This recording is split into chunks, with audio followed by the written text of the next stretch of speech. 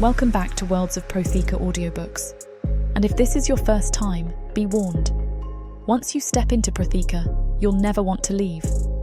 With beasts who will stop at nothing to protect the women they love, and women who are only just finding out what a real man can be, you'll lose yourself in the dark romance of these fantasy stories. To bring you these free full audiobooks, we have to listen to this platform's guidelines, and they say that Protheka's steamiest scenes aren't allowed. But you can still get them from the unabridged version of any Prothekan audiobook. All you have to do is go to worldsofprotheka.com. With promo code YouTube30, we're offering you the opportunity to get 30% off of any audiobook, ebook, or bundle. We appreciate you subscribing to the channel, as it makes bringing these free full audiobooks to you possible. Don't forget to like and comment to let us know what you think. Protheka's magic is eternal, and this story is just the beginning.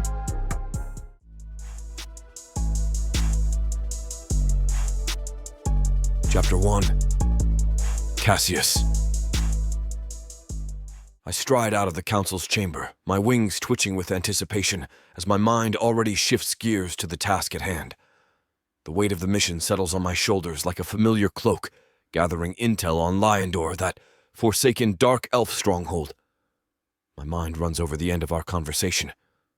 "When do you want this done?" I ask, my voice low. "As soon as possible," Brynda replies. "We can't give them time to strengthen their defenses further." When I don't answer, she adds, "We all know that you are the best warrior. You're sneaky, smart, and can maintain a strong sun glamour." An elder next to her mutters, "Not to mention you won't get attached." The matriarch glares at him, but I cut in. "What does that mean?" Brynda huffs before turning to me. "You are apathetic. You know that." I can't help but smirk at Brynda's assessment. Sneaky, smart, and apathetic? You really know how to flatter a guy, matriarch. Brynda doesn't rise to my bait. Her green eyes bore into mine, unwavering.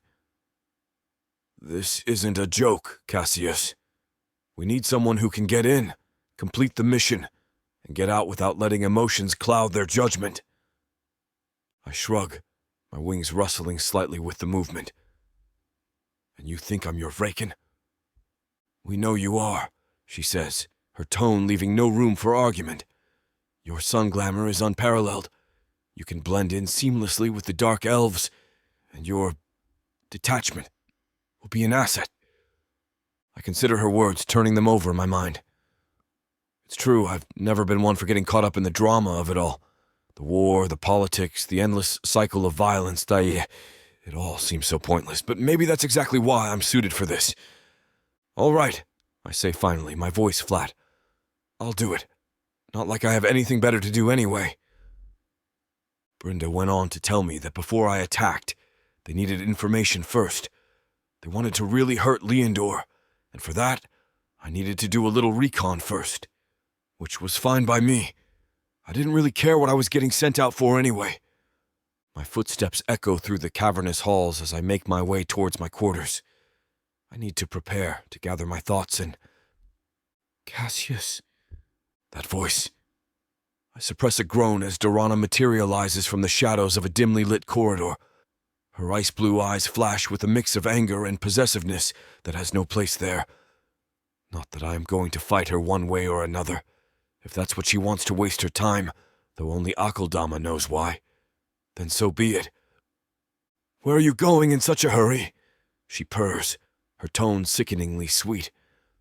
Her platinum blonde hair seems to glow faintly, framing her face in an ethereal halo that belies her true nature. I turn to her, face neutral. I can't remember the last time anyone pulled an emotion out of me, and she will be sorely disappointed when she realizes she doesn't, still. "To my quarters. I have work to do."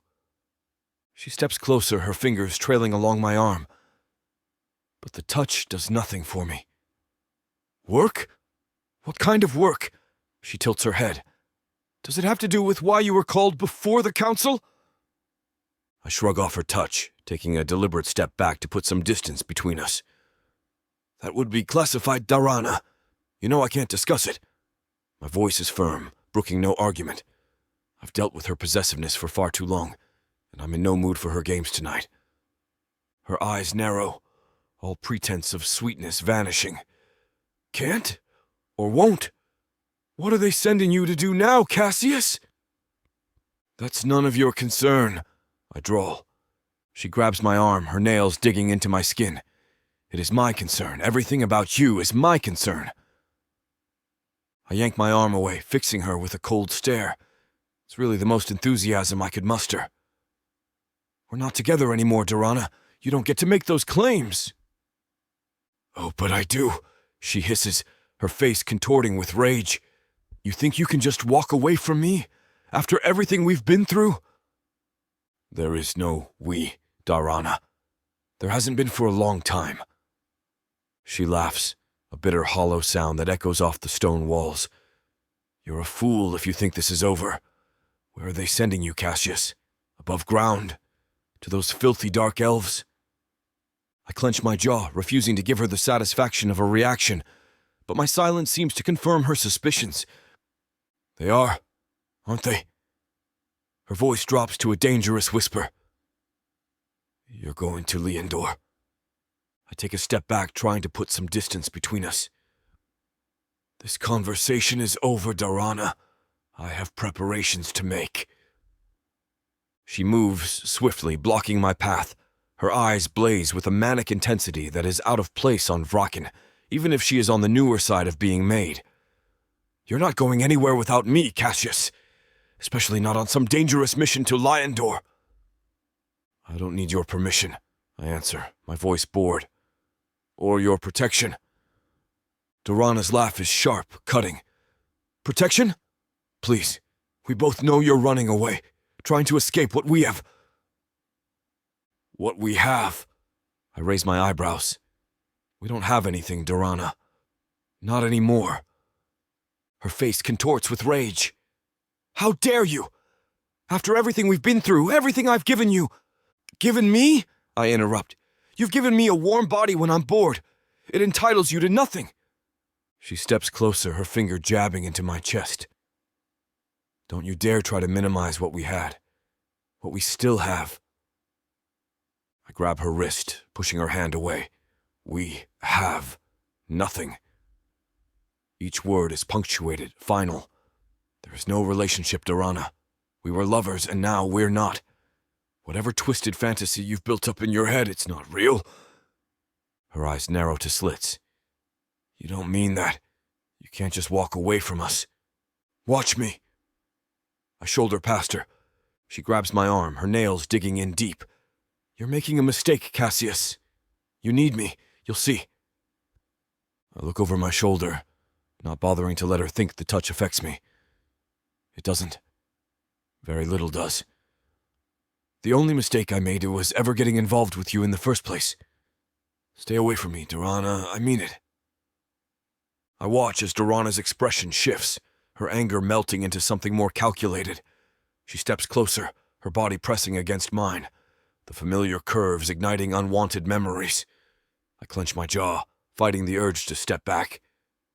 Come on, Cassius, she purrs, her hand sliding up my chest, leaving a trail of ice in its wake. You can't tell me you don't miss this. The nights we spent together, the passion we shared. I grab her wrist, holding it firmly away from me. Stop it, Dorana. Those days are long gone. She leans in, her lips brushing my ear, her breath hot against my skin. Remember how good we were together? How I made you feel? That's enough. I push her back with more force than necessary. My skin crawls where she touched me, and I resist the urge to wipe myself clean. Her eyes flash with hurt before hardening again, a predatory gleam replacing the feigned vulnerability. Why are you fighting this? We both know you want me. I can see it in your eyes, feel it in your body. I shake my head.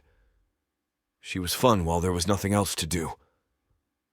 But now there is, and I have grown tired of her. I don't want anything from you. Not now, not ever again. Get that through your thick skull.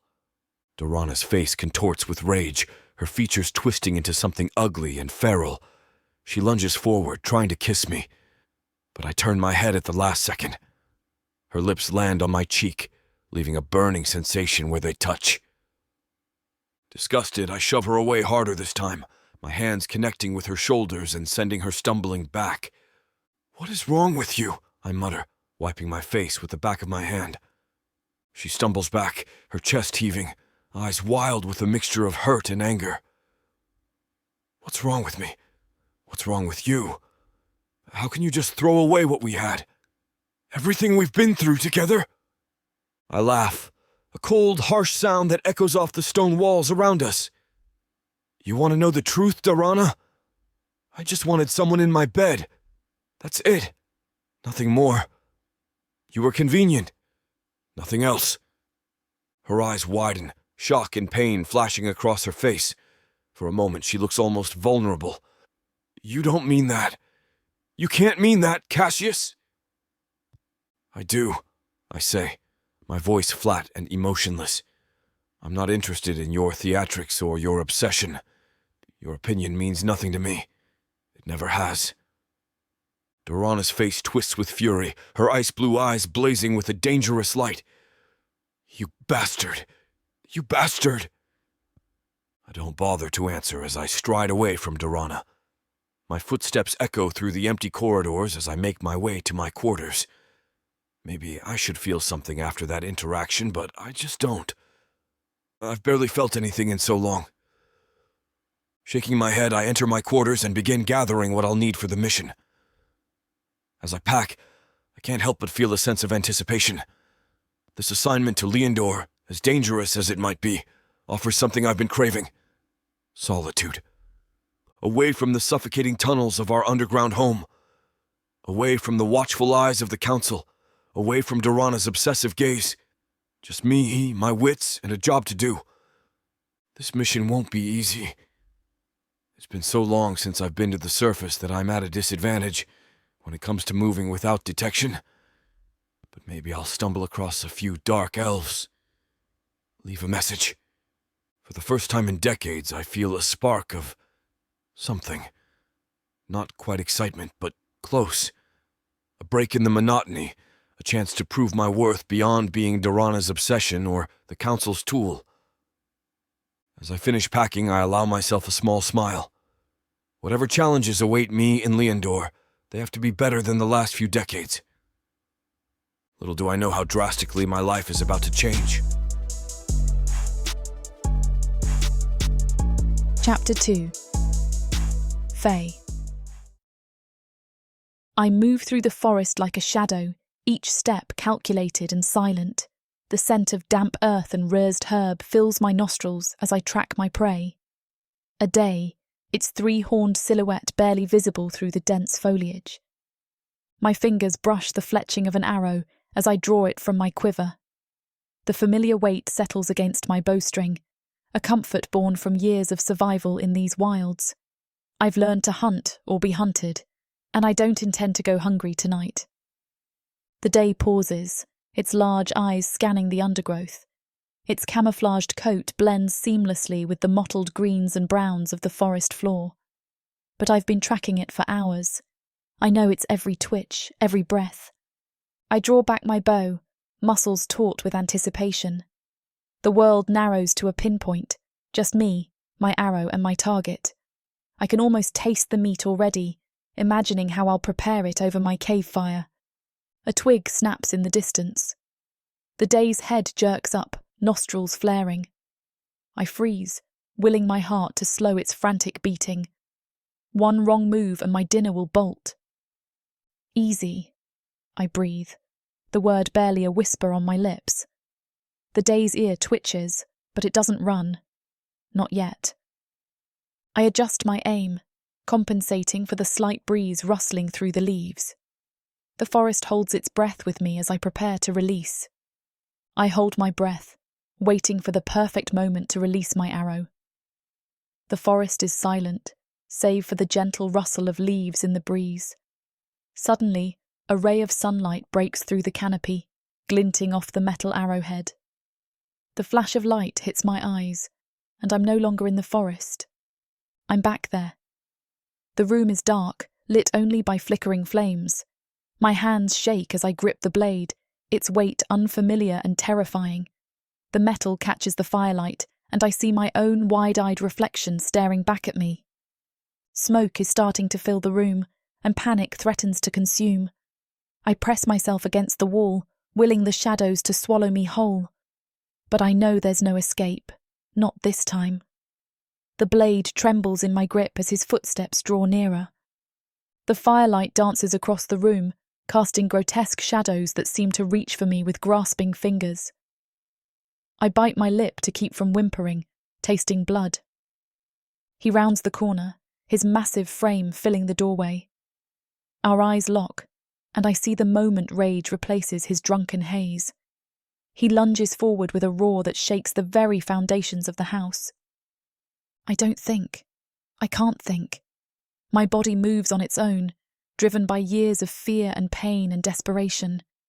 The memory overwhelms me, dragging me in deeper as it comes in bits and pieces.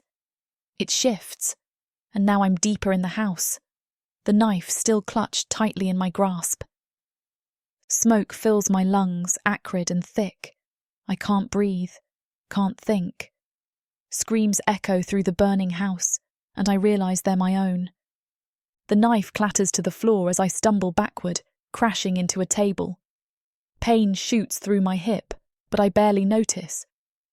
All I can focus on is the inferno raging around me, consuming everything in its path. "Get out!" I rasp, my voice raw from the smoke. "Get out, get out, get out!" But which way is out? The flames dance before my eyes, twisting the familiar layout of the house into a nightmarish maze. I drop to my knees, crawling along the floor where the air is clearer. The heat is unbearable, searing my skin even through my clothes. A beam crashes down behind me, showering me with embers. I yelp, batting at my hair as sparks threaten to ignite it. Panic claws at my throat, threatening to paralyse me. But I can't stop. I won't die here, not like this. I force myself forward, inch by agonising inch. My hands are raw and bleeding from the rough floor, but I barely feel it through the adrenaline coursing through my veins. Another scream tears from my throat as flames lick at my heels, spurring me on. Somewhere in the chaos, I hear a deep, guttural roar. It sends a fresh wave of terror through me, giving me strength I didn't know I had. I surge forward, desperation lending speed to my movements. I bite back a sob, forcing myself to keep moving. The smoke is thicker now, making it impossible to see. I'm completely disoriented, unsure if I'm heading towards safety or deeper into the inferno. My lungs burn with every breath, and spots dance before my eyes. I'm going to pass out. I'm going to die here, trapped in this burning glacis. The thought fills me with a rage so potent it drowns out even my fear. I blink hard, forcing the memories back into the recesses of my mind where they belong. The forest swims back into focus, and I see the day still standing there, unaware of my inner turmoil. My hands are shaking, but I've learned to shoot through worse. Taking a deep breath, I steady myself. The scent of rersed herb grounds me in the present. This is now. This is real. I am no longer that terrified child, but a survivor who has carved out her own place in this unforgiving world.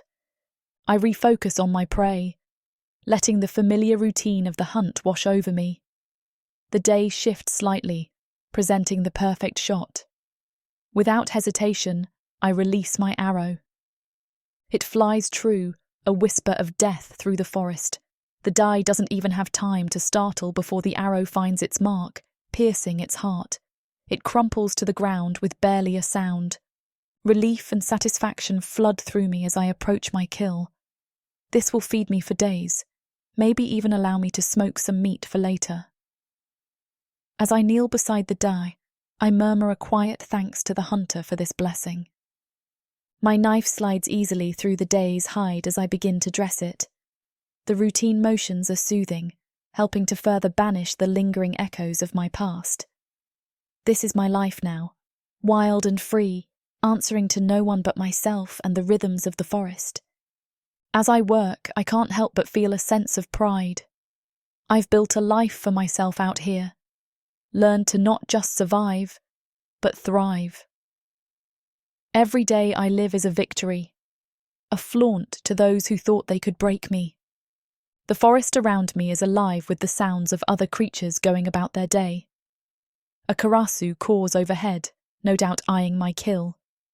In the distance, I hear the low growl of a leaker on the hunt. But I'm not worried. I know how to avoid their territories, how to make myself invisible when needed. This is my home now, and I know its secrets intimately. As I finish dressing the day and prepare to haul it back to my cave, I feel a sense of contentment settle over me. Tonight, I'll eat well and sleep safely, far from the reach of those who would seek to cage me again. I settle into my cave, belly full from the day meat I've roasted over the fire. The flames have died down to embers, casting a soft glow across the rough stone walls. I stretch out on my bedroll, muscles aching pleasantly from the day's hunt. As I drift towards sleep, something nags at the edge of my consciousness. The forest feels different. I strain my ears, trying to pinpoint what's bothering me. Then it hits me. Silence. Complete and utter silence. No chirping of night insects, no rustling of nocturnal creatures. Even the wind seems to have stilled. It's as if the entire forest is holding its breath, waiting for something or someone. A chill runs down my spine, and I sit up, suddenly alert. In all my years out here, I've never encountered another person. The forest has been my sanctuary, my private domain. But now, I shake my head, trying to dislodge the uneasy feeling. Maybe I'm just being paranoid. It wouldn't be the first time my past has made me jumpy. Still, as I lie back down, I can't shake the thought that my solitary existence might be coming to an end. You've been lucky so far, I mutter to myself, staring up at the cave ceiling. But how long can that luck really last? The silence of the forest seems to echo my question, offering no comfort. As exhaustion finally pulls me under, my last conscious thought is a grim realization. My luck might be about to run out.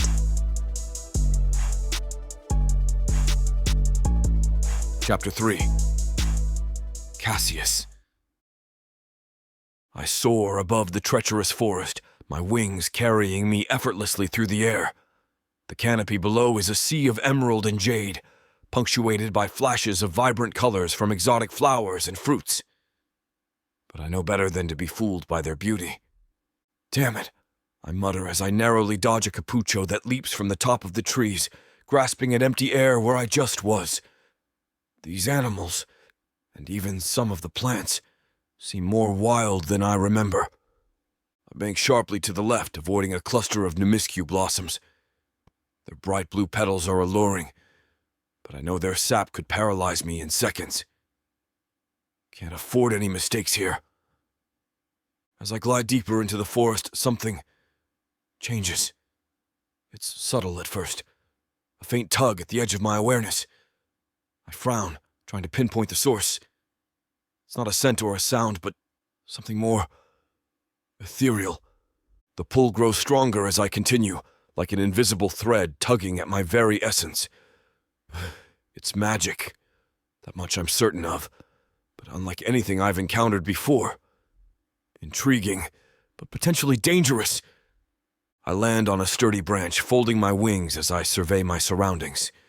The forest seems to pulse with an otherworldly energy, the air thick with it. What is going on here? I mutter, running a hand through my hair. This wasn't in the council's briefing. Then again, those old bastards always seem to leave out crucial details. The magical resonance thrums through me, urging me forward.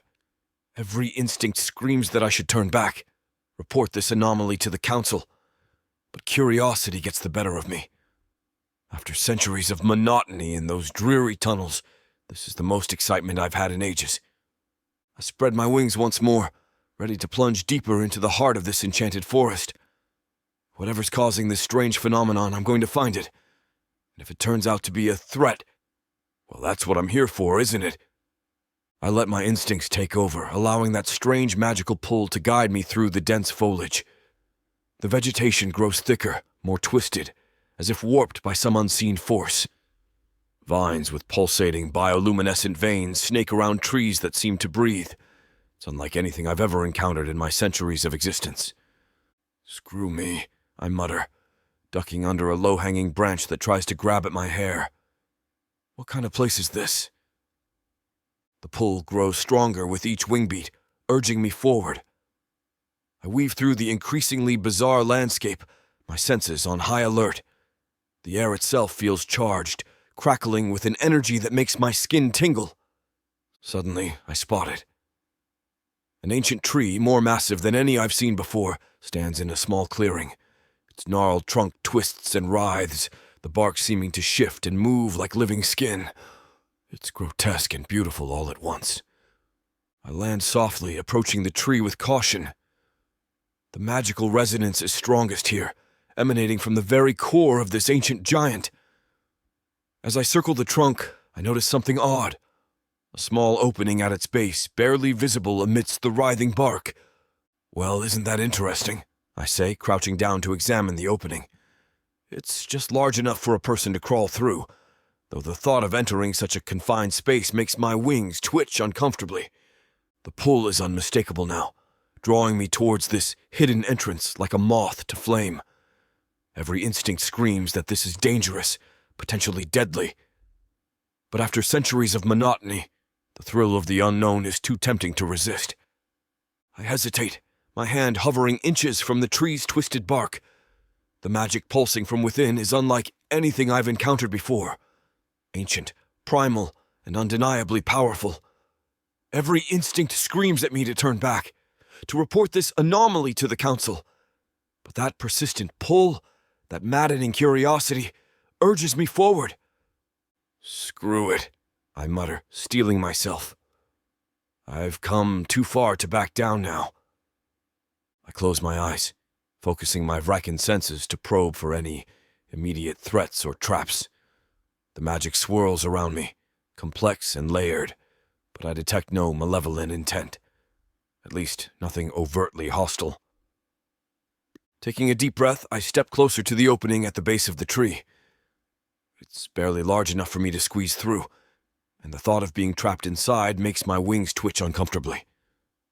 As I reach out to touch the bark, the tree suddenly comes alive.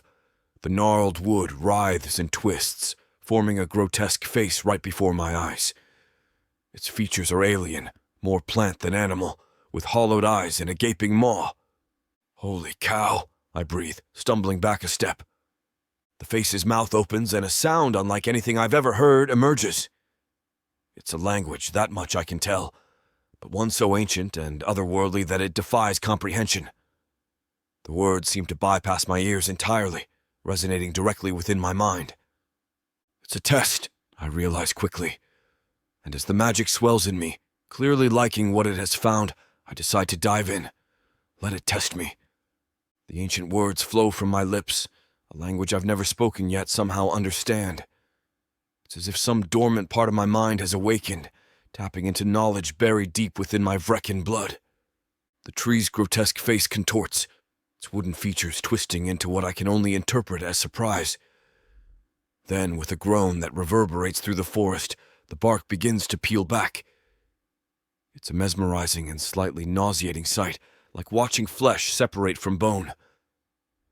Well, screw me sideways, I mutter, watching as a small chamber is revealed within the trunk. Cautiously, I step forward, my eyes adjusting to the dim interior. The chamber is cramped, barely large enough for me to stand upright. Roots snake along the walls, pulsing with an eerie, bioluminescent glow. But it's what lies at the center that truly catches my attention. Nestled among gnarled roots and what appear to be fossilized insects is a tablet fragment. It's unlike any artifact I've ever seen, its surface covered in unfamiliar symbols that seem to dance and shift before my eyes. As I reach out to touch it, I can feel the magic emanating from the fragment, a subtle but unmistakable pulse of energy. "What are you?" I whisper, carefully evaluating the tablet without touching it. I don't see anything blocking it. Don't feel any wards or spells. It seems to be waiting for me, the symbols glowing faintly like it's trying to encourage me to take. I can sense there's more to this artifact than meets the eye. Some hidden power or knowledge just beyond my grasp. As I examine the tablet, my mind races. This wasn't part of my mission, but it could be invaluable. The Council would be intensely interested in this discovery. But something holds me back from immediately planning my return. There's more to uncover here, I can feel it. I reach out and grasp the tablet, feeling its weight in my palm. The moment my skin makes contact, a jolt of energy surges through me.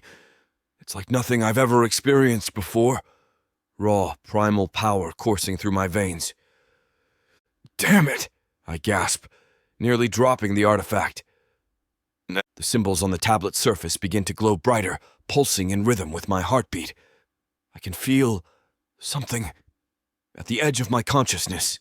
A presence, vast and ancient, brushing against my mind. The chamber around me starts to vibrate, the roots along the walls writhing with increased intensity. I clutch the tablet to my chest, realizing I need to get out of here fast. As I turn to leave, the tree's inner walls begin to close in. I dive through the opening, tucking and rolling as I hit the forest floor. Behind me, I hear the groan of wood as the tree seals itself once more. Breathing heavily, I examine the tablet in my hands. The symbols have stopped glowing, but I can still feel the power emanating from it. This isn't just some ancient relic. It's a key to something far greater. "What have I stumbled into?" I mutter, running a hand through my hair. The forest around me seems different now, charged with an energy I hadn't noticed before. Or perhaps it's me who's changed. I can feel the magic of this place more acutely, like a web of power connecting everything. I stand, tucking the tablet securely into my pack. The mission to gather intelligence on Leondor suddenly feels insignificant compared to this discovery. The Council needs to know about this, but something tells me I shouldn't rush back just yet. There's more to uncover here, I'm certain of it. And whatever this tablet is, whatever power it's connected to, I have a feeling it's going to change everything. I just didn't realize how immediate that was going to be until the ground starts to tremble beneath my feet, and my ears pick up on the faint, but distinct, something I do not want to have to fight. But with the way the tablet warms through my pack, I don't think I will have much of a choice. This huge orc brings out the animal in me. In a world where humans have been driven underground, living like rats is the only way to stay safe from the marauding orcs. All my life, my only job has been to make sure I have enough to eat. These orcs of the Burning Sun clan will vow to keep their human mates safe. There is a nobleness to these giant savages, alpha male warriors who will protect their women at all costs. Get this complete series of books following the Burning Sun clan for 70% off. Each book is a full-length monster romance that features a giant orc with eyes for his beloved, curvy human. Happily ever after guaranteed. Protheca's magic is eternal. This bundle will show you that size really does matter.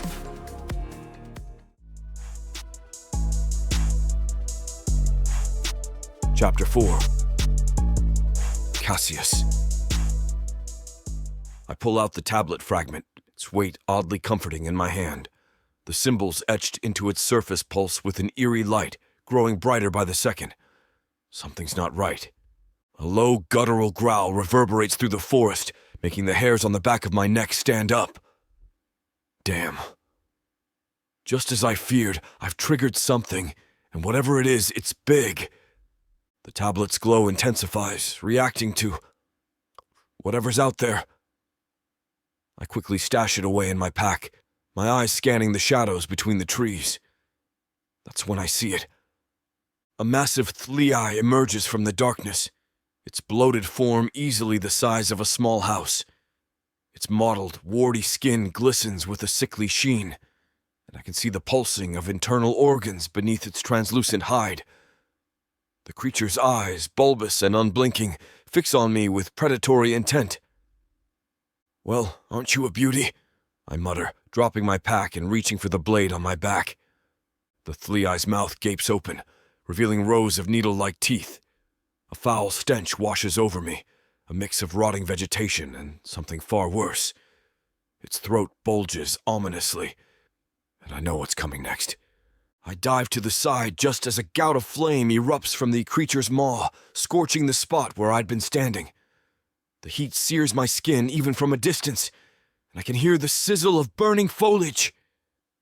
"Screw me, you're a big bastard," I growl, brandishing my blade. The Thleai turns its massive bulk towards me, surprisingly agile for something so grotesque. Its webbed feet leave deep impressions in the forest floor as it advances, each step sending tremors through the ground. I spread my wings, ready to take to the air if needed. But in this dense forest, my aerial advantage is limited.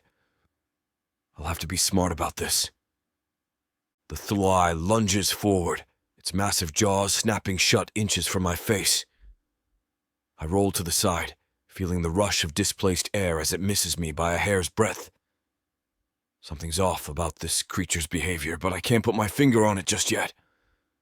I take to the air, my wings straining against the dense canopy. The Thleai's bulbous eyes follow my every move, its neck craning unnaturally to keep me in sight. That's when it hits me. This thing isn't acting on instinct alone. "You're not just hungry, are you?" I mutter, dodging another burst of flame. The Thleai's movements are precise but jerky, its eyes unfocused. It's as if it's being guided by an unseen hand, not watching me. My mind races back to the tablet, still safely tucked away in my pack on the ground. Could it be?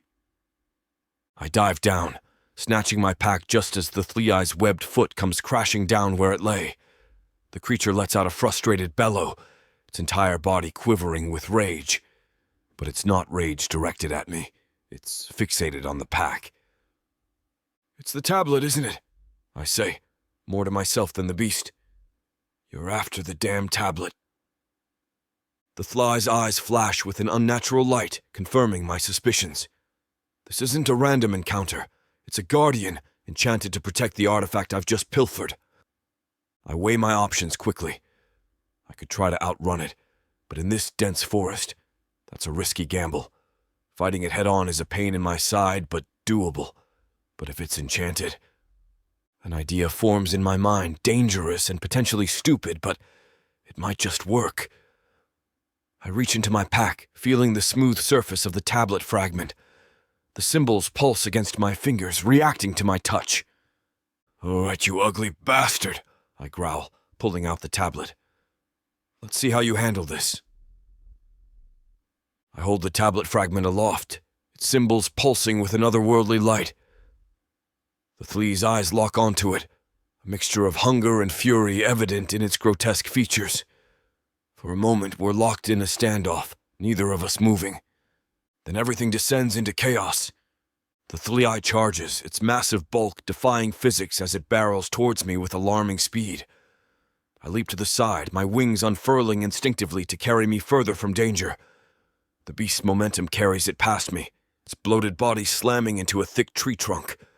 The impact shakes the forest, sending a shower of leaves raining down around us. "Come on, you overgrown Brox," I taunt, brandishing the tablet. "Is that the best you've got?" The Thleai whirls around, its throat bulging ominously.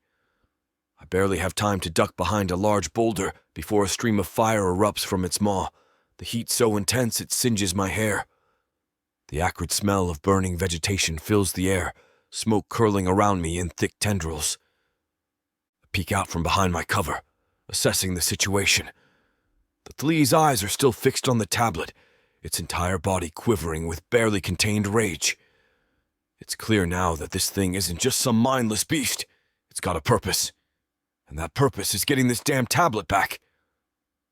"All right, let's dance," I mutter, darting out from behind the boulder. The Thleai's reaction is immediate. Lunges forward, jaws snapping shut where I'd been standing a split second before. I roll to the side, feeling the rush of air as its massive bulk passes over me. As I come up to my feet, I slash out with my blade, aiming for its soft underbelly. My weapon connects, but it's like trying to cut through thick leather. The fly lets out a bellow of pain and fury, its body twisting unnaturally to face me again. The stench of its putrid breath washes over me, nearly making me gag. Before I can react, its massive webbed foot comes crashing down, narrowly missing my head but catching my wing. Pain explodes through me as I hear the sickening crunch of bone. "Damn it!" I snarl, stumbling back. My left wing hangs uselessly at my side, effectively grounding me. This just got a whole lot more complicated. I grit my teeth, trying to push past the agony radiating from my broken wing. The fly's beady eyes lock onto me, filled with malice and hunger. I can practically see the wheels turning in its warped mind as it reassesses me as wounded prey. "Come on, you ugly bastard," I growl, tightening my grip on my blade. I'm not finished yet. This just got a lot harder, but I'll be damned if I let this overgrown toad get the better of me. I've survived worse, and I'm not about to let some deformed monstrosity take me down now. The flea seems to sense my vulnerability, its bulbous eyes gleaming with what I swear is satisfaction. It advances slowly, savoring the moment. I back away, my mind racing. I need a plan, and I need it fast. But I can't catch a break before the flea attacks again. Its jaws open wide, revealing rows of needle-like teeth. I raise my blade, ready to fight to the bitter end if I have to. Frickin' can't die unless a god chooses to make it so. But I can be ripped apart, scorched by the sun, and adrift in an agonizing existence that is not quite living. And this creature can definitely put me in such a state. The fly's jaws snap shut inches from my face, its fetid breath washing over me. I stumble back, my injured wing throwing me off balance. Damn it, this is not how I imagined my day going. "Come on, you ugly sack of garbage," I growl, brandishing my blade. "Let's see what you're really made of." The beast's eyes flicker with an unnatural intelligence, tracking my every move. It's not just some mindless guardian. There's something more at play here. I feint left, then dart right, my blade slashing across its flank. The flea bellows in pain, its massive bulk twisting unnaturally fast.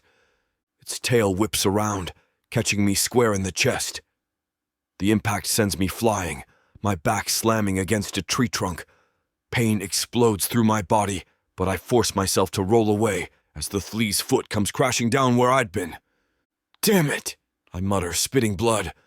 "You're a tough bastard, aren't you?" The fly's throat bulges, and I know what's coming.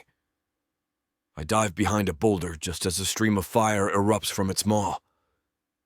The heat is intense, scorching the air around me. I can smell my hair singeing. As the flames die down, I peek out from my cover.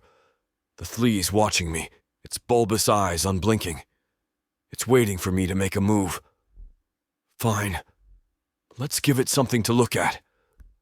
I dash out, zigzagging between the trees.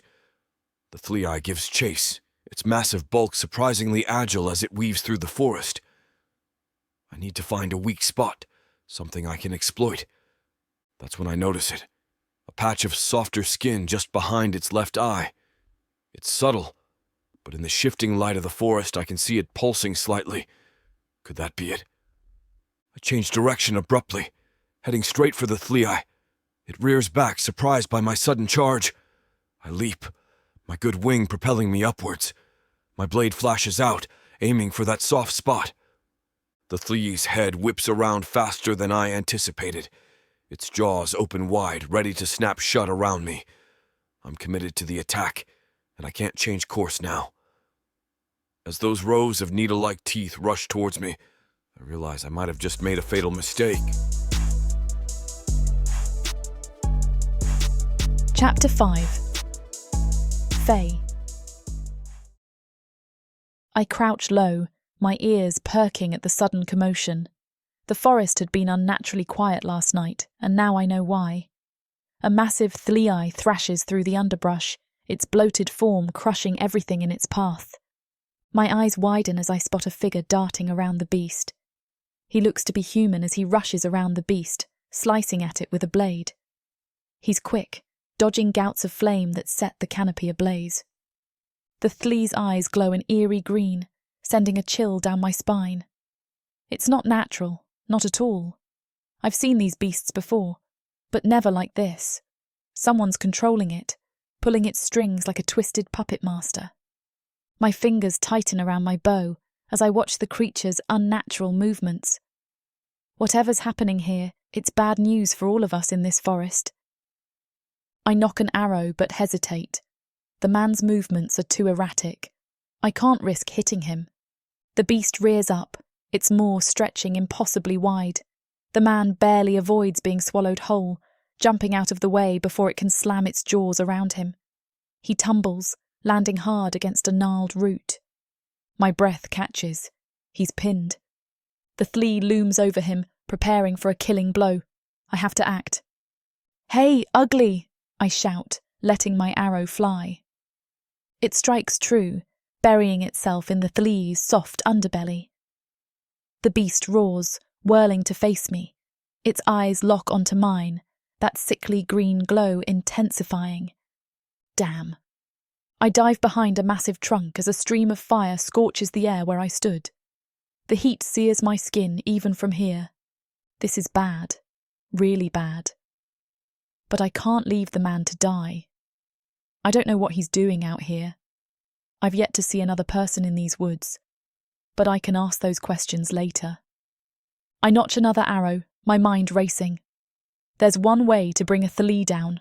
A well-placed flaming arrow can make it explode, which will be our best bet at getting away from it. But before I can make any decision, the man yells. His voice cuts through the chaos, startling me. I flinch, nearly losing my grip on the arrow. My heart races, torn between the instinct to flee and the nagging urge to help. The thlee-eye's rumbling growl drowns out whatever the man is trying to say, but his desperation is clear. I grit my teeth, knowing I have to act fast. The resounding growl tells me that thlee has its attention back on the man.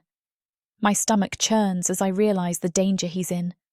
The beast's rumble vibrates through the air, and I can almost feel its hot, putrid breath from here. I peek out from behind the tree, arrow notched and ready.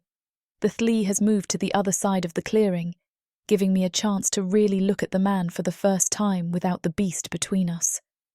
My eyes widen. What? He's tall, way taller than any human I've ever seen. And his skin, it's ghostly white, almost glowing in the dim forest light. Long white hair whips around his face as he dodges another blast of fire from the thlee-eye. But that's not even the weirdest part. As he leaps to avoid the beast's snapping jaws, I catch a glimpse of something impossible. Wings. Huge light grey wings spread out from his back, the left one drooping, while the right one lifts him just out of reach of the thlee's attack. I blink hard, sure I must be seeing things. But no, they're still there when I look again. What is he? Some kind of forest? Spirit?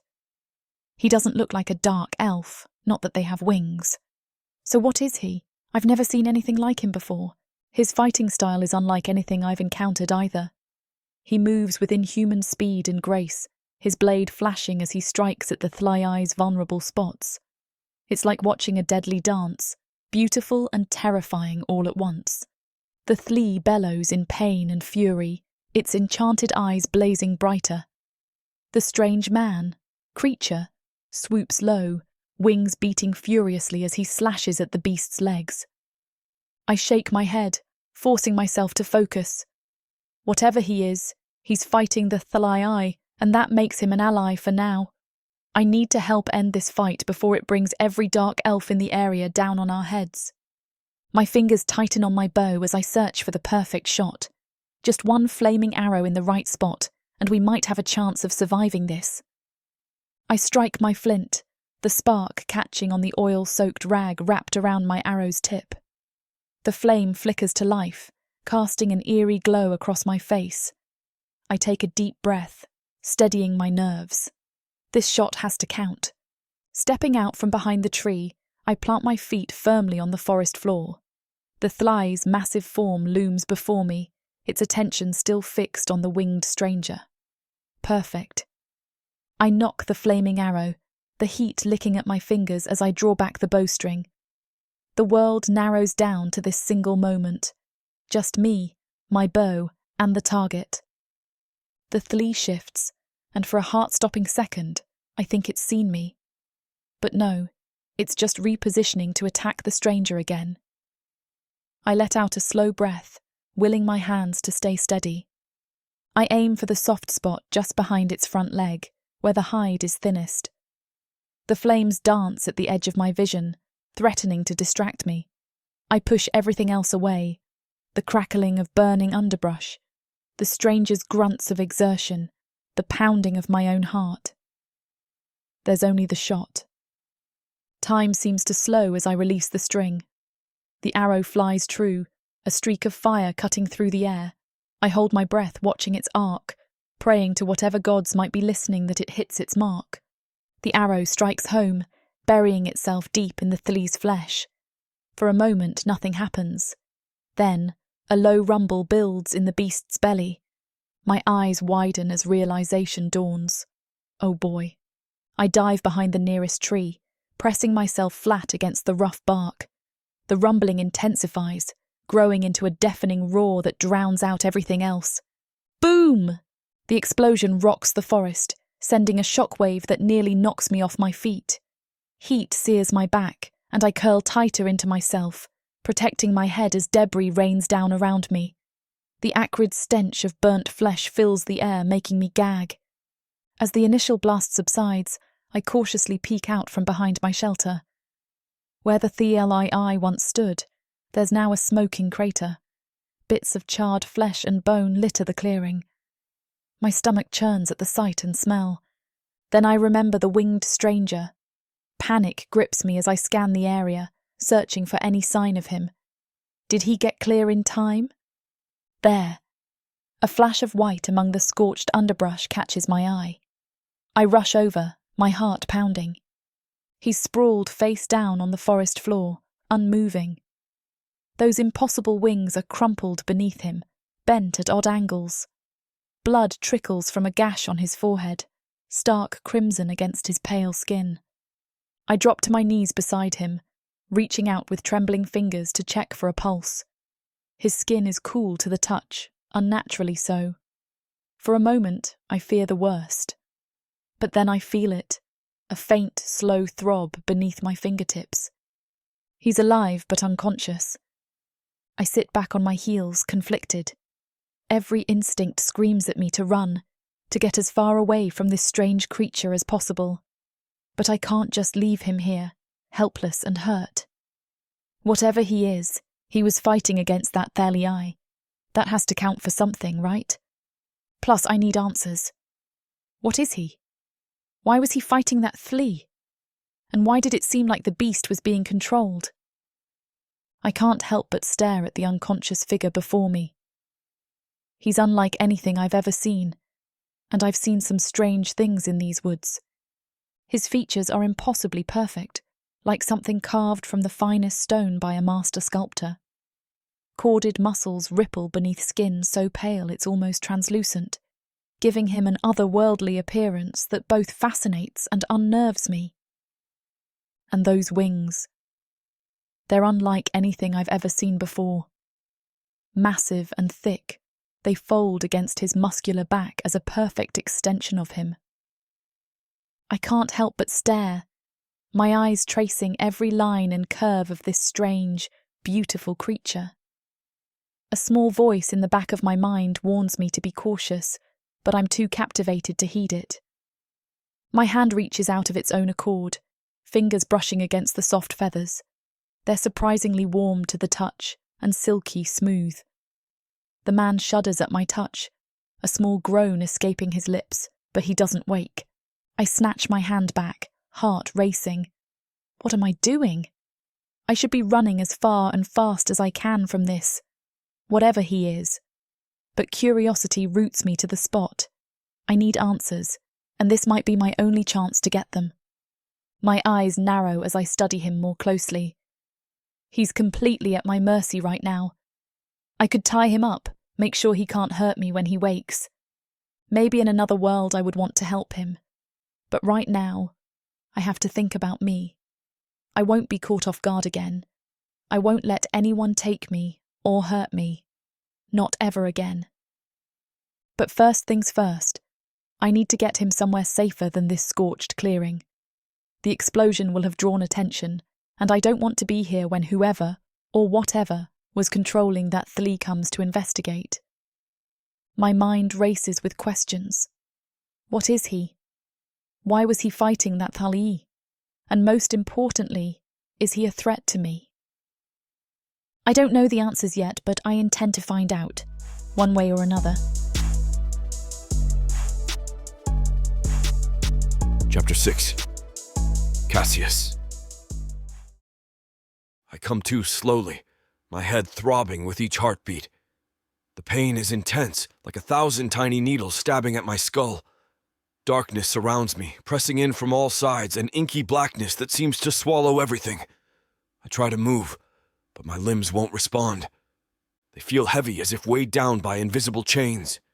Panic surges through me, jolting me fully awake. My breath comes in short, sharp gasps, and I can feel my heart racing, pounding against my ribcage. What happened to me? Where am I? The questions swirl in my mind, adding to the disorientation and fear that's gripping me. My eyes snap open, adjusting to the dim light. A cave. I'm in a cave.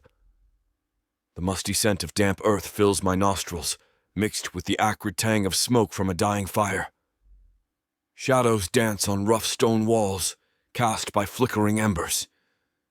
I attempt to push to my feet, but ropes bite into my flesh.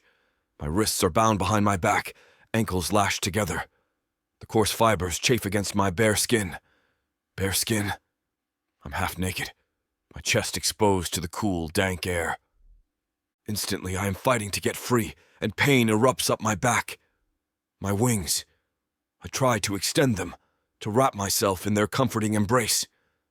Pain lances through my left wing, drawing a hiss from between clenched teeth.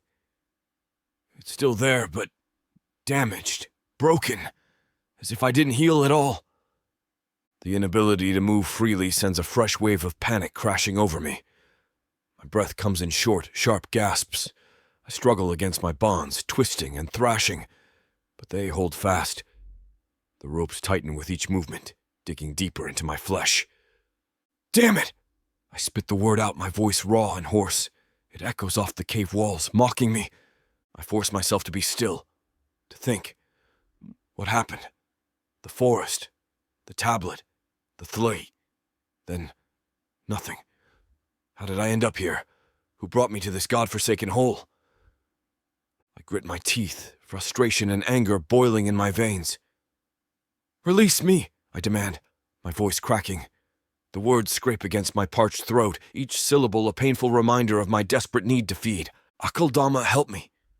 I definitely needed to feed after the fight alone. But being knocked out and sustaining I don't even know how many injuries, it's no wonder my wing is still hurting. I'm half out of my mind right now with my thirst. I twist against the ropes, feeling them bite deeper into my flesh.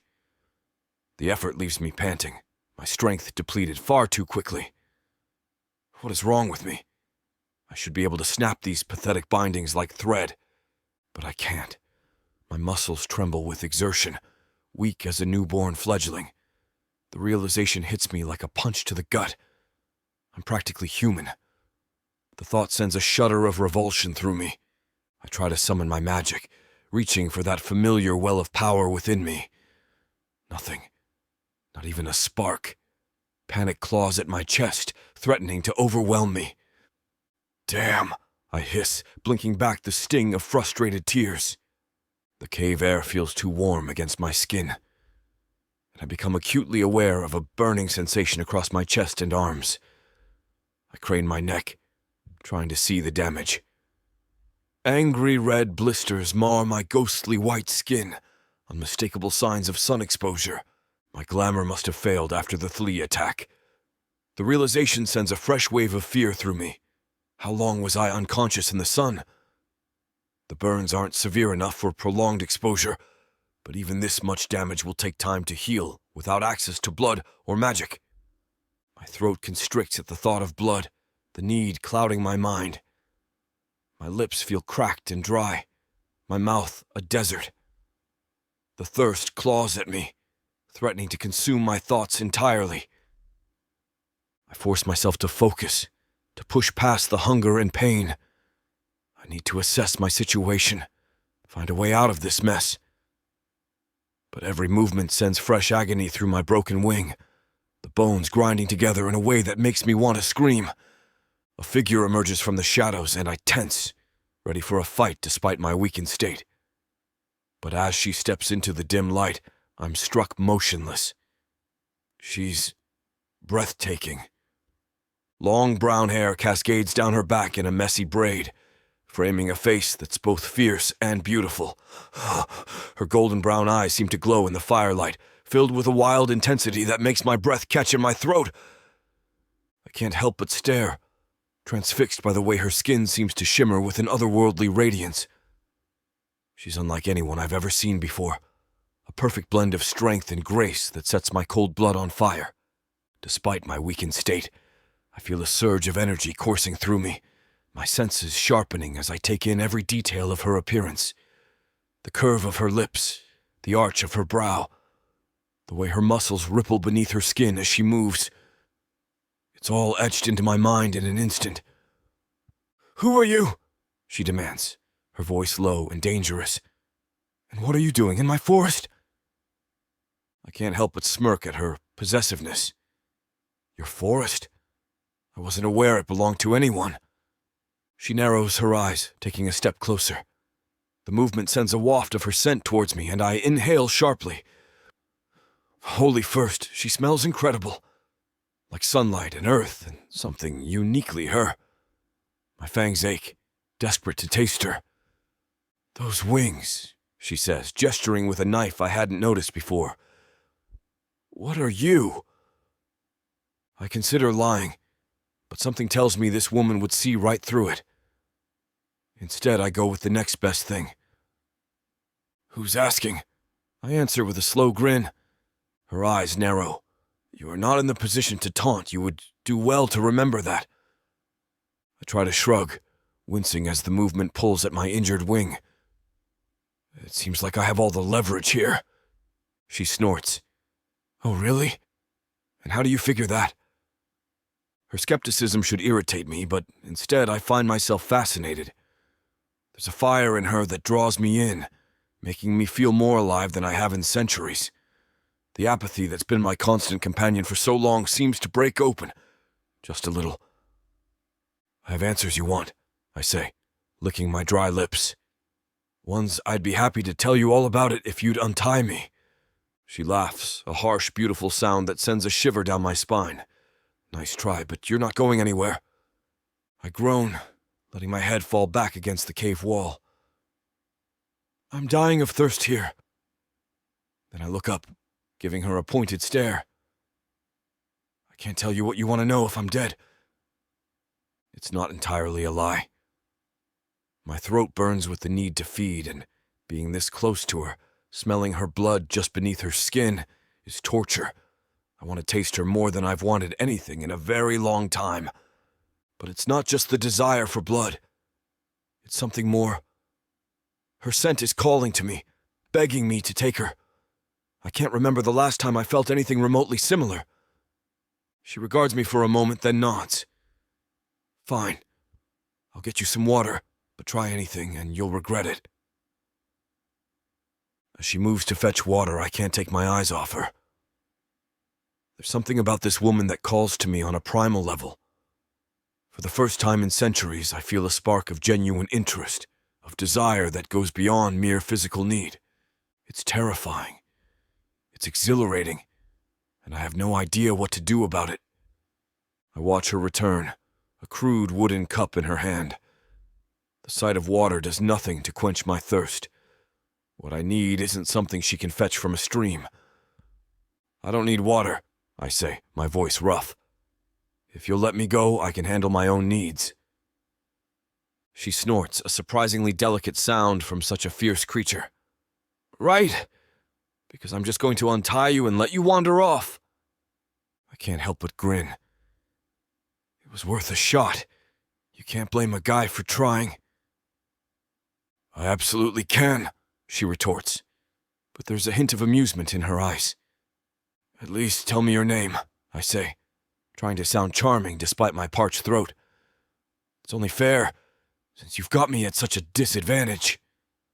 She hesitates, then shrugs. Faye. Faye, I repeat, savoring the name on my tongue. Beautiful name for a beautiful woman. Faye rolls her eyes, but I catch the faintest hint of a blush on her cheeks. Save it. Your cheap flattery won't work on me. Who says it's cheap? I counter, surprising myself with my sincerity. I'm merely stating facts. She laughs, a harsh, beautiful sound that sends a shiver down my spine. You're either very brave or very stupid to flirt with your captor. Can it be both? I ask, flashing her a roguish grin. Faye shakes her head, but I swear I see the ghost of a smile on her lips. You're ridiculous. And you're intriguing, I say, unable to take my eyes off her. Come on, Faye. Untie me, I promise I don't bite. The lie slips easily from my tongue, even as my fangs ache with need.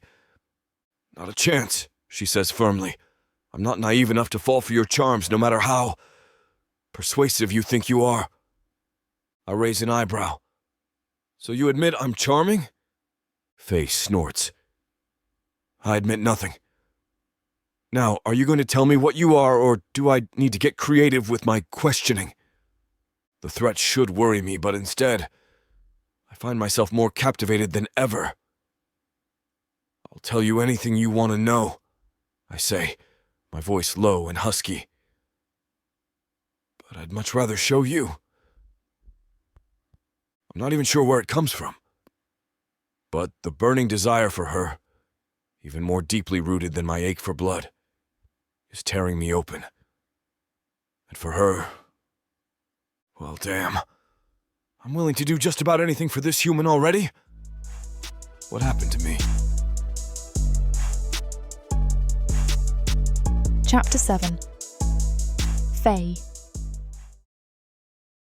I stand there for a second longer than I should, but his flirting tone, it's hard to ignore how ridiculously hot this guy is, even though it's a stupid weakness. As a smile spreads across his face, though, I manage to yank myself back. I'm not buying his act, or at least that's what I tell myself. I pace back and forth, my eyes darting between the strange winged man and the cave entrance. The dying fire casts eerie shadows across his face, accentuating those sharp cheekbones and full lips. I shake my head, forcing myself to focus. Let's try this again, I growl, crossing my arms. Can you at least tell me your name? He raises an eyebrow, a smirk playing at the corner of his mouth. What do I get in exchange? Don't get smart with me, I snap, ignoring the way his deep voice heats up my body in all the wrong, all the right ways. Answer the question. My name is Casus, he says, shifting against his bonds. And I was merely passing through. Is that a crime? I narrow my eyes. With those wings? I doubt you were just passing through. What are you? Cassius chuckles, the sound rich and warm. Now that would be telling, wouldn't it? I clench my fists, frustration bubbling up inside me. Why won't he just answer a simple question? And why does his stupid, handsome face have to be so distracting? Fine, I huff. What about that tablet I saw you holding? What's so special about it? His expression shifts, becoming guarded. I'm afraid I can't discuss that. Can't or won't, I challenge, leaning in closer. For a moment, his eyes flicker to my lips, and I feel a rush of heat. I jerk back, cursing myself for the momentary weakness. Both, he replies smoothly, that infuriating smirk back in place. I run a hand through my hair, tugging at the strands in frustration. Do you always dodge questions, or am I just special? Cassius laughs, the sound echoing off the cave walls. Oh, you're definitely special. I roll my eyes, trying to ignore the way my heart skips a beat. Flattery will get you nowhere. Are you sure about that? He asks, his voice dropping to a low purr. I turn away, hoping he can't see the blush creeping up my cheeks. Positive, I mutter, hating how unconvincing I sound. Deciding that I need to take this a different way, I grab a water skin and a strip of dried dripper meat, approaching Cassius cautiously. Look, you must be thirsty. Just take a sip, all right? He eyes the water, then meets my gaze with a smirk. I appreciate the offer, but I'm afraid water isn't quite what I'm thirsting for at the moment. I roll my eyes, ignoring the heat creeping up my neck. Cute. But seriously, you need to drink something. I assure you I'm perfectly fine, Cassius says, his voice smooth as silk. Though I must say your concern is touching. It's not a concern, I snap. I just don't want you dying on me before I get answers. I give him a look. And you were the one that said you were dying. He chuckles, the sound sending a shiver down my spine. Is that the only reason you're keeping me alive? I'm wounded. I thrust the meat towards him. Eat, you look rough. Such a charmer, Cassius drawls. But I'm afraid I'll have to decline. I have a rather specific diet. My eyes narrow. What? Are you too good for driper meat? On the contrary, he says, his gaze roaming over me in a way that makes my skin tingle. I simply prefer my meals a bit more fresh. I step back, suspicion gnawing at me. Why won't you eat or drink anything? What are you hiding? Cassius tilts his head, a mischievous glint in his eyes. Perhaps I'm simply enjoying our little chat too much to be distracted by food. You're impossible, I groan, tossing the water skin aside. And you're captivating, he counters smoothly. Tell me, do you always treat your prisoners so attentively? I clench my fists, torn between frustration and an unwelcome flicker of attraction. You're not answering my questions. Neither are you, Cassius points out, his smile widening. It seems we're at an impasse. I pace in front of him, trying to ignore how his eyes follow my every move. Fine, you want to play games? Let's play. For every question you answer, I'll answer one of yours. Now that, Cassius purrs, sounds like my kind of game. Trying to make this more casual, I take a seat across from Cassius, keeping my distance. My eyes are immediately drawn to those strange wings. They're unlike anything I've ever seen, grey and veiny, folded against his back. There's no feathers on them either, which makes them even more unusual. So, let's start with the obvious. These wings mean you can't be human, I say, gesturing vaguely. So just tell me what you are. Cassius grins, all teeth. I'm whatever you want me to be, darling. I roll my eyes, but can't quite suppress the twitch at the corner of my mouth. Cute. Real cute. Ah, was that a smile I saw? He teases, leaning forward as much as his bonds allow. You're seeing things, I retort, crossing my arms. Now, about those wings. My turn for a question, Cassius interrupts smoothly. What's a beautiful woman like you doing all alone in these woods? I snort. Nice try. I'm asking the questions here. Ah, but you agreed to our little game, remember? 1 for 1. I narrow my eyes. You never answered my question. Screw me. The grin grows wider, and it looks so damn good on him. You never said who had to answer 1 first. Damn, he's got me there. I sigh, running a hand through my hair. Fine. I live here. Your turn. What are you? Cassius's eyes gleam with amusement. I'm a mystery, wrapped in an enigma, tied up in some very impressive knots. Despite myself, I bark out a laugh. You're impossible, that's what you are. There's that smile again, he says, his voice dropping low. It suits you. I feel heat creep up my neck and turn away, cursing internally. What is wrong with me?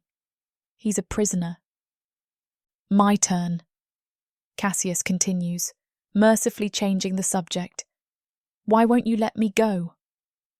I whirl back to face him, narrowing my eyes. Because you're dangerous. You're not human. You won't eat or drink, and you were carrying some weird magical artifact. I'd be stupid to just let you walk away. Fair point, he concedes. Though I assure you, I mean you no harm. Right, I scoff, and I'm a queen. I had to fight a smile. Queen of the caves. Cassius's expression darkens for a split second before smoothing out. If I hadn't been watching closely, I might have missed it. What? I ask, suddenly wary. What was that look for? He shakes his head, that infuriating smirk back in place. Nothing at all, Your Majesty, though I must say you're far more beautiful than the rumours suggest. I groan, but can't quite hide my amusement. You just don't quit, do you? Never, he says with a wink. It's part of my charm. Is that what you call it? I mutter, fighting back another smile. I shake my head, trying to clear it. This guy's charm is dangerous, and I can't let my guard down. All right, enough games, I say, leaning forward. What were you really doing in the forest? Cassius tilts his head, considering. I was fighting a thlii. I'm pretty sure you saw. I roll my eyes. Are you going to give me a single straight answer? I've given you plenty, he says with a wink. I was fighting a thlee. I really am a mystery, and to you at least. He shifts, the only sign that he is uncomfortable despite the burns on his chest that I assume must be from the thlii, even though they don't quite look like it. You know, if you wanted to tie me up, you could have just asked. I just wish we had a safe word. A safe word? I deadpan. He gives me a pitiful look that makes me want to chunk something at him. I told you, I do have needs to tend to. I lean back, studying him. It's odd that for some reason I want to trust him. But I'm not foolish enough to lean too far into that. Fine, I sigh. You still need to eat something. I can at least give you that. I grab the dried meat again, holding it out to him. Come on, just take a bite. You look like you're about to pass out. Cassius eyes the meat, then looks back at me with a rueful smile. I appreciate your concern, truly. But as I said, I have a specific diet. I huff in frustration, tossing the meat aside. Fine, starve if you want. I'm calling it a night. As I turn to leave, Cassius calls out, Sweet dreams, Your Majesty. I'll be here if you need me. I roll my eyes, fighting back a smile as I retreat to my sleeping area. This guy is going to be trouble, I can feel it. So why does it excite me? From the depths of the darkness of Prothika, or clawing up from the realms of fantasy, come the most fearsome beasts you have ever seen. These monsters are done watching from the shadows. Now, as they step into the light, something unexpected grips them. Something even they can't fight off. Love. Vampires. Demons. Dark elves. Gods. Minotaurs. Creatures of light and dark. They will protect their mates. Do whatever needs to be done. Morally grey heroes who will burn the world to protect the women who love them. 10 audiobooks. Fall into over 60 hours of fantasy romance. 20 ebooks. Over 1 million words of these brutes who will protect their women. Even if they might destroy themselves in the process. Get the immersive Prothika Fantasy Romance Bundle. For 80% off, right now, dive into Prothika at a once-in-a-lifetime discount. The first bundle to offer both ebooks and audiobooks on worldsofprothika.com. Prothika's magic is eternal. and this romantasy bundle will make it endless.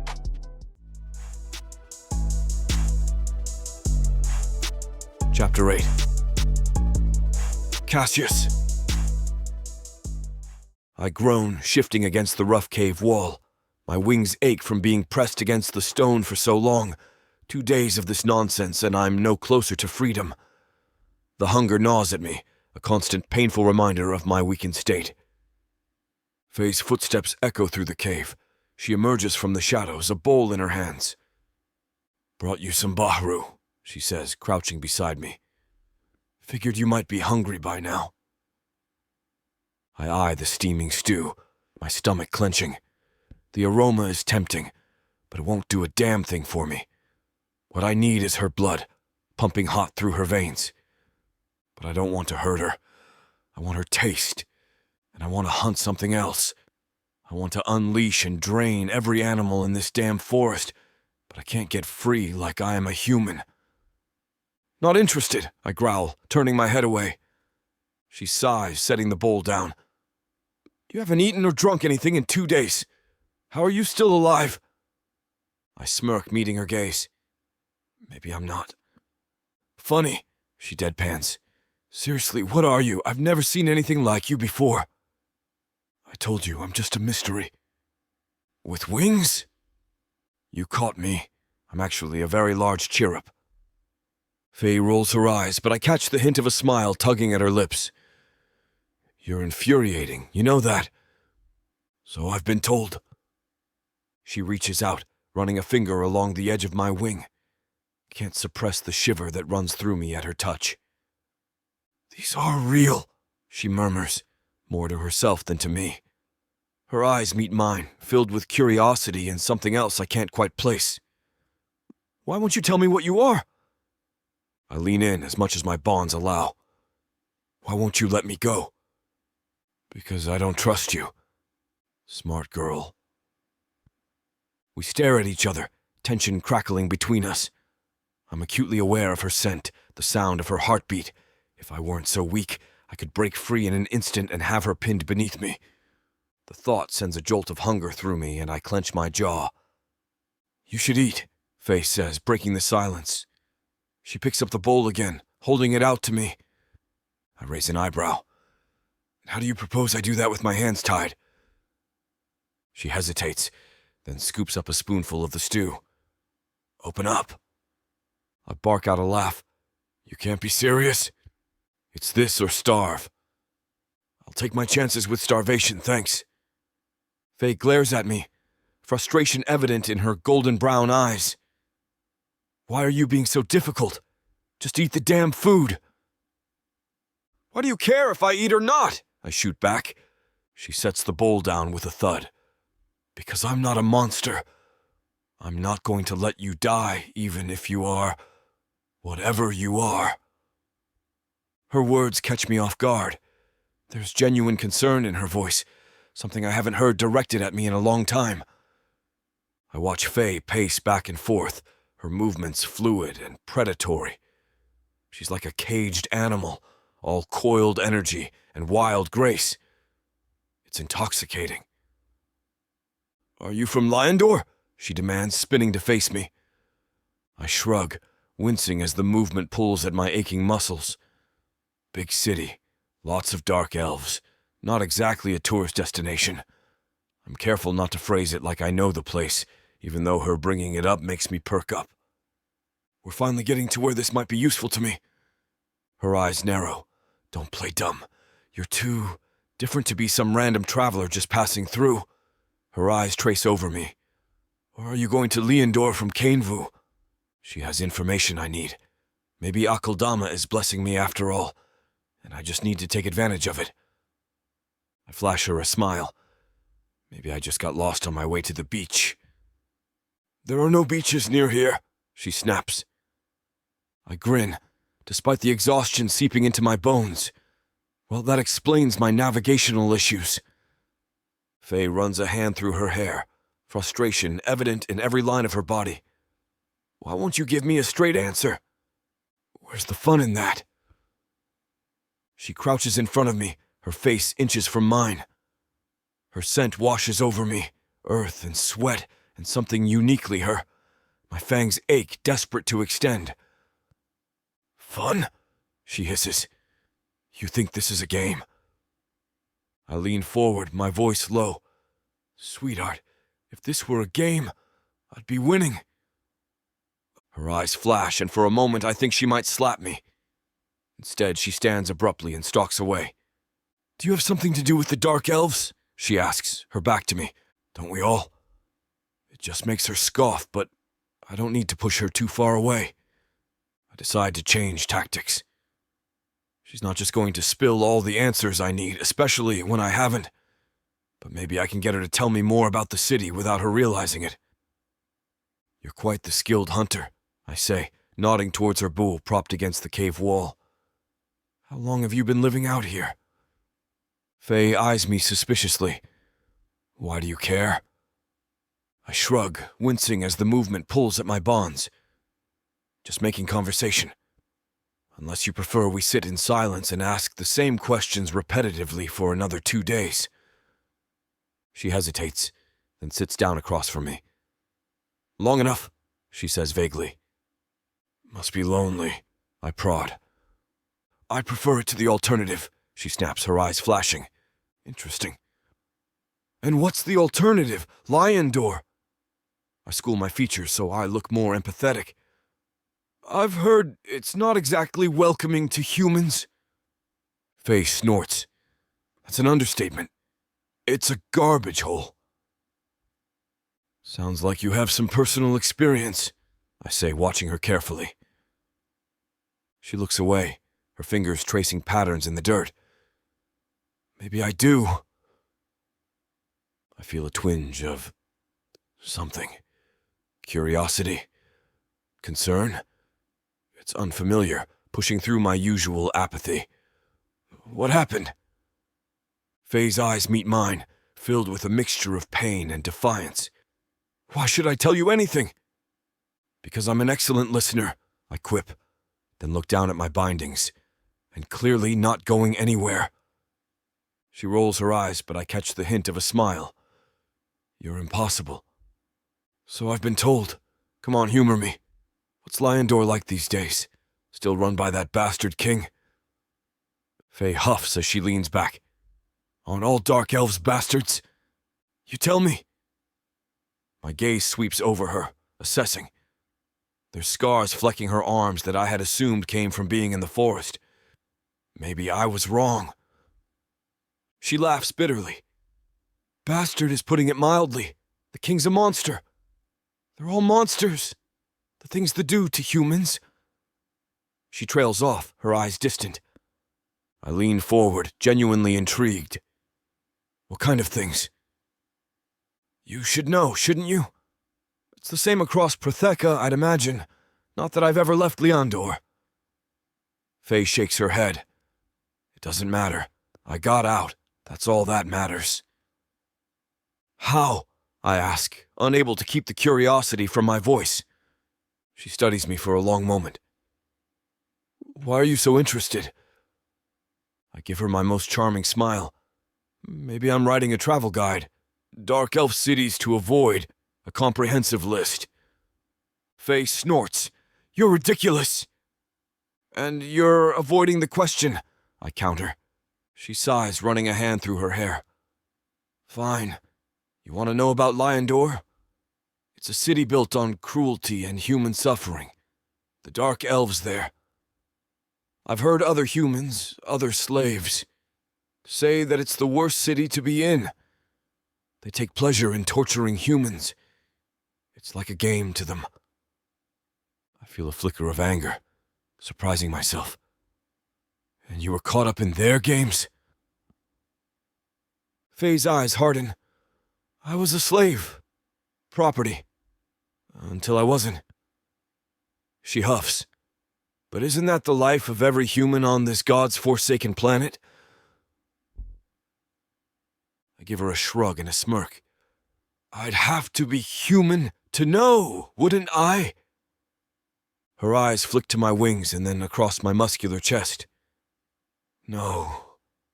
She shifts slightly, and I wonder what's going through her head. You could be a torturer yourself. I chuckle, shaking my head. Sweetheart, if I wanted to hurt you, I'd have done it already. These ropes aren't exactly unbreakable. Faye's eyes narrow, but I catch a flicker of uncertainty. Good. Let her question what she thinks she knows about me. Tell me something else, I suggest, keeping my tone casual. What did you like most about Leandor? There had to be something, right? She hesitates, then sighs. The architecture, I suppose.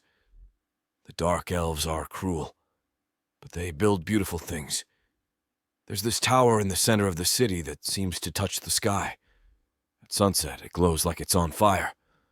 I nod, filing away the information. Sounds impressive. Why didn't you escape to another city? Surely there are safer places than this forest. Faye's shoulders tense slightly. Because I don't think I could find safe passage across the waters. Not that Kainvu or Oshta has much better to offer me as a human, but getting out of Leandor, especially since it's the only city on this island, the forest felt safer. As she speaks, I notice subtle changes in her body language.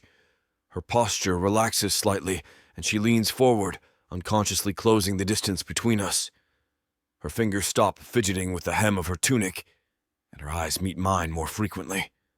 Besides, she continues, a hint of pride in her voice, I can take care of myself out here.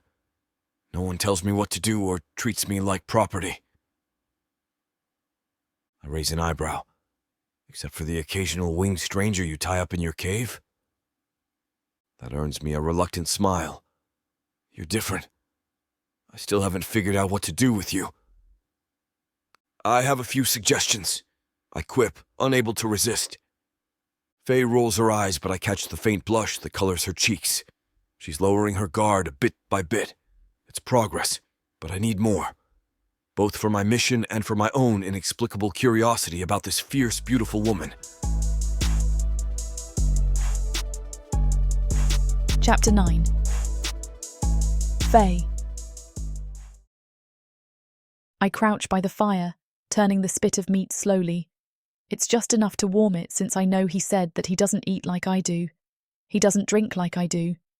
And it has me wondering if maybe, like the Leica out there, it's cooking it that's the problem. The juices drip and sizzle, filling the cave with a savoury aroma. My stomach growls, reminding me it's been too long since I've eaten. But first, my guest needs tending to. I glance over at the strange winged man. He's slumped against the wall, eyes closed, chest rising and falling steadily. Even after days of captivity, he maintains an air of dignity that both irks and intrigues me. Dinner time, pretty boy, I call out, cutting a chunk of barely cooked meat. Faye starts calling Casus pretty boy. His eyes snap open, dark and intense. Ah, my gracious host returns. To what do I owe the pleasure? I roll my eyes, approaching him with the meat. Can it? You need to eat. I've told you, I don't require... Save it, I interrupt, shoving the meat towards his face. You haven't touched a thing in days. Eat. To my surprise, he leans forward and takes a bite. His eyes close, a low sound of satisfaction rumbling in his throat. Well, would you look at that, I mutter. The high and mighty Casus deigns to eat mortal food. He swallows, licking his lips. Perhaps I simply couldn't resist your expert culinary skills any longer. I snort, but can't help the small smile tugging at my lips. Right, because raw meat is such a delicacy. When one is starving, anything can be a feast, he replies, his eyes locked on mine. Maybe next time you should throw me the animal whole. I clear my throat, suddenly uncomfortable under his gaze. Well, don't get used to it. I'm not running a bed and breakfast here. No, just a cosy little dungeon, he quips, shifting against his bonds. I sigh once he finishes the meat and still refuses the water. Come on, time for your daily constitutional. As I help him to his feet, I can't help but notice how warm his skin feels against mine. I push the thought away, focusing on the task at hand. You know, most captors don't offer such considerate accommodations, Cassius remarks as we make our way outside. Yeah, well, most captives don't have wings, I retort, or refuse to explain why they're sneaking around the forest. He chuckles, and I like the sound too much. Perhaps I simply enjoy the mystery. I roll my eyes again, but can't quite suppress my amusement. As infuriating as he is, there's something about Cassius that draws me in, and that's exactly why I need to keep my guard up. I help him wash up and adjust his ties in a way that one arm has limited range of motion so that he can relieve himself. It's my best option, and to his credit, he doesn't break free in the few minutes of slack I give him. I lead Cassius back into the cave, his wings brushing against my arm. He doesn't pull away, and I'm tempted to touch them again. This time, I refrain. I can't let my guard down around this one. All right, pretty boy, back to your spot, I say, guiding him to the wall. He sighs dramatically. You know, sweetheart, these accommodations leave much to be desired. Perhaps we could discuss an upgrade. I snort, securing his bonds. What? The 5-star cave isn't good enough for you? Well, the view is certainly improving, he says, his dark eyes locked on mine. I feel heat creep up my neck and turn away. Nice try, but flattery won't get you anywhere. Can't blame a man for trying, Cassius chuckles. Though I must say, these ropes are becoming rather tiresome. Any chance you'd consider loosening them? Just a smidge? I cross my arms, fixing him with a stern look. Not a chance. You still haven't explained those wings of yours, or why you are out here. He flexes said wings, the movement drawing my eyes. They're just a natural part of my charm. Surely you can appreciate that. Charm. Yeah, right, I mutter. Last I checked, humans don't sprout wings. Perhaps I'm not entirely human then, he says with a wink. I roll my eyes. Clearly. But what are you? Some kind of demon? Cassius laughs, the sound rich and warm. Do I look like a demon to you? You look like trouble, I retort. And until you start giving me some real answers, those ropes stay put. He sighs, leaning his head back against the wall. You're a tough nut to crack, aren't you? Survival of the fittest out here, I shrug, and I didn't survive this long by being careless. Fair enough, Cassius nods, but you can't keep me tied up forever. I raise an eyebrow. Watch me. I grab some clean cloths and my medicinal supplies, steeling myself for the task ahead. Cassius watches me with those dark, intense eyes as I approach, and I force myself to focus on the task at hand. This might sting a bit, I warn, dabbing a cloth soaked in zabilla extract on one of his burns. He hisses through his teeth but doesn't flinch away. Your bedside manner could use some work, sweetheart. I roll my eyes, trying to ignore the way his skin feels under my fingers. Yeah, well, I'm not exactly running a spa here. Could have fooled me, he quips, his voice low and husky. Your touch is quite soothing. I feel heat creep up my neck and concentrate harder on treating his wounds. Don't get any ideas, pretty boy. This is purely practical. Oh, I wouldn't dream of it, he says, and I can hear the smirk in his voice. Though I must say, I'm flattered by your attention to detail. I glance up, meeting his gaze. There's a glint in his eyes that sends a shiver down my spine. I quickly look away, cursing myself for the reaction. Hold still, I mutter, moving to a particularly nasty burn on his shoulder. As I work, I can't help but notice the defined muscles beneath his pale skin. I swallow hard, trying to push away the unwelcome thoughts. You know, Cassius says, his voice dropping to a whisper. If you need to see more skin, I'm more than happy to oblige. I snort, hoping it masks my flustered state.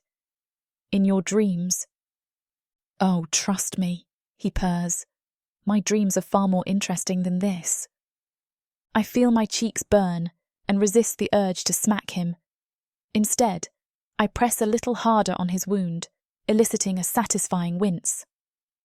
Oops, I say innocently. Did that hurt? He chuckles, the sound sending an unwelcome thrill through me. You're playing with fire, sweetheart. I meet his gaze, determined not to back down.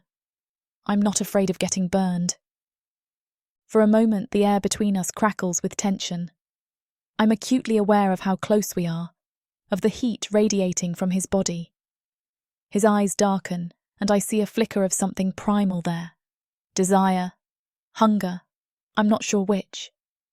Clearing my throat, I quickly finish treating his wounds and step back. There, all done. Cassius flexes his shoulders, testing the bandages. My compliments to the healer, he says, his voice rough. Though I think I might need some more thorough attention later. I turn away, busying myself with packing up the supplies. Don't push your luck. Just like every other day, the rest of the afternoon passes in little quips between us. I ask questions he won't answer. He prods me about my past and Leondor, though I don't know why. When dinner finally comes around, I toss the fresh carcass at Cassius's feet, waiting for his reaction. I expect him to at least wrinkle his nose at the dead animal, since I suspect his earlier comment was a joke. But his eyes widen slightly, nostrils flaring as he takes in the scent of raw meat. And he doesn't look at all unhappy with the prospect of his meal. Dinner's served, pretty boy, I say, crossing my arms. Thought you might prefer it this way. He looks up at me, something dark and hungry flashing in his eyes. How thoughtful of you. I watch, waiting for the disgust or hesitation. Instead, Cassius leans forward, hunching over the carcass. His long hair falls like a curtain, obscuring my view. I hear a wet, tearing sound and quickly look away, my stomach churning. When I glance back, Cassius is sitting up straight again, though blood dribbles down his chin. The carcass lies untouched, flesh and meat intact. I frown, confused. Not hungry after all, I ask, trying to keep my voice steady. He shrugs, a small smile playing on his lips. It seems my appetite isn't what it used to be. I step closer, studying him. Despite the untouched meal, Cassius looks better. The wounds I've been treating for days now look weeks old, healing far faster than anything I've seen before. His skin, while still pale, has a healthier sheen to it. Even his cracked lips seem less severe. My eyes narrow as I take in these changes. How? I start to ask, then shake my head. He wouldn't give me a real answer anyway. Unease crawls up my spine. This man, if he even is a man, is becoming more of a mystery by the day. And as much as I hate to admit it, I'm both wary and intrigued. But with everything I learn about him, I'm starting to wonder if I made a mistake by saving him.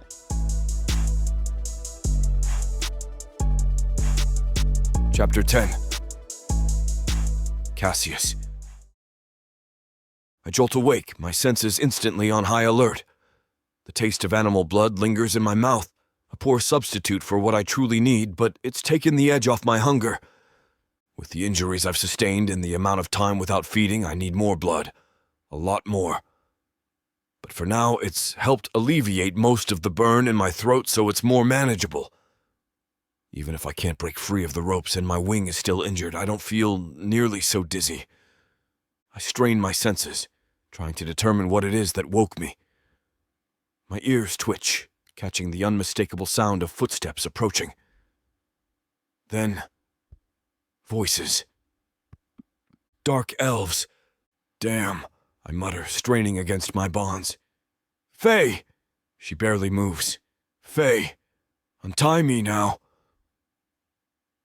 Something in my voice must wake her because she shifts.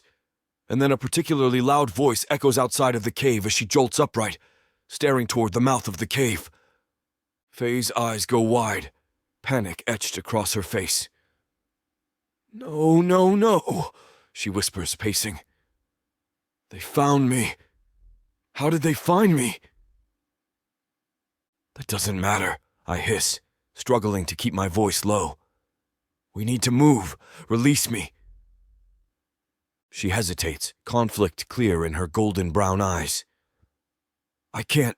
For God's sake, woman!" I growl, my patience wearing thin. "You want to end up in chains? Because that's what'll happen if they find us. I can help, but not like this."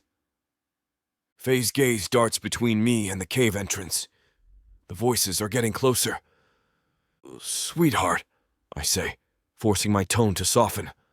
"I know you don't trust me, but right now, I'm your best shot at getting out of this alive and free. Let me go." She curses under her breath, then rushes over. Her fingers fumble with the knots, working quickly to undo them. As soon as my hands are free, I start on my legs. "We need to move," I say, standing up. My wings unfurl, stretching after days of confinement. The left one is still dragging, but it'll do for now. Dark elves aren't that hard to dispatch anyway. "Is there another way out of here?" Faye shakes her head, gathering her bow and quiver. "It's a cave. I wanted to make sure that there was only one entrance in case something tried to come in here." I can't fault her for that, but it leaves me limited. I'm still weak too, which means I'm going to have to rely on my speed and fighting skills, not magic or power. My eyes sweep the cave and Faye pushes something toward me. My chest loosens with relief when I realize it's my sword. I creep out of the cave, every muscle tense and ready for action. It's best if I go find them, not waiting to get trapped in a small space with them. The forest is silent, save for the approaching voices of the dark elves. I count at least 3 distinct tones, maybe more. My wings twitch with anticipation, but I force them still. No need to give away my position just yet. The undergrowth provides decent cover as I slink forward, my bare feet silent on the mossy ground. I grip my sword tightly, the familiar weight a comfort in my hand. As I near the edge of the clearing, I catch sight of them. 5 dark elves, all armed and alert. They're scanning the area, clearly searching for something, or someone. My jaw clenches. Faye. I take a deep breath, assessing my options. In peak condition, 5 wouldn't be a challenge, but I'm far from my best. Still, there's no choice. They can't leave here alive. I burst from the undergrowth, my sword a silver arc as it slices through the air. The nearest dark elf barely has time to register my presence before his head topples from his shoulders. "What the—" Another elf starts, but I'm already moving. I duck under a wild swing, driving my fist into the second elf's solar plexus. As he doubles over, gasping, I bring my knee up hard into his face. The crunch of bone is sickeningly satisfying. An arrow whizzes past my ear, and I spin to face the archer. He's already knocking another, his violet eyes wide with shock and fear. I lunge forward, using my wings to propel me faster than he can track. My sword finds his throat just as he looses the arrow. Pain explodes in my side. The 4th elf, a burly warrior with a wicked-looking axe, has flanked me. I stagger, feeling warm blood seep down my ribs. "Vrockin scum!" he spits, raising his axe for another blow. I grit my teeth, forcing my tired body to move. I parry his strike, the impact jarring my arms. We trade blows, neither gaining the upper hand. My vision starts to blur, the blood loss taking its toll. A shout from behind me, the 5th elf I'd almost forgotten. I risk a glance back and see him weaving a spell, his hands glowing with chaotic energy. Damn. I feint left, then dive right, narrowly avoiding the axe as it cleaves the air where I'd been standing. The spellcaster's eyes widen as I barrel towards him. He releases the spell.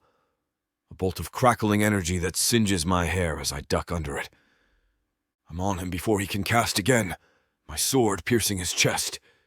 He gurgles, blood bubbling from his lips, and I yank my blade free. The axe wielder roars, charging at me with reckless abandon. I spin to face him, but my injured side screams in protest. I stumble, my guard dropping for just a moment. It's enough.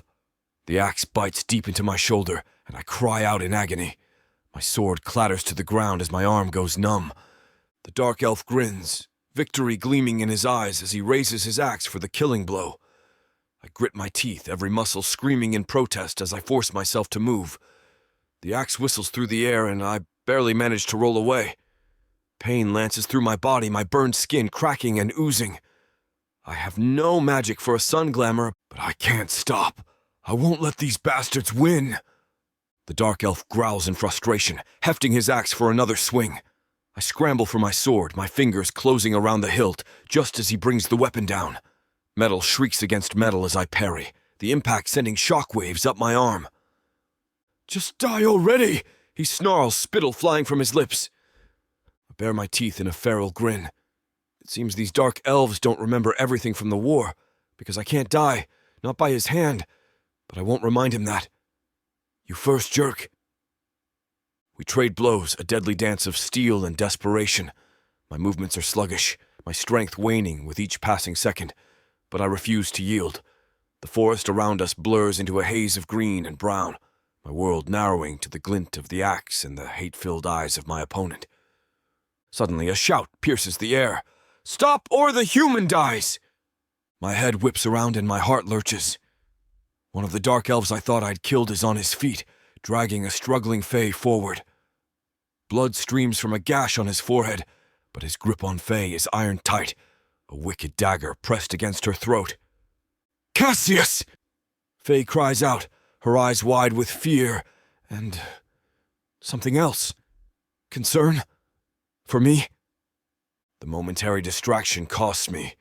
Pain explodes in my side as the axe wielder's boot connects with my ribs. I stumble, gasping for air. "Drop your weapon, Vrukken!" the elf holding Faye demands, "or I'll paint the forest with her blood." Time seems to slow. I look at Faye, at the terror in her eyes, at the thin line of red where the dagger presses against her skin. Something stirs within me, a feeling I can't quite name. It cuts through the apathy, igniting a fierce, protective instinct I didn't know I possessed. In that moment, I make a choice. I lunge forward, my body moving faster than I thought possible in my weakened state. The axe wielder, caught off guard by my sudden movement, swings wildly. I see it coming, see the trajectory that will take it straight for Faye's exposed back. Without hesitation, I throw myself between them. The axe bites deep into my shoulder and I scream in agony. But Faye is safe. That's all that matters. The world around me fades to a dull roar as I stagger to my feet. My vision narrows, focusing solely on the dark elves threatening Faye. A primal rage courses through me, overriding the pain and exhaustion. I move with inhuman speed, tearing the dagger-wielding elf away from Faye. My hands close around his throat, squeezing until I hear the satisfying crunch of his windpipe. The axe wielder charges at me, but I'm ready. I duck under his swing and drive my fist into his gut, following up with a vicious uppercut that snaps his head back. The remaining elf tries to flee, but I'm on him in an instant. My teeth sink into his neck, but I recoil almost immediately, gagging on the foul taste of his blood. Disgusted, I snap his neck instead. Panting heavily, I survey the carnage around me. 5 dead dark elves litter the forest floor. I need to get rid of the bodies before they attract attention. "Casus!" Faye's voice is barely above a whisper. I turn to her, struggling to focus through the haze of bloodlust and pain. "Are you hurt?" She shakes her head, eyes wide with a mixture of fear and awe. "Good," I grunt, then start dragging the bodies away from the clearing. It's slow work. My injuries scream with every movement, and I'm weaker than I've been in centuries. As I work, the reality of my situation sinks in. I'm dangerously low on blood, and there's nothing to feed on. The fight scared off any nearby animals, and I can't stomach the thought of dark elf blood. The sun beats down mercilessly, and I can feel my skin starting to blister. My glamour is completely depleted, which means I can't even hunt right now. I'll have to wait, and I can't heal while I do. I need shelter, and I need it now. But more than that, I need blood. My gaze drifts to Faye, and I quickly shake my head. No, I won't hurt her. Not after what just happened. But what am I going to do? Chapter 11. Faye. I stand frozen, my mind reeling from what I've just witnessed. Casus, the man I'd kept bound for days, has transformed into something inhuman. His speed, his strength, the way he tore through those dark elves like they were nothing. It's beyond anything I've ever seen. He stumbles back toward me, his pale skin even more ashen and blistered than before. "We have to get to the cave," he rasps, his voice rough and strained. I hesitate for a split second, but my body moves on instinct. I hook an arm around him, supporting his weight as we make our way back to the safety of my hideout. His skin feels cold against mine, and I can feel him trembling. He's covered in cuts and sores that I don't know how I will heal. Once inside, I lower him to the ground. This time, I don't reach for the ropes. My hands shake as I step back, eyeing him warily. "What are you?" The words tumble out, barely above a whisper. Cassius looks up at me, his dark eyes intense. "I'm a Vraken," he says, his voice low and tired. "A what?" He sighs, running a hand through his long white hair. "We're an ancient race, immortal beings that feed on blood to survive." My breath catches in my throat. "You... what?" He shifts, wincing slightly. "We're fast, stronger than humans. We can use magic, and some of us, like me, have wings." He sighs. "We're as old as the dark elves, and all this time, we've been hidden beneath the mountains." I remember the leathery appendages I'd examined while he was unconscious.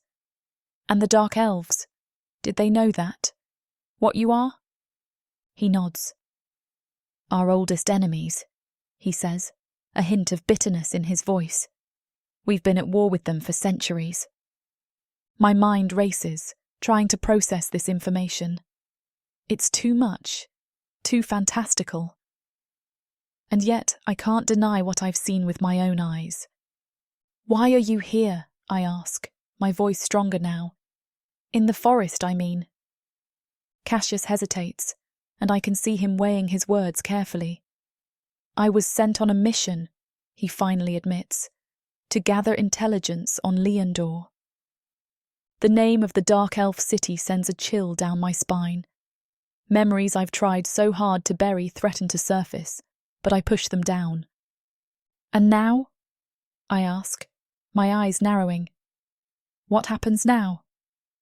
He groans and slumps down a little. This is as weak as I've ever seen him. "I need to heal." "I'll get you what—" I stop, turning to look at him. He doesn't drink water, he doesn't eat food. Immortal beings that feed on blood to survive. Like when I gave him that carcass that he seemed not to eat from. He drained the blood. I watch Cassius closely, noting how his breathing has become laboured, and his skin seems even paler than before. The realisation hits me like a punch to the gut. He needs blood to heal. And I have none. I have no animal to offer him, and I can't go hunt. Not if there are dark elves out there in the forest. There's only one option. My heart races as I consider the implications. I should be terrified, disgusted even. But something in me, some inexplicable pull, makes me take a step closer to him. "You need to feed, don't you?" I ask, my voice barely above a whisper. Cassius's dark eyes lock onto mine, a flicker of surprise crossing his face. "Yes," he admits, his voice strained. "But I won't force you." I cut him off, rolling up my sleeve.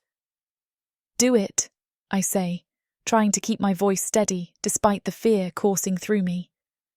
You saved my life out there. Let me help you now. He hesitates, his gaze flicking between my face and my exposed wrist. Are you sure? I nod, swallowing hard. Just be careful.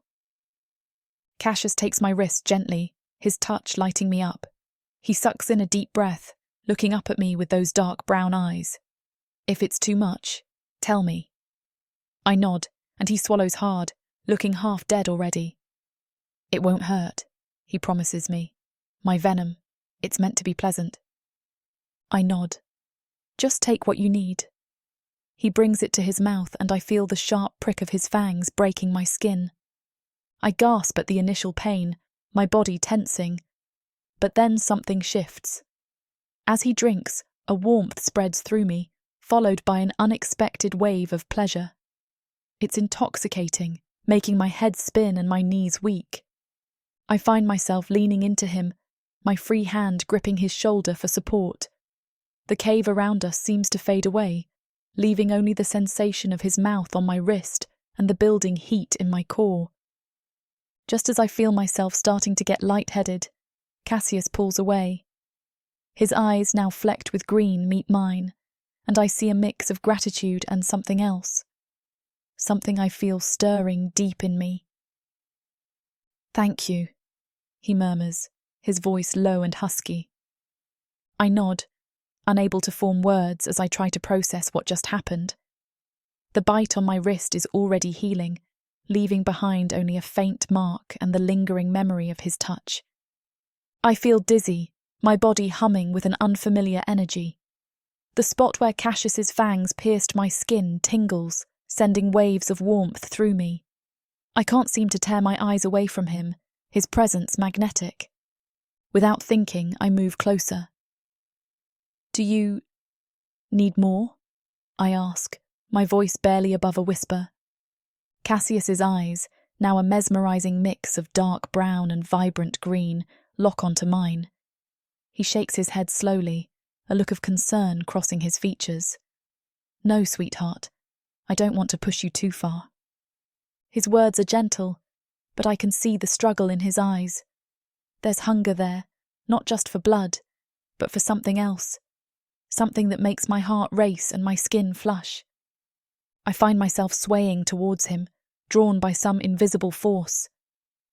I'm okay, I murmur, though I'm not entirely sure if that's true. My mind feels foggy, my body alive with sensations I've never experienced before. Casus reaches out, steadying me with a hand on my arm. His touch sends a jolt through me, and I gasp softly. Easy there, he says, his voice low and husky. The venom. It can be intense the first time.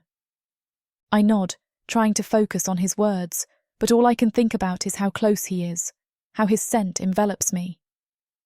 I didn't expect it to feel like that, I admit, my cheeks burning.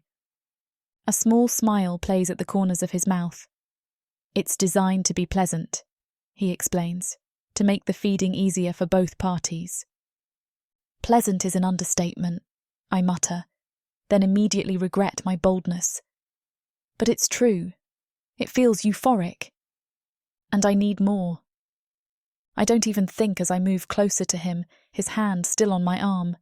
He doesn't stop me as I shift, as I slide my leg across his lap and clutch his shoulders to steady my body. I feel light, like I'm floating, and I want more. I want him. I've thought Casus was hot since the second I saw him. But right now that he is brimming with life, with the taste of me, I can't think of a reason to keep away from him. I can feel his breath cool against my heated skin as I press closer to him. His hands, strong and sure, grip my hips, holding me steady as I straddle him. My heart races, pounding in my chest like a wild drum. I've never felt this way before, this intense need and desire. It's overwhelming, consuming every thought in my mind. Casus, I whisper, my voice barely audible. I can feel his lips, soft and gentle, as they graze my throat. A shiver runs down my spine, and I tilt my head back, giving him better access. "Take more," I urge, my voice laced with desperation. He hesitates, his grip on my hips tightening. "Faye," he murmurs, his voice a low growl. "I don't want to push you too far." I shake my head, my hands reaching up to tangle in his long white hair. "You're not," I assure him, my voice firm. "I want this, Cassius. I want you." His eyes meet mine, dark and intense. I can see the hunger there, the need that matches my own. He leans in, his lips brushing against my throat once more. Then I feel it, the gentle bite, the sharp prick of his fangs breaking my skin. A moan escapes my lips, the pleasure overwhelming. It's like nothing I've ever felt before, a wave of intense ecstasy that threatens to drown me. My hands grip his hair tighter, holding him to me as he drinks. I can feel his need, his hunger, and it only serves to fuel my own. "Cassius," I gasp, my voice breathless. "More, please." He growls against my skin. His lips move against my throat, the gentle, sucking sensation sending waves of pleasure coursing through me. I lean in, my heart pounding in my chest. Cassius's scent envelops me, a mix of something dark and enticing. His breath is cool against my heated skin, and I can feel the tension radiating off him. I want more of him. When he pulls back, licking the spot where his fangs were, I shudder. It feels so good. "Cassius," I moan as he kisses up the column of my neck. "I want to feel you, make me feel good." "You're not in your right mind," he murmurs, his voice a low growl. I shake my head, my hands reaching up to cup his face. His skin is cool under my touch, a stark contrast to the heat coursing through my veins. "I've been thinking this since the second I saw you," I admit, my voice barely above a whisper. His eyes lock onto mine. I can see the hunger there, the need that matches my own. I lean in, pressing my lips to his. He hesitates for a split second before his hand grips the back of my head, deepening the kiss. It's intense, feral, and I can feel myself losing control. Sorry for the interruption. I know you were gearing up for a steamy scene, but it's way too hot for this platform. If we want to keep sharing our stories for free, we have to abide by this platform's guidelines. To get the full, unabridged audiobook, go to worldsofprotheka.com. Browse through unabridged audiobooks, countless ebooks, and bundles offered at a discount. If the thought of me whispering all the dirty details into your ear isn't enticing enough, use discount code YouTube30 to get 30% off of all digital products. Story after story, audiobook after audiobook, the worlds of Protheka are waiting for you. Protheka's magic is eternal. But unabridged, it's unforgettable.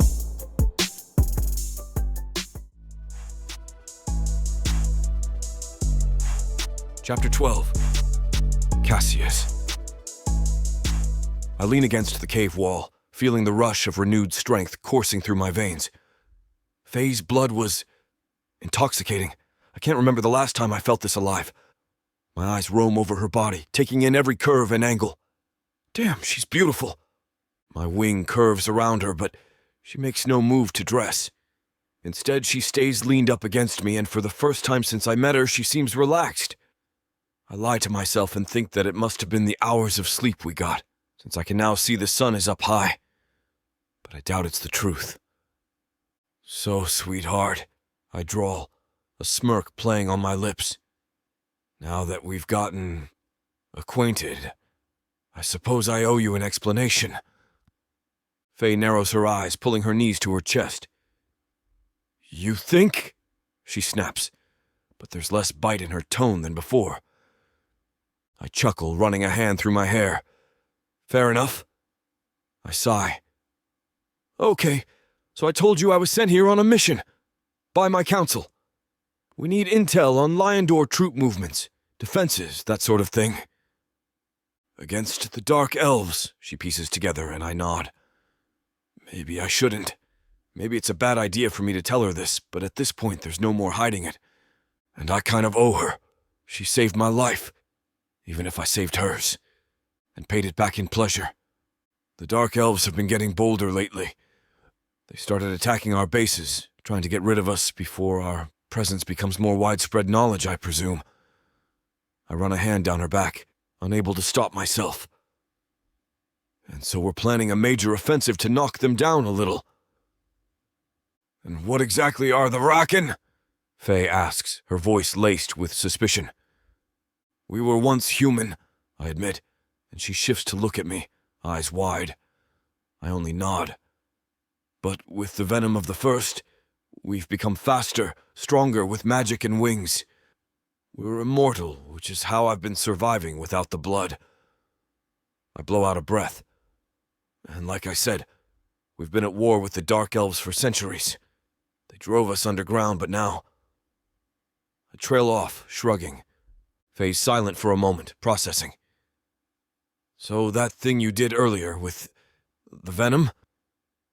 That, I say, feeling a twinge of something. Guilt? Impossible. It's a natural defense mechanism, makes the feeding more pleasurable for our prey, keeps them docile. I fight to keep from feeling anything as I say. I didn't mean to take it so far. But she just leans into me, smoothing a hand up my chest. I told you I wanted it. I swallow hard at the sentiment, wiggling my eyebrows at her. I'm sure you did the second you saw me fighting the Thlai. I lift my free arm and flex. Who could resist? Faye scoffs, but I catch the hint of a blush on her cheeks. You're awfully full of yourself, pretty boy. I grin, leaning closer. Can you blame me? That was incredible. I've never felt anything like it. It was just intercourse, Faye mutters, but I can see the uncertainty in her eyes. I want to shake my head, but I contain myself. It wasn't just intercourse, though. It was... Damn, what was that? It felt like Faye was everything I ever needed. Her touch, her taste. I can't get enough. Already I want to gorge myself on this girl, and I'm trying to hold back. This human has somehow burrowed beneath my skin, and I'm not sure how to handle it. So, what now? Faye asks, breaking the tension. I consider it for a moment. Well, I still need that intel. And you, my fierce little human, seem to know these woods better than anyone. Care to be my guide? Faye narrows her eyes. And why should I help you? Because, I say, my voice low and seductive. I have a feeling you enjoyed our little encounter as much as I did. And there's plenty more where that came from. She scoffs, but I can see the interest in her eyes. You're incorrigible. Part of my charm, sweetheart, I wink. I'm not going back to Lyandor, she huffs, turning her face away. I open my mouth to protest, but then I remember my pack. A flicker of hope sparks within me. Hooking one finger under her chin, I turn her face up to mine, savoring the warmth of her skin against my cold touch. Did you grab my bag by chance? I ask, my voice low and urgent. She had my sword, so I have to hope she snagged the rest of my belongings too. She turns to look in the corner, her golden brown eyes scanning the dim cave. It's over there, she says, nodding towards a shadowy recess. But I didn't see much in there. Just some clothes and useless junk. You went through it? I raise an eyebrow, feigning offense. That's not very nice, sweetheart. But I can't help the grin that spreads across my face as she turns back to face me, her expression a mix of defiance and amusement. Get over it, pretty boy, she retorts, rolling her eyes. I reach for my pack, my long fingers rummaging through its contents until they brush against something smooth and cool. Relief washes over me as I grasp the tablet fragment. Actually... I pull it out, holding it up so the faint light catches its surface. You must have missed something because I found this little beauty right before that Thlai decided to make me its lunch. I turn the fragment in my hand, watching Faye's eyes widen with curiosity. And trust me, sweetheart, this is far from useless junk. Faye leans in, curiosity piqued. What is that? No idea, I admit, turning the tablet over in my hands. But it's got some serious magic wards. Led me right to it, and led the Thyite to me. She snorts. So you're telling me you just stumbled upon some ancient magical artifact in the middle of the forest? I raise an eyebrow. You doubt my incredible luck and charm. Clearly, I'm so smooth, I got a tree to let me. I wink at her. I'm wounded. Oh, please. Faye rolls her eyes, but I catch the hint of a smile. So this thing set off the Thlee? Seems like it. I nod, tracing the strange symbols etched into the surface. Damn thing went berserk the moment I picked this up. Faye reaches out, hesitating before touching the tablet. And you have no idea what it says? I shrug. Not a clue, but it's got to be important if it's got that kind of power. Great, she mutters. So now we've got dark elves and magical artifacts to worry about. Any other surprises you want to share? I grin, leaning in close. Well, I've got a few tricks up my sleeve that might surprise you, sweetheart.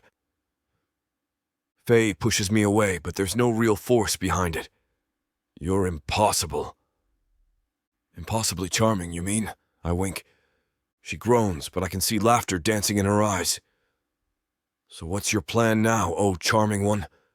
Wave that thing around and hope it leads us to more trouble? I narrow my eyes at her, feeling entirely too amused. It's foreign to me. I think I need to figure out why it called to me. There's got to be more to this than meets the eye. Her gaze drops from me to the tablet, her mouth twisting to the side in that way I'm starting to find oddly endearing. Let me see it, she demands, her voice a mix of curiosity and impatience. I can't help but chuckle at Faye's sudden interest, holding the tablet just out of her reach. The weight of it in my hand feels significant, like it's more than just some ancient relic. Oh, now you're interested. I thought it was just useless junk. She narrows her eyes at me, a delightful mix of annoyance and curiosity flashing across her face. I can practically see the gears turning in her head as she tries to figure out how to get her hands on the tablet. Don't be a jerk, she growls, her voice low and determined. Let me see it. I lift it up higher as she tries to lunge over me, my wing wrapping around her bare waist and locking her in place. Her chest slides over my chest, and I will myself not get hard right now. But damn, I want her. Magic word, sweetheart, I tease, enjoying the way her cheeks flush with frustration. Please, she grits out, extending her hand. I relent, placing the tablet in her palm. There you go. Was that so hard? As Faye examines the artifact, I find myself watching her intently. The dim light of the cave catches the golden flecks in her eyes, highlighting the determined set of her jaw. She's beautiful. Not in the polished, artificial way of the Vrockin women I'm used to, but in a wild, untamed manner that calls to something deep within me. I swallow hard, feeling an unfamiliar tightness in my chest. The urge to taste her again, to feel her pulse quicken beneath my lips, is almost overwhelming. And her blood. I could gorge myself for days and never be satisfied. She was glorious, and if the need to hear her moan, the drive to protect her wasn't so strong, I'd be worried about how addicted I was becoming. But it's more than just hunger. There's a warmth spreading through me, a fondness I can't quite explain. See anything interesting? I ask, my voice rougher than I intended. Faye looks up, her brow furrowed in concentration. These symbols, I think I've seen them before. I lean closer, drawn in by her fascination. The scent of her skin fills my senses, and I have not forgotten she's still naked. It's distracting. Where? Her head snaps up as she looks at me, and then she scrambles to her feet. Get dressed! Chapter 13. Faye. Once we're both dressed, I lead Cassius out of the cave, my eyes drawn to his bare chest. All I can think about is what it was like to run my hands down that chest as I rode him, how good he felt. I can't help but stare, marvelling at his otherworldly beauty. Man, I am glad that his shirt didn't survive the thlee now. But damn, it's hard to focus around him. Maybe I should be more bothered about how drugged up he can make me feel. But those moments with him between my legs have me ready to offer up more blood. Not to mention it is a major turn-on to think about my blood filling up his body, fueling him, driving him to the brink. "You're gonna catch bugs if you keep your mouth open like that, sweetheart," Cassius smirks. I snap my jaw shut, heat rising to my cheeks. "Don't flatter yourself, pretty boy. I've just never seen anyone so pale." His laughter echoes through the trees. Sure, that's it. I roll my eyes, trying to focus. Speaking of pale, what about the sun? Won't it burn you? The memory of his burned and peeling skin, which I've seen twice now, flashes through my mind, and worry turns my stomach. Cassius glances up at the canopy. "Not with my sun glamour.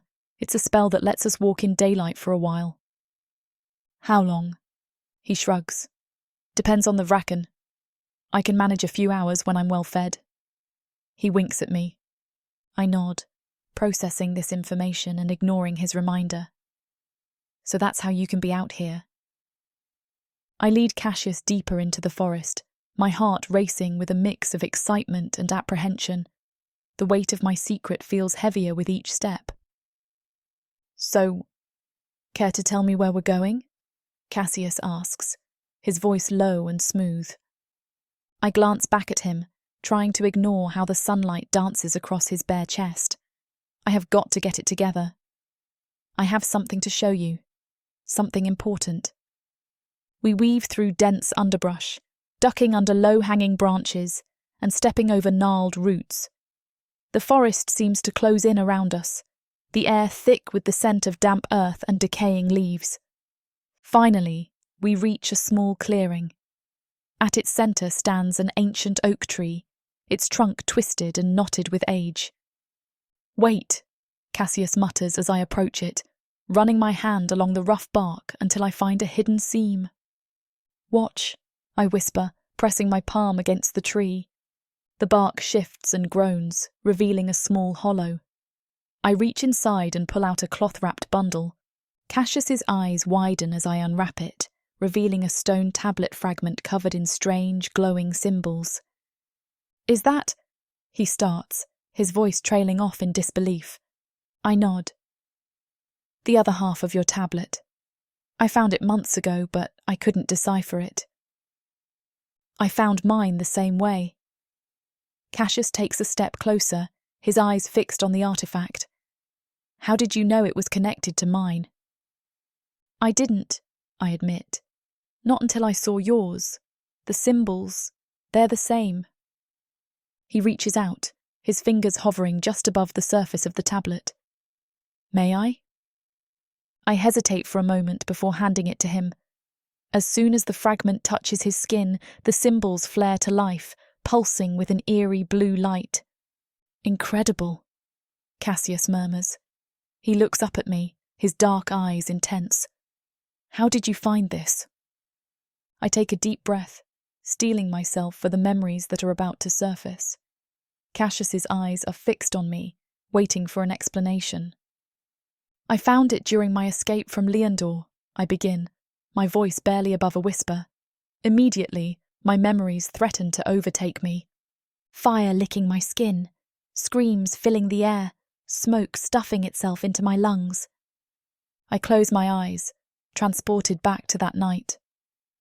I had to get out, and I was chased to the edge of the city.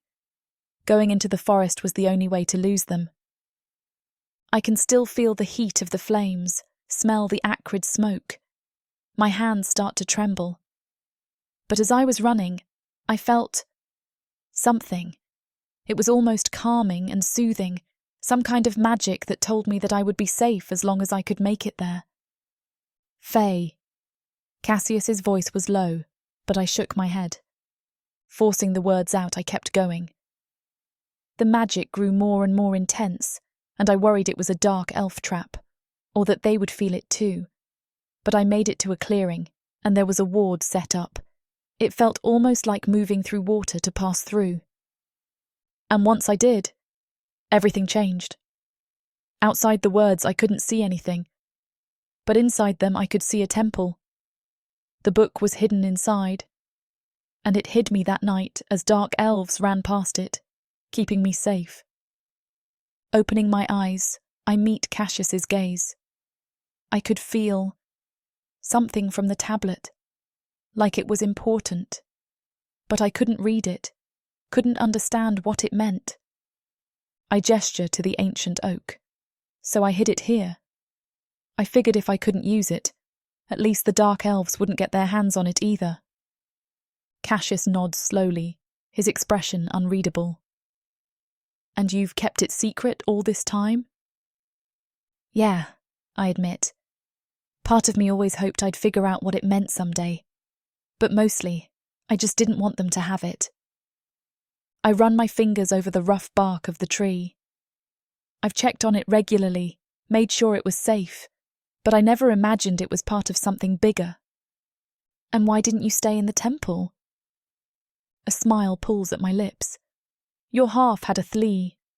Mine had a pack of wild lyca that feasted on dark elves.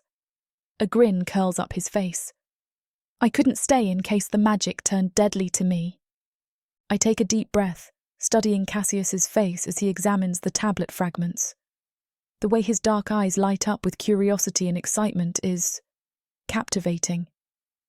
I shake my head, trying to focus on the bigger picture. Cassius, I say, drawing his attention back to me. I think I want to help you with your mission. His eyebrows shoot up in surprise. Really? What changed your mind? I gesture to the tablets. This.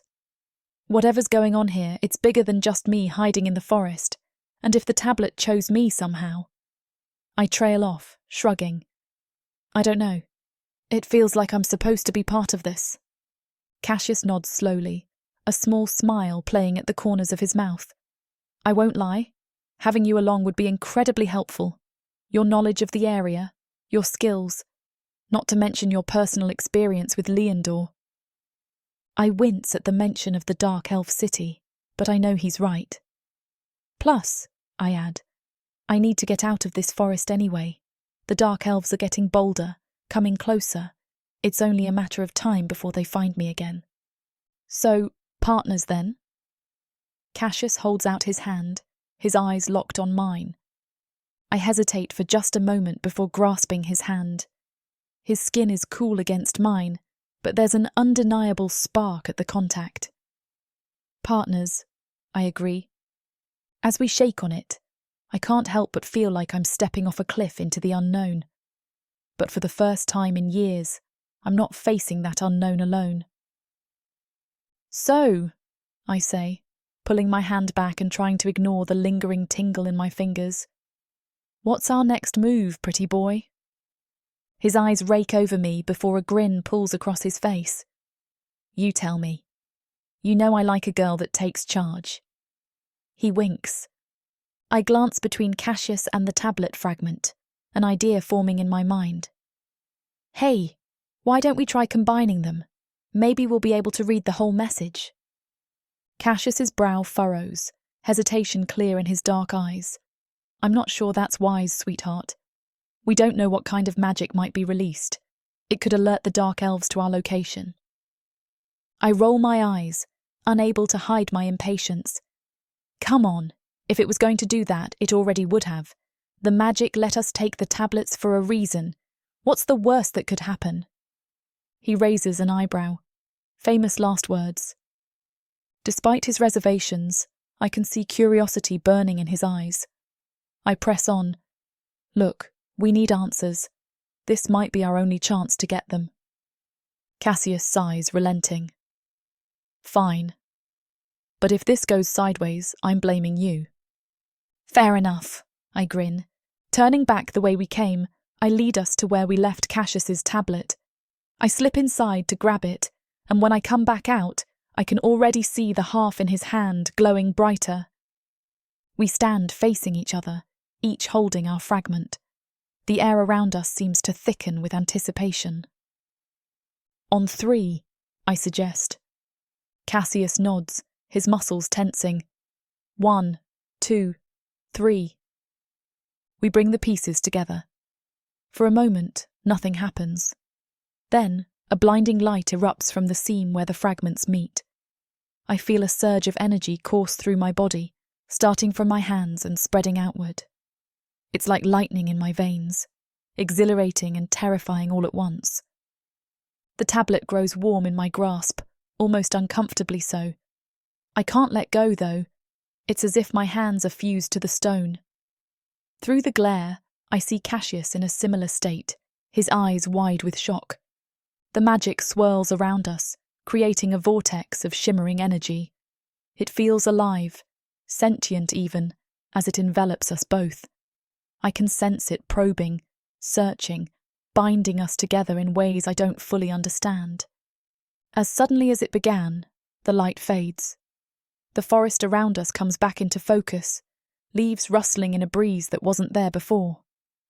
I look down at my hands, surprised to find them empty. The tablet, now whole, lies between Cassius and me, symbols glowing with a soft, pulsing light. Well, I'll be damned, sweetheart. Cassius lets out a low whistle. It worked. Chapter 14. Cassius. I stare at the tablet, its symbols pulsing with an otherworldly glow. Faye leans in close, her scent filling my nostrils. It's distracting, but I force myself to focus on the task at hand. Any idea what these squiggles mean? Faye asks, tracing a finger along the edge of the stone. I smirk. Give me a minute. It's not exactly light reading. As I study the symbols, something clicks in my mind. The characters start to make sense, as if I've known this language all along. It must be a side effect of the binding magic, our newfound connection allowing me to tap into ancient knowledge. I decide to keep that tidbit to myself for now. Well, Faye prods, impatience clear in her voice. Patience is a virtue, you know, I tease, earning an eye roll from her. Says the immortal to the human. Some of us don't have eternity to wait around. I chuckle, surprised by how easily she's getting under my skin. Fair point, it seems to be a location. Faye's eyes widen. Well, that could be valuable intel for your mission. Our mission, I correct her. You're in this now, sweetheart. Faye leans in closer, her shoulder brushing against mine. And how exactly are you reading all this? I thought you said you couldn't decipher it before. I hesitate, weighing how much to reveal. Let's just say our little session earlier might have opened up some new abilities. She raises an eyebrow. Care to elaborate on that, pretty boy? Not particularly, I reply with a smirk. Avrakin's got to keep some secrets, doesn't he? Faye snorts. Fine, keep your mysteries. As long as it helps us figure this out, I don't care where the knowledge comes from. Her eyes cut to me. For now. I nod, returning my attention to the tablet. As we continue to decipher its contents, I can't help but marvel at how quickly Faye and I have fallen into an easy rapport. It's been centuries since I've felt this comfortable around anyone. You can't understand any of it? I ask after a moment, thinking over my earlier assessment. She shakes her head. Nothing. Probably because she doesn't have any magic. I look at Faye, sensing her frustration at not being able to read the tablet. An idea forms in my mind, but I'm not sure how she'll react. I think I know a way to help you understand it, I say, reaching for her wrist. Faye's eyes narrow. What are you doing? Trust me, I murmur, bringing her wrist to my mouth. This might sting a bit. Before she can protest, I sink my fangs into her soft skin. The taste of her blood floods my senses, and I have to fight to maintain control. I focus on giving her just enough venom to share a little magic without overwhelming her. Faye gasps, her body tensing. I pull away, licking the wound closed. What did you do that for? She demands, but her voice lacks its usual bite. I smirk. I wanted to see if my venom would give you a little magic, help you read it. How do you feel? She blinks rapidly, her gaze drawn back to the tablet. I can read it. Well, sort of. It's still fuzzy, but I can make out some of it. See? Told you to trust me, I tease, earning a playful glare from her. Don't get cocky. Your bite's not that impressive. I raise an eyebrow. Oh, really? Your moans earlier say otherwise. Faye's cheeks flush, and she quickly changes the subject. Look, it's talking about some kind of gate. I lean in closer, our shoulders brushing. An underwater gate, protected by powerful magic. Sounds like a party, Faye quips, but I can hear the slight tremor in her voice. Scared of a little swim, sweetheart? So, she scoffs. Please, I'm more worried about you ruining that perfect hair of yours. I chuckle, running a hand through my long locks. I'll manage. Besides, I'm sure you'll protect me from any sea monsters we encounter. Faye rolls her eyes, but I catch the hint of a smile on her lips. In your dreams, Vraken. As we continue deciphering the tablet's contents, I can't help but notice how Faye leans into me, her warmth seeping through my clothes. The lingering effects of my venom and her blood have us both on edge, the air crackling with unspoken tension. I was careful. I didn't want to cloud her brain, especially with the lust I can see in her eyes every time she looks at me already there. But it seems even the smallest amount is enough to pull that to the surface. I force myself to focus on the task at hand, pushing aside the distracting warmth of Faye's body next to mine. The tablet's message is clear. We need to find this underwater gate, but getting there won't be easy. All right, my little tour guide, I say, turning to face Faye. You said there's no beaches near here, so how far away is this gate? She leans over, studying the intricate description of how to find the gate. I think it wants us to go northeast, toward the mountain range. We're on an island, so there are beaches, but they are all days away. She looks up at me. I'd guess about 4 days of traveling will get us there, and I'm willing to bet the tablet's magic will only intensify as we get closer, acting as a guide. I nod, impressed by her knowledge. Okay, we'll need to move carefully. I can use my sun glamour during the day, but it steals some of my magic. To save it and hide us better, we'll travel mostly at night, using the cover of darkness. And how do you plan on breathing underwater? Faye asks, raising an eyebrow. I smirk. Vraken have a few tricks up our sleeves. I can cast a spell that'll let us breathe underwater for a limited time. It's not perfect, but it should be enough to get us in and out. Faye considers this for a moment. Okay, but what about the powerful magic protecting the gate? I'm not exactly keen on fighting another Thlea or whatever nasty surprise is waiting for us down there. That's where things get interesting, I reply, tapping the tablet. The protection spells are ancient Vraken magic. I should be able to disable them, or at least find a way around them. I hope, but I don't say that out loud. I was able to dismantle the wards to get the tablet in the first place, so I just have to hope it will answer me again. Should be able to, Faye repeats, skepticism clear in her voice. I shrug. Nothing's certain in this world, sweetheart, but I'm your best shot at getting through those barriers alive. Faye sighs but nods. Fair enough. So, what's our first move? We need supplies, I explain. Food for you. Weapons for both of us. We should split up and hunt while it's daylight. I have my sword and you have your arrows, which we'll have to do. We can stock up, try to rest up through the afternoon, and then head out under the cover of night. And once we reach the gate, Faye presses. I lean in closer, my voice low.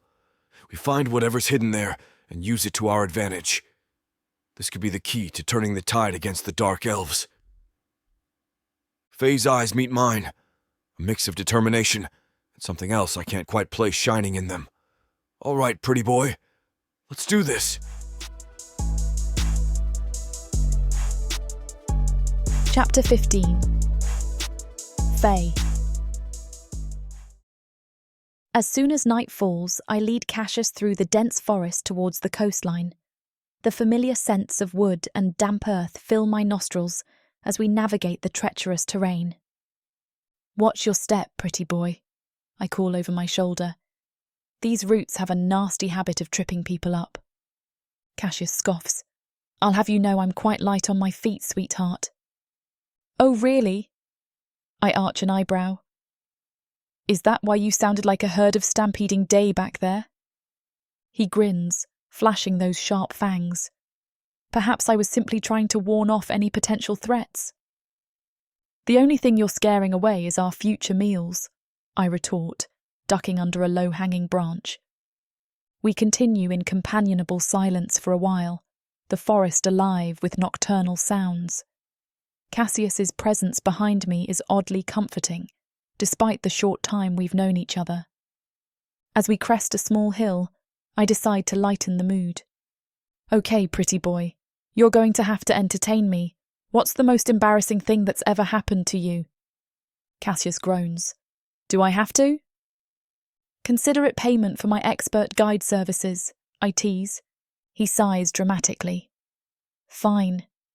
There was this one time during a formal council meeting." As Cassius launches into a tale involving a mishap with his wings and a very important Vrakan elder, I find myself genuinely laughing for the first time in years. The sound echoes through the trees, startling a nearby nocturnal creature. "I didn't know you could make that noise," Cassius quips, a smile playing on his lips. I roll my eyes. "Don't get used to it. I have a reputation to maintain. Among the forest, but I don't point that out." "Of course, sweetheart. Your secret's safe with me." As we continue our journey, trading stories and light-hearted jabs, I feel something shift between us. I'm not sure when I started getting so comfortable around this Vrakan. He should be a threat to me, and yet I feel so comfortable with him. I can't help but steal glances at Cassius as we make our way through the forest. The moonlight filtering through the canopy catches on his pale skin, highlighting the defined muscles of his chest, arms, and back.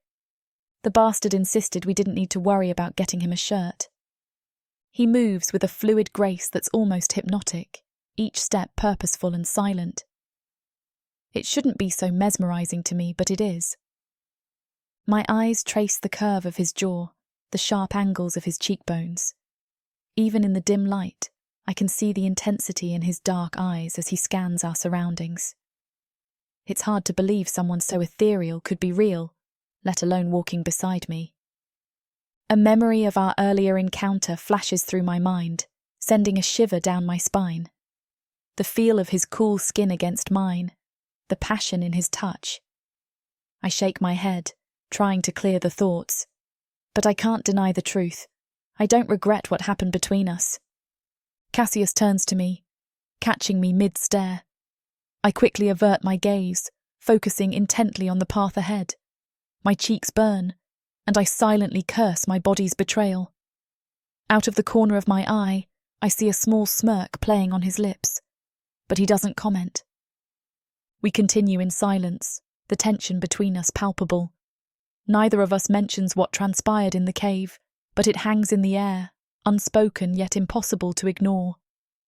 I find myself hyper-aware of his presence, of every slight movement he makes.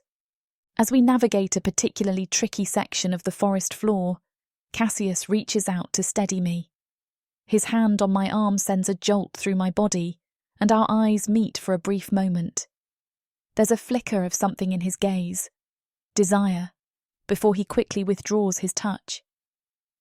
Clearing his throat, he starts walking again, and I fall into step beside him. His voice has hardened a bit as he keeps space between us. "So, you think you could tell me a little more about Leandor now that you know why I'm here?" I take a deep breath, steeling myself for the conversation ahead. Cassius's question brings back memories I'd rather forget. But I know this information is crucial for his mission. "All right, but I hope you're tougher than you look." I give him a smirk. "It's not a pleasant story." He snorts. You think all the muscles you can't stop staring at are for show? Cassius cuts his eyes at me. Hit me with it. I begin, my voice low. Leandor is, well, it's a nightmare wrapped in a gilded package. The Dark Elves rule everything with an iron fist, and humans? We're nothing but property to them. Cassius's eyes narrow. Property? How so? I'm mildly surprised by the anger there. I'd imagine if humans are his prey, they aren't treated well. He's clearly a killing machine from what I've seen. I laugh bitterly. Take your pick. Slaves, pets, playthings. We're whatever they want us to be. And it's not just Leandor. The Dark Elves have their claws in almost every corner of Protheca, except for Milthar. Those Minotaurs aren't having any of their nonsense. Impressive, Cassius muses. And what of their society? How do they organise themselves? Oh, you'd love it, I say sarcastically. They've got this whole caste system thing going on. Makes them feel all superior and special. The nobles and warriors are at the top, living it up while the rest of us suffer. Cassius raises an eyebrow. Us? I thought you escaped. I shoot him a glare. Yeah, well, some scars don't fade so easily. He nods, understanding flickering in his eyes. Thankfully, he moves to his next question instead of pushing. What about their military? Their strategies? I shrug. Can't say I know much about that. But from what I've seen, they care more about their fancy titles than actually being good at what they do. And don't get me started on their obsession with magic. It's like they forget how to lace up their own boots without it. Cassius chuckles. Sounds like they're in for a rude awakening. Oh, you have no idea. I grin at the thought of them being brought down. But hey, at least some of them are branching out. Heard a rumour that on another continent, Dark Elves are actually marrying humans. Can you believe that? I shudder involuntarily, and Cassius notices. His expression softens slightly.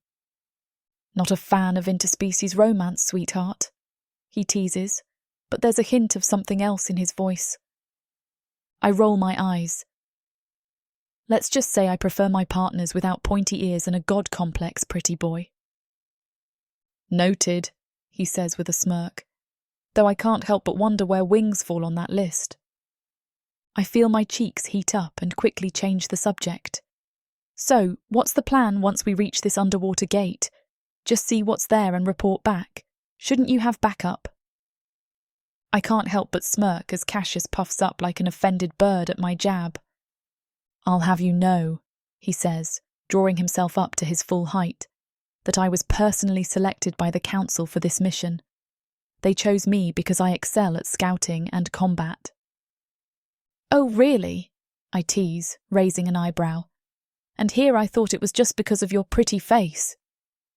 Cassius narrows his eyes at me, but I catch the hint of a smile tugging at the corner of his mouth.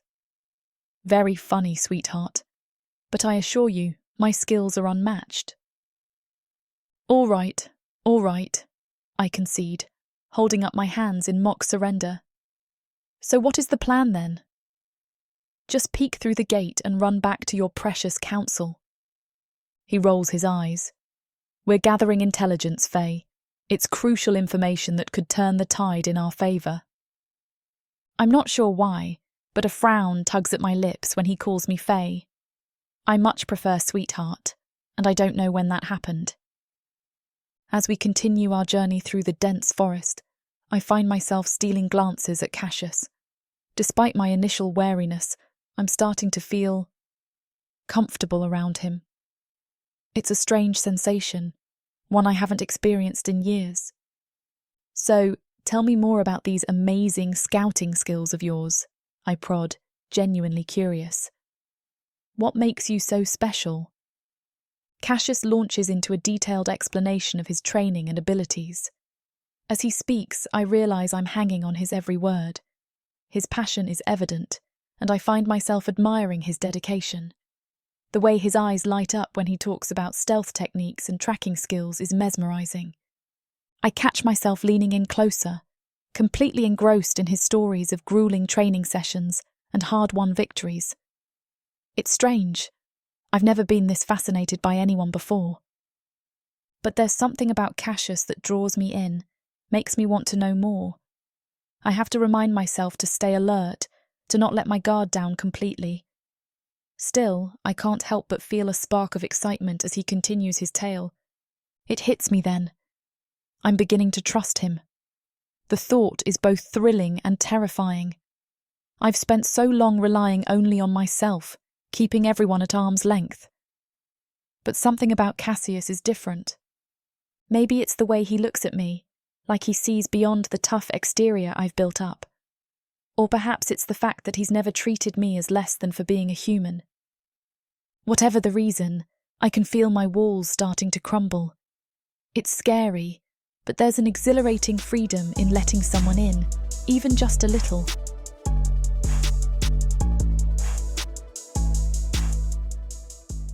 Prothika is a dark and dangerous world.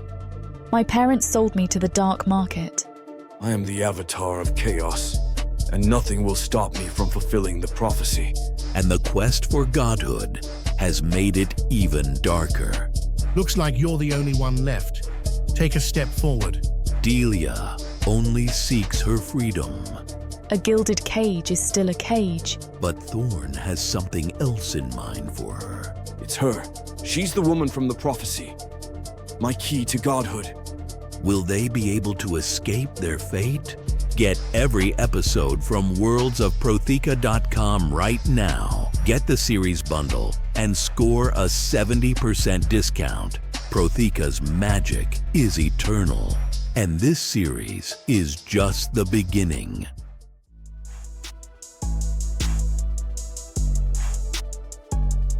Chapter 16. Casus. I watch Faye as she navigates through the dense undergrowth, her movements fluid and precise. It's our second night trekking through the forest, and I can make out the mountains in the distance. I thought about flying, but I didn't want to be easy to spot. And more so, I don't want to use my glamour or strength to carry Faye and all our stuff too. I don't know what we'll find at this gate. Faye pauses, pointing out a hidden snare to me. Watch your step, pretty boy. Wouldn't want you to trip and ruin that perfect face of yours. A chuckle escapes my lips before I can stop it. Worried about my looks, sweetheart? I'm touched. She rolls her eyes, but I catch the hint of a smile. Please, I just don't want to drag your unconscious body through this forest. Such concern, I drawl, ducking under a low-hanging branch. And here I thought you enjoyed having me tied up. Faye snorts, turning to face me with a mischievous glint in her eye. Maybe I did. You were much quieter then. I laugh again, surprised by how natural it feels. When was the last time I genuinely laughed? I can't remember. As we continue our trek, I find myself paying more attention to Faye's movements, the way she interacts with her environment. She's in her element here, and it's fascinating. So tell me, I begin, curiosity getting the better of me. How'd you learn to survive out here? Faye's step falters for a moment, and I feel an unexpected pang of concern. She doesn't like to talk about Lion Door, but I didn't ask her about her escape this time. Trial and error, mostly, she says, her voice tight. It was either adapt or die. I frown, sensing there's more to the story. Sounds rough.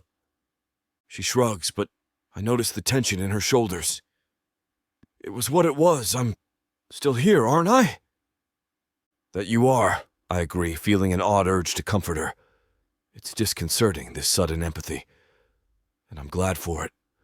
Faye glances back at me, surprise evident in her expression. You are? Well, yeah, I admit, the words tumbling out before I can stop them. Who else would keep me from falling into deadly traps? She laughs, the sound light and genuine. True, you'd be lost without me, pretty boy.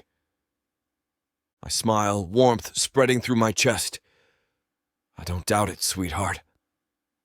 As we continue our journey, I find myself grappling with these unfamiliar emotions. The apathy that's been my constant companion for centuries seems to be slipping away, replaced by something else. Something both exhilarating and terrifying. I'm not sure what to make of it, or of Faye. But as I watch her navigate this treacherous forest with confidence and grace, I realize I'm looking forward to finding out. I watch as Faye expertly builds a small fire, her movements practiced and efficient. The first rays of sunlight are just beginning to peek through the dense canopy, casting long shadows across our makeshift camp. "I'll keep watch," I tell her, scanning the surrounding forest.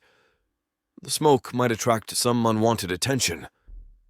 Faye nods, already focused on preparing her meal. "Just don't go too far. I'd hate to have to come rescue you."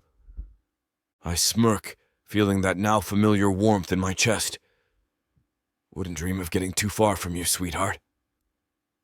As I move deeper into the forest, I extend my senses, searching for any creatures drawn by the scent of smoke. The early morning air is crisp, and I can taste the lingering dampness from the night's dew. It doesn't take long before I spot a day, its antlers barely visible through the dense underbrush. I strike quickly, my movements a blur even to my own eyes. In seconds, I've drained it dry. The rush of blood fills me with renewed energy, my body humming with power. I can feel my muscles tightening, my senses sharpening even further. I take down 2 more small creatures before heading back to camp, each kill easier than the last. The forest seems to part before me, recognizing a predator in its midst. When I return, Faye has already extinguished the fire, leaving no trace of our presence. She's meticulous. I'll give her that. She looks up as I approach, and I'm struck by the exhaustion evident in her features. Dark circles rim her eyes, and her shoulders slump slightly. For a moment, I'm reminded of her humanity, her fragility compared to my kind. It's both intriguing and unsettling. A pang of worry shoots through me, catching me off guard. I have to remind myself, again, that she's human. She needs rest, food, water. Things I haven't had to consider for centuries. "You should sleep," I say, my voice softer than I intended. "I'll keep watch." Faye eyes me warily, but I can see the fatigue weighing her down. "You sure? You need rest too, don't you?" I shake my head, gesturing to myself. "Vrakin, remember? The blood I just drank will keep me going for a while. Besides, I don't need as much sleep as you do." She hesitates for a moment, then nods, settling down on her bedroll. "Wake me if anything happens, okay?" "Of course," I assure her, surprised by how much I mean it. "Sleep well, sweetheart." As Faye drifts off, I take up a position nearby, keeping watch over our camp and the sleeping human who somehow managed to worm her way past my centuries-old apathy. I watch as Faye settles into her bedroll, her breathing gradually slowing as sleep claims her. The early morning light filters through the leaves, casting a soft glow on her face. I can't help but admire her features. The curve of her jaw, the sweep of her lashes, the slight furrow of her brow even in sleep. She's beautiful. It's now a constant thought that's been bouncing around my mind even if it shouldn't, but I can't deny its truth. I feel a familiar hunger stirring within me, despite having just fed. The memory of her blood, rich and intoxicating, floods my senses. My fangs ache with the desire for another taste. But it's more than just bloodlust. With every passing hour, every shared moment, I find myself drawn to her in ways I can't explain. She's awakening something in me, emotions I thought long dead. I've lived for centuries, surrounded by my own kind, content in my apathy. But now I find myself caring about her well-being, enjoying her company, craving her presence. It's unsettling, exhilarating, terrifying. I watch the steady rise and fall of her chest, listening to the soft rhythm of her heartbeat. It's a siren song, calling to me, testing my control. How long can I resist? How long before I give in to this growing desire? I clench my fists, forcing myself to look away. I need to focus, to remember why we're here. The mission, the tablet, the underwater gate. That's what matters, not these unexpected feelings for a human. But even as I tell myself this, I know it's a lie. Faye matters. She matters more than I ever thought possible. And that scares me more than any dark elf or ancient magic ever could. I'm yanked from my brooding by a sudden, pitiful sound. My eyes dart to Faye, who started thrashing in her sleep. Her face twists in anguish, tears seeping from beneath her tightly shut eyelids. The scent of her fear and distress hits me like a punch to the gut. Without a second thought, I'm at her side in a heartbeat, my supernatural speed carrying me across the forest floor. I drop to one knee beside her bedroll, my hand suspended above her shoulder. I hesitate, torn between the urge to comfort her and the fear of startling her awake. Damn it, what am I supposed to do? This isn't exactly something I've had to worry about. Well, ever. It's not like I've ever cared enough to comfort someone. Another whimper escapes her, and my fingers twitch, itching to make contact, to soothe away whatever nightmares plague her sleep. Faye, I whisper, my voice tight with an unfamiliar worry. She doesn't respond, lost in whatever nightmare grips her. Her breathing becomes ragged, punctuated by soft sobs that tear at something deep inside me. I've never felt so helpless. Sweetheart, it's okay, I murmur, finally resting my hand on her arm. You're safe. Faye flinches at my touch, a pained whimper escaping her lips. No, please, she mumbles, her voice thick with fear. My chest tightens painfully. What horrors is she reliving? What memories haunt her dreams? The urge to protect her, to shield her from whatever terrors plague her mind, is overwhelming. I gently stroke her arm, trying to soothe her without waking her. Shh. It's all right. I'm here, I whisper, surprising myself with how much I mean it. Faye's distress seems to ease slightly at my touch, but tears still stream down her cheeks. She curls into herself, looking so small and vulnerable that it takes my breath away.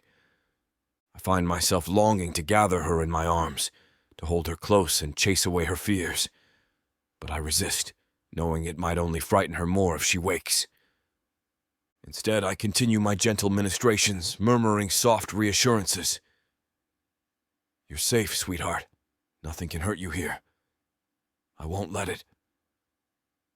As I watch over her, my worry grows with each pained expression that crosses her face. What happened to her in Lyondor? What nightmares still haunt her? For the first time in centuries, I feel a burning desire to protect someone other than myself, to shield Faye from harm, to ease her pain. It's a foreign feeling, both terrifying and exhilarating.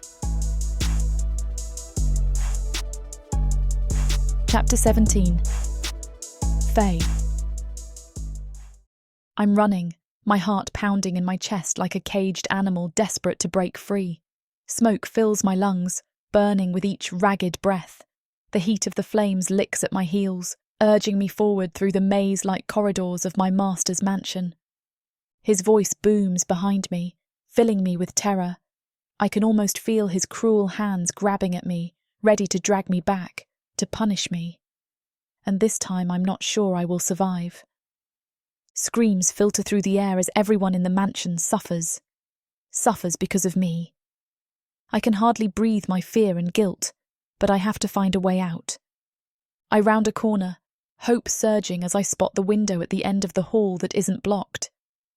Freedom is so close I can taste it, mingling with the acrid smoke on my tongue. But as I sprint towards my salvation, a deafening crack splits the air. The ceiling groans, and before I can react, a massive wooden beam crashes down in front of me. I skid to a stop, panic clawing at my throat as I realize I'm trapped. Frantically, I search for another way out, but the walls seem to close in around me, the smoke thickening until I can barely see. No, no, no, I whimper, tears cutting tracks through the soot on my cheeks.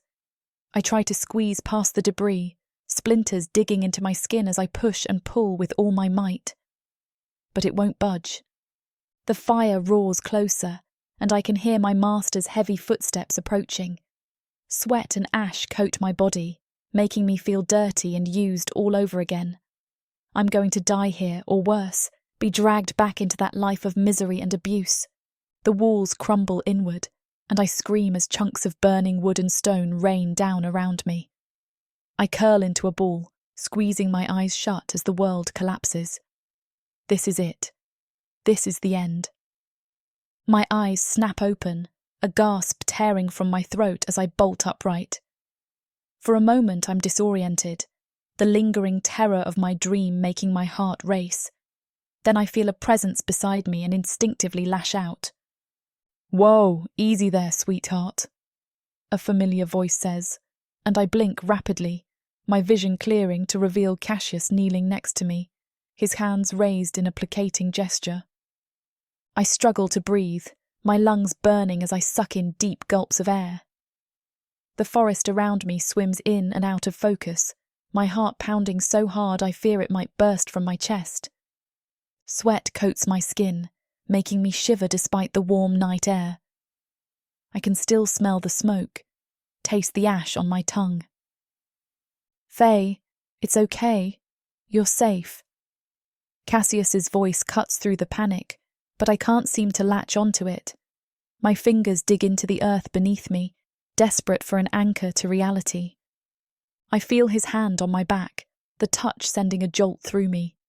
For a moment I tense, old fears rising to the surface. But then his cool palm starts moving in soothing circles, and I lean into it, craving the comfort. And yet my gasping won't settle, not even with my Vrakan protector here at my side. No one can save me from this, from what I've done. Suddenly, I'm weightless. Casus lifts me effortlessly, cradling me against his chest as he settles me in his lap. His wings unfurl, enveloping us in a cocoon of soft darkness.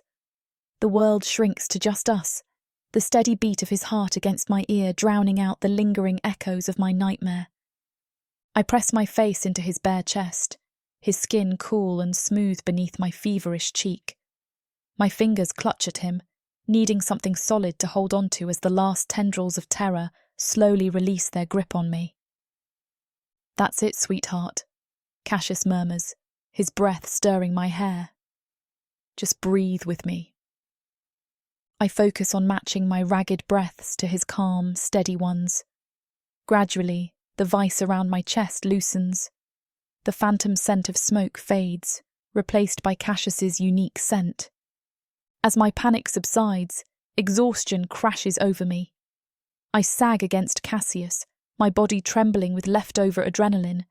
His arms tighten around me, one hand coming up to stroke my hair.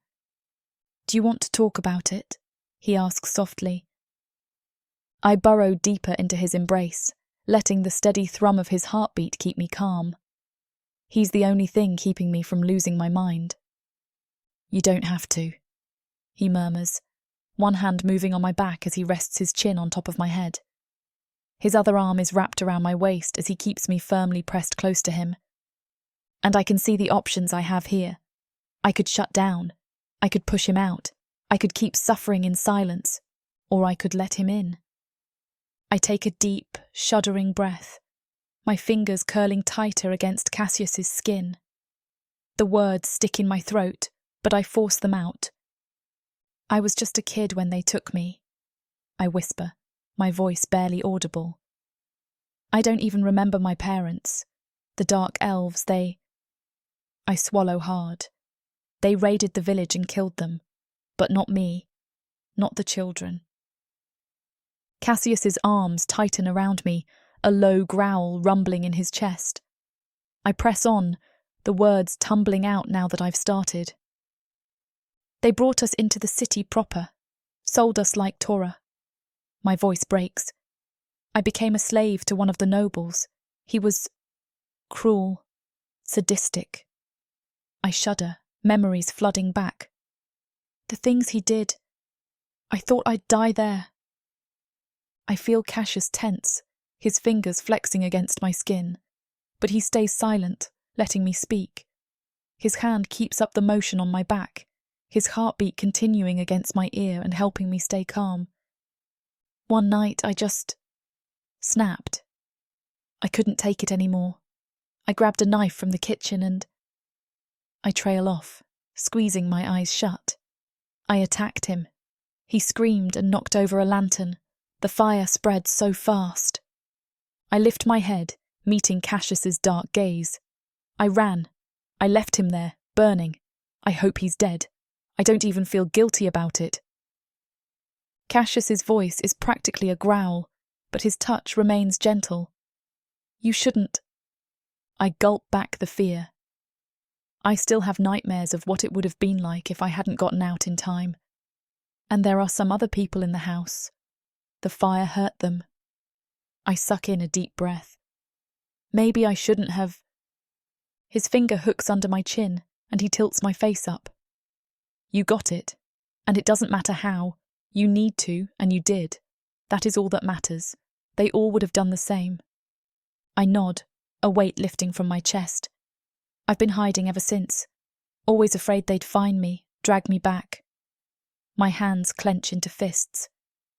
But sometimes I dream about going back, about making them all pay for what they did. I search Cassius's face, half expecting to see disgust or fear. Instead, I find understanding and a fierce protectiveness that takes my breath away. They'll never touch you again, he growls, his wings tightening around us. I swear it. For the first time in years, I feel truly safe. I lean into Cassius's embrace, his strong arms and gentle wings cocooning me in a bubble of safety I haven't felt in years. The lingering tendrils of my nightmare fade away, replaced by a warmth that spreads through my chest. It's strange, this feeling of comfort, of trust. For so long, I've relied solely on myself, never daring to let anyone close enough to hurt me. But Cassius, he's different.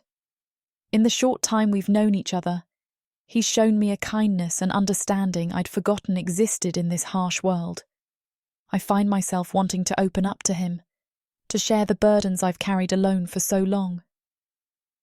Thank you, I whisper, my voice muffled against his chest.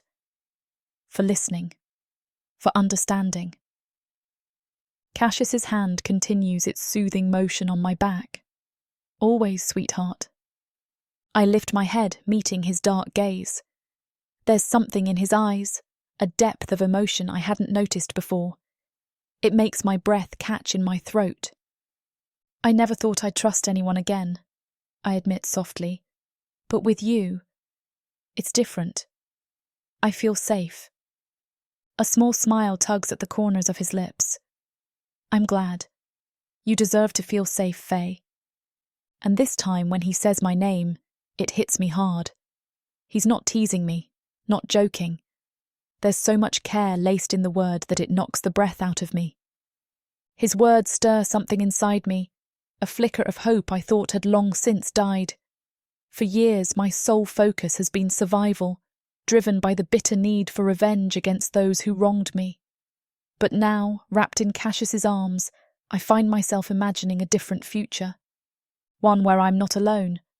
One where there's more to life than just making it through another day. If only. Chapter 18. Cassius. I scan the horizon, my eyes catching the glint of sunlight on water. The coast. Finally. After days of trekking through this dense forest, we're close to our goal. I can feel the magic thrumming through my veins, pulling me forward like an invisible string.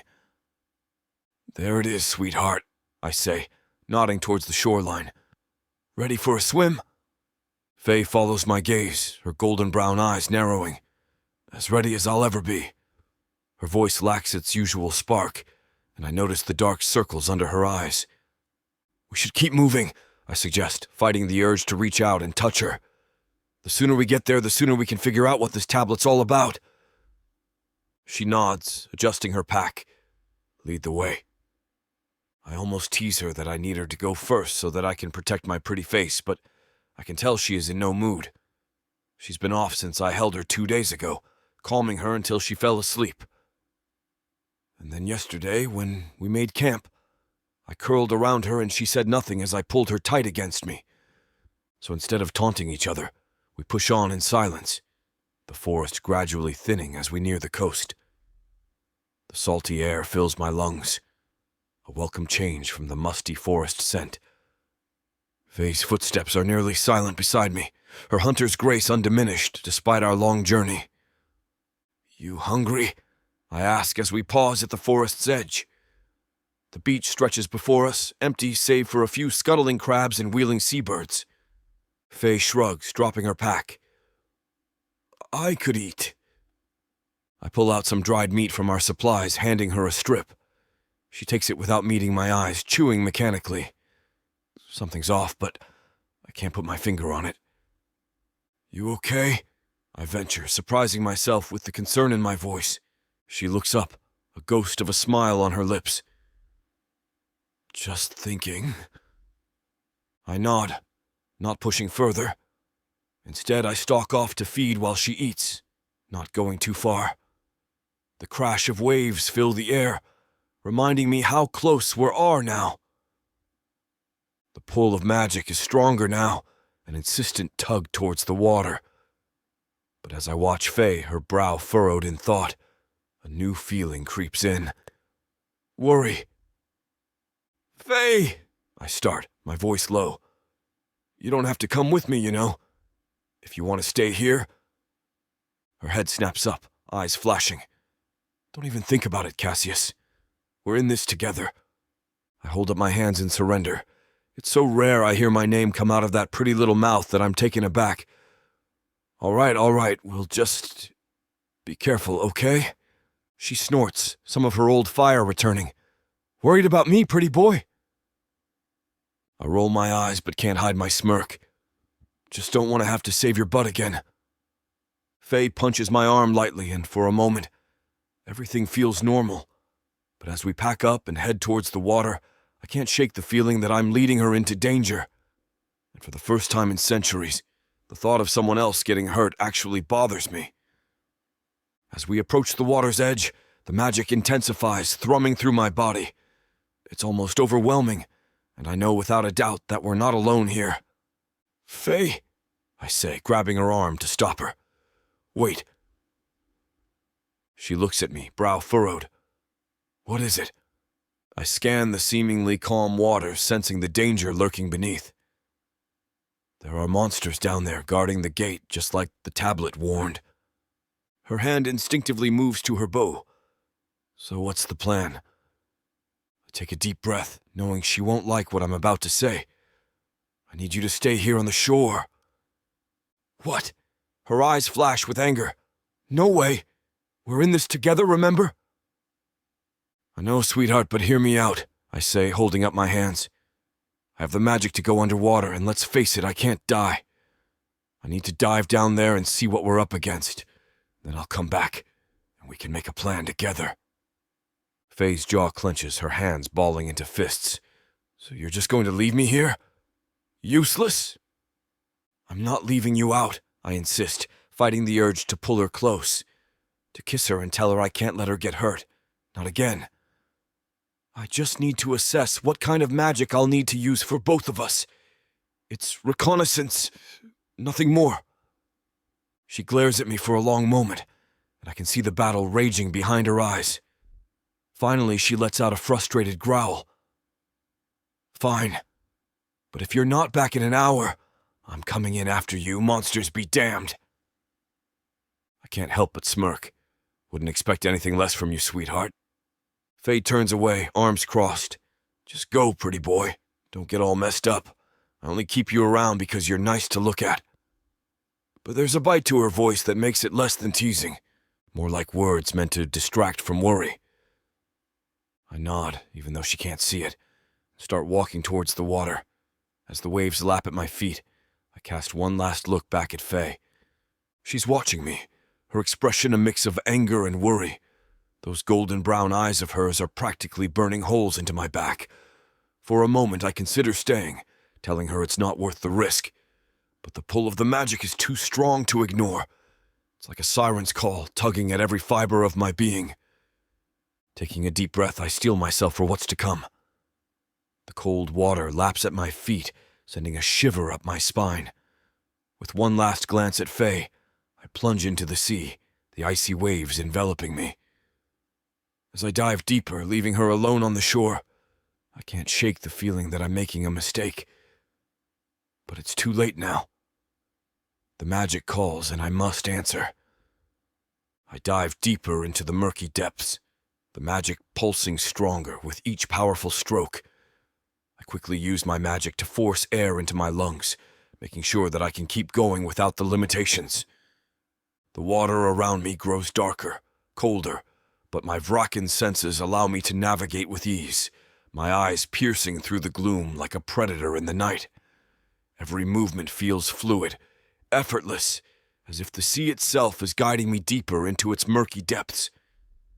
The chill doesn't bother me. My flesh feels immune to such discomforts. The pulse of the ancient power grows more intense, an irresistible pull guiding me towards our goal. It's intoxicating, this raw magic, and I can feel it seeping into my very bones. My entire body thrums with anticipation, every nerve ending alive with the promise of untapped power.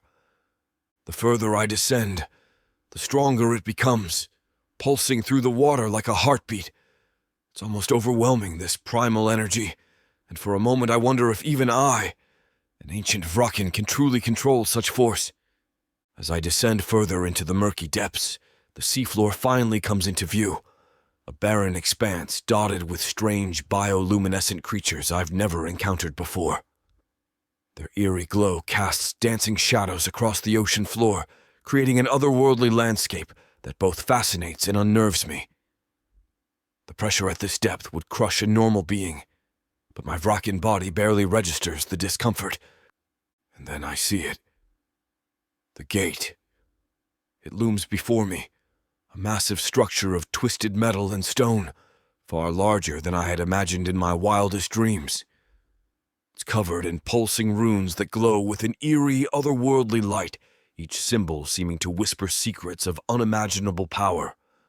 The sheer magnitude of the gate is overwhelming, dwarfing everything around it. I can feel the ancient magic radiating from it, calling to the power in my own blood.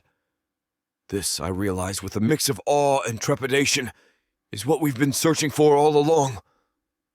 My heart races as I approach, the magic now thrumming through my entire being, setting every nerve ending on fire. I reach out, my pale fingers just inches from the surface of the gate, anticipation building to a fever pitch. But just as I'm about to make contact, the water around me explodes into chaos. The sudden violence of it catches me off guard, and for a moment, I'm lost in a maelstrom of bubbles and debris. A massive tentacle, easily as thick as my torso, whips out of the darkness, narrowly missing my head. I spin, barely dodging another strike as more tentacles emerge from the gloom. The creature reveals itself, a colossal, monstrous thing with a bulbous body and countless writhing arms. Its single massive eye fixes on me, glowing with malevolent intelligence. I try to swim away, but the beast is faster than I anticipated. A tentacle wraps around my leg, yanking me back with terrifying force. And I know I'm screwed. Chapter 19. Faye. I pace along the shoreline, my eyes fixed on the churning waves where Casus disappeared. The sun beats down on my skin, but I barely notice the heat. My heart races, each beat a reminder of the time slipping away. "Come on, pretty boy," I mutter, kicking at the sand. "What's taking so long?" The magic from the tablet thrums through my veins, a constant reminder of our connection. It pulls me towards the water, urging me to follow him. I clench my fists, fighting the urge to dive in after him. A miner cries overhead, making me jump. I scan the horizon, searching for any sign of Cassius's return. Nothing but endless blue meets my gaze. My stomach twists with worry. What if something's gone wrong? What if he's hurt? The thought of losing him sends a jolt of panic through me. "Damn it, Cassius," I growl, kicking a piece of driftwood. "You better not die down there." I close my eyes, focusing on the pull of the magic.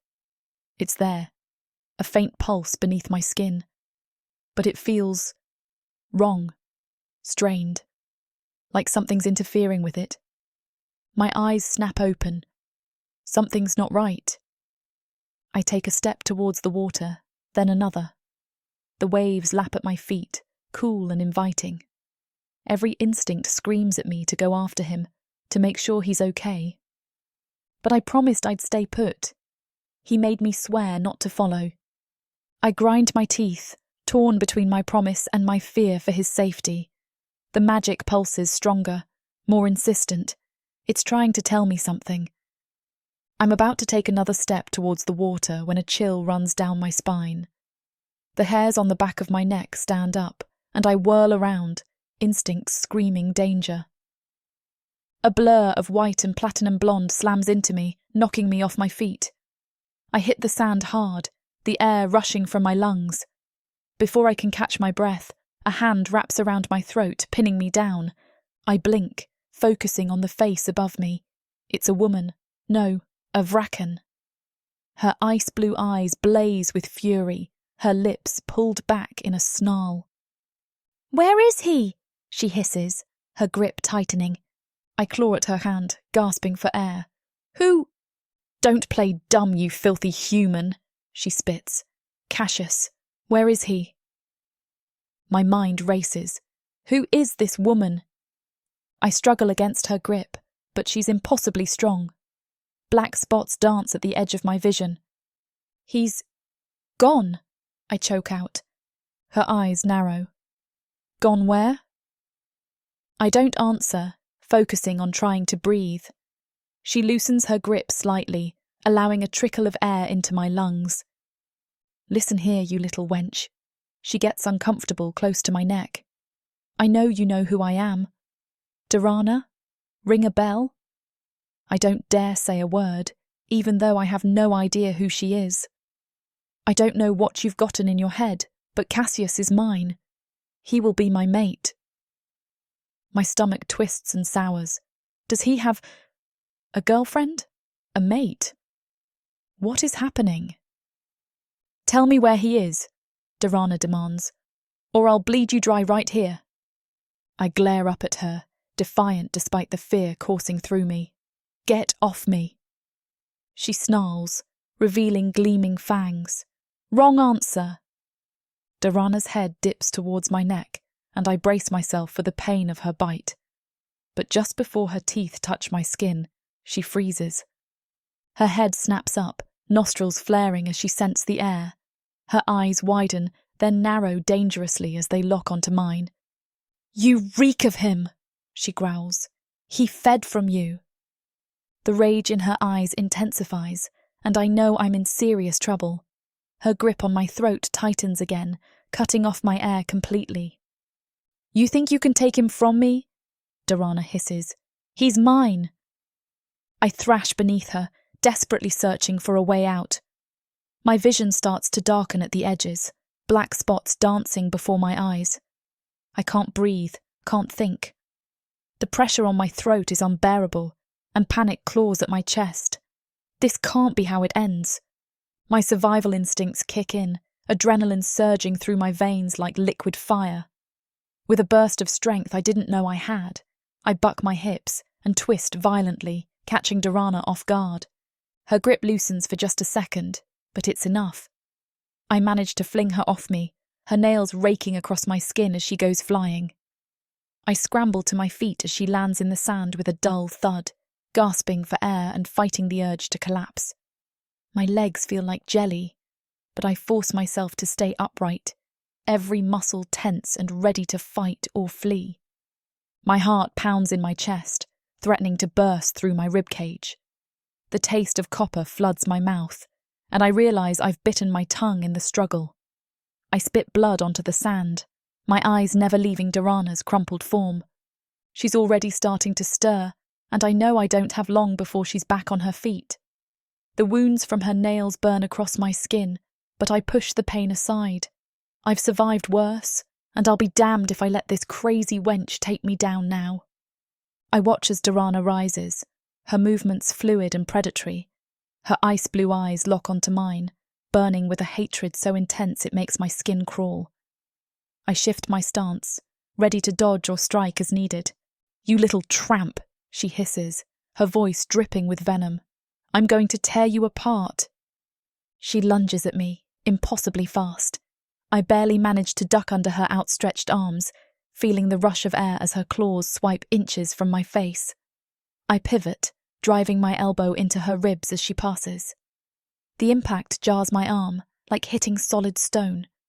Durana whirls around, snarling. Her hand shoots out, grabbing a fistful of my hair. Pain explodes across my scalp as she yanks me towards her. I cry out, stumbling forward. Her other hand comes up, aiming for my throat. Panic surges through me, and I react on pure instinct. I drive my knee up, catching her in the stomach. It's like kicking a wall, but it's enough to make her loosen her grip. I twist away, strands of hair tearing free from my scalp. My heart pounds in my ears as I scramble back, putting some distance between us. Durana's eyes narrow, a cruel smile twisting her lips. "Is that all you've got, human? No wonder Casus will tire of you soon." Her words sting, but I push the feeling aside. I can't let her get in my head. She rushes me again, faster than before. This time, I'm not quick enough.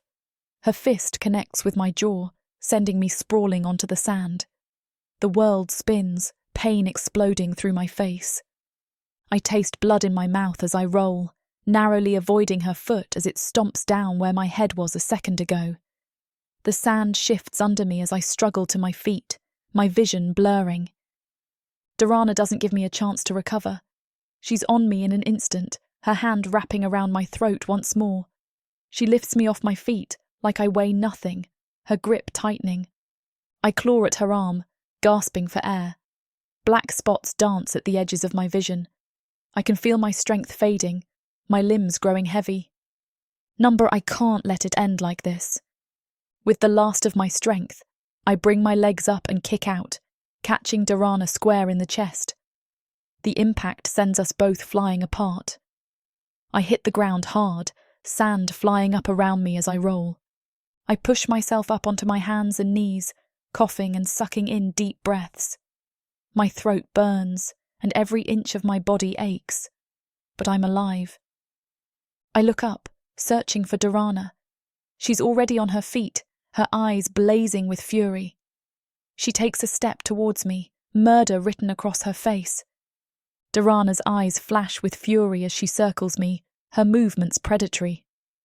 "You pathetic little human," she snarls. "You think you can come between us? Casus and I have history. You're nothing but a temporary distraction." Her words cut deep, stirring up doubts I've been trying to ignore. The magic from the tablet pulses within me, feeding my anger and confusion.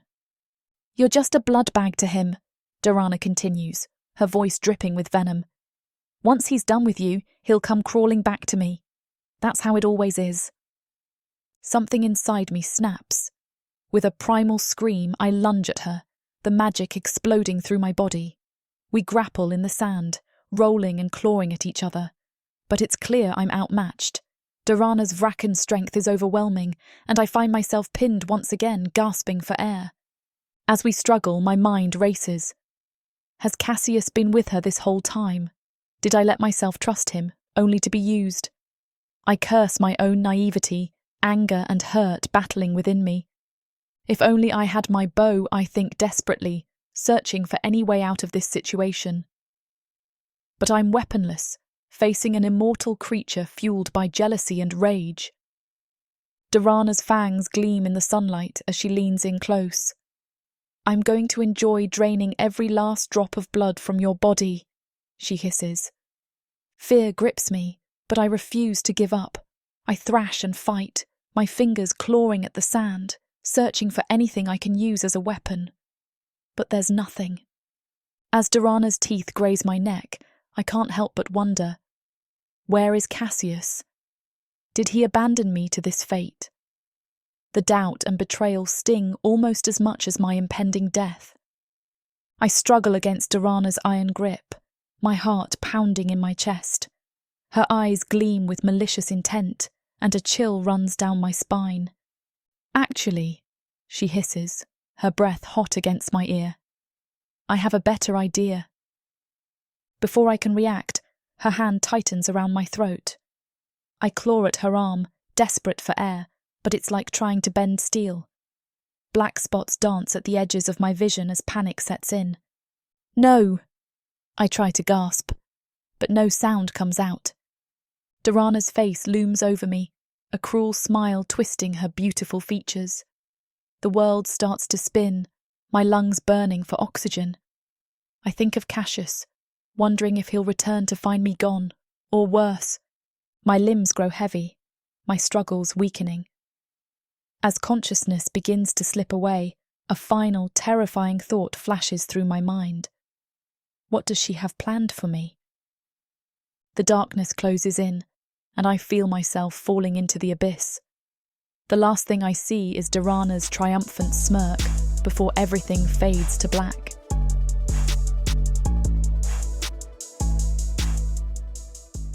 From the depths of the darkness of Prothika, or clawing up from the realms of fantasy, come the most fearsome beasts you have ever seen. these monsters are done watching from the shadows. Now, as they step into the light, something unexpected grips them. Something even they can't fight off. Love, Vampires, demons, dark elves, gods. minotaurs, creatures of light and dark. They will protect their mates. Do whatever needs to be done. Morally grey heroes who will burn the world to protect the women who love them. 10 audiobooks, Fall into over 60 hours of fantasy romance. 20 ebooks, Over 1 million words of these brutes who will protect their women. even if they might destroy themselves in the process. Get the immersive Prothika Fantasy Romance Bundle. For 80% off, right now, dive into Prothika at a once-in-a-lifetime discount. The first bundle to offer both ebooks and audiobooks on worldsofprothika.com. Prothika's magic is eternal, and this romantasy bundle will make it endless.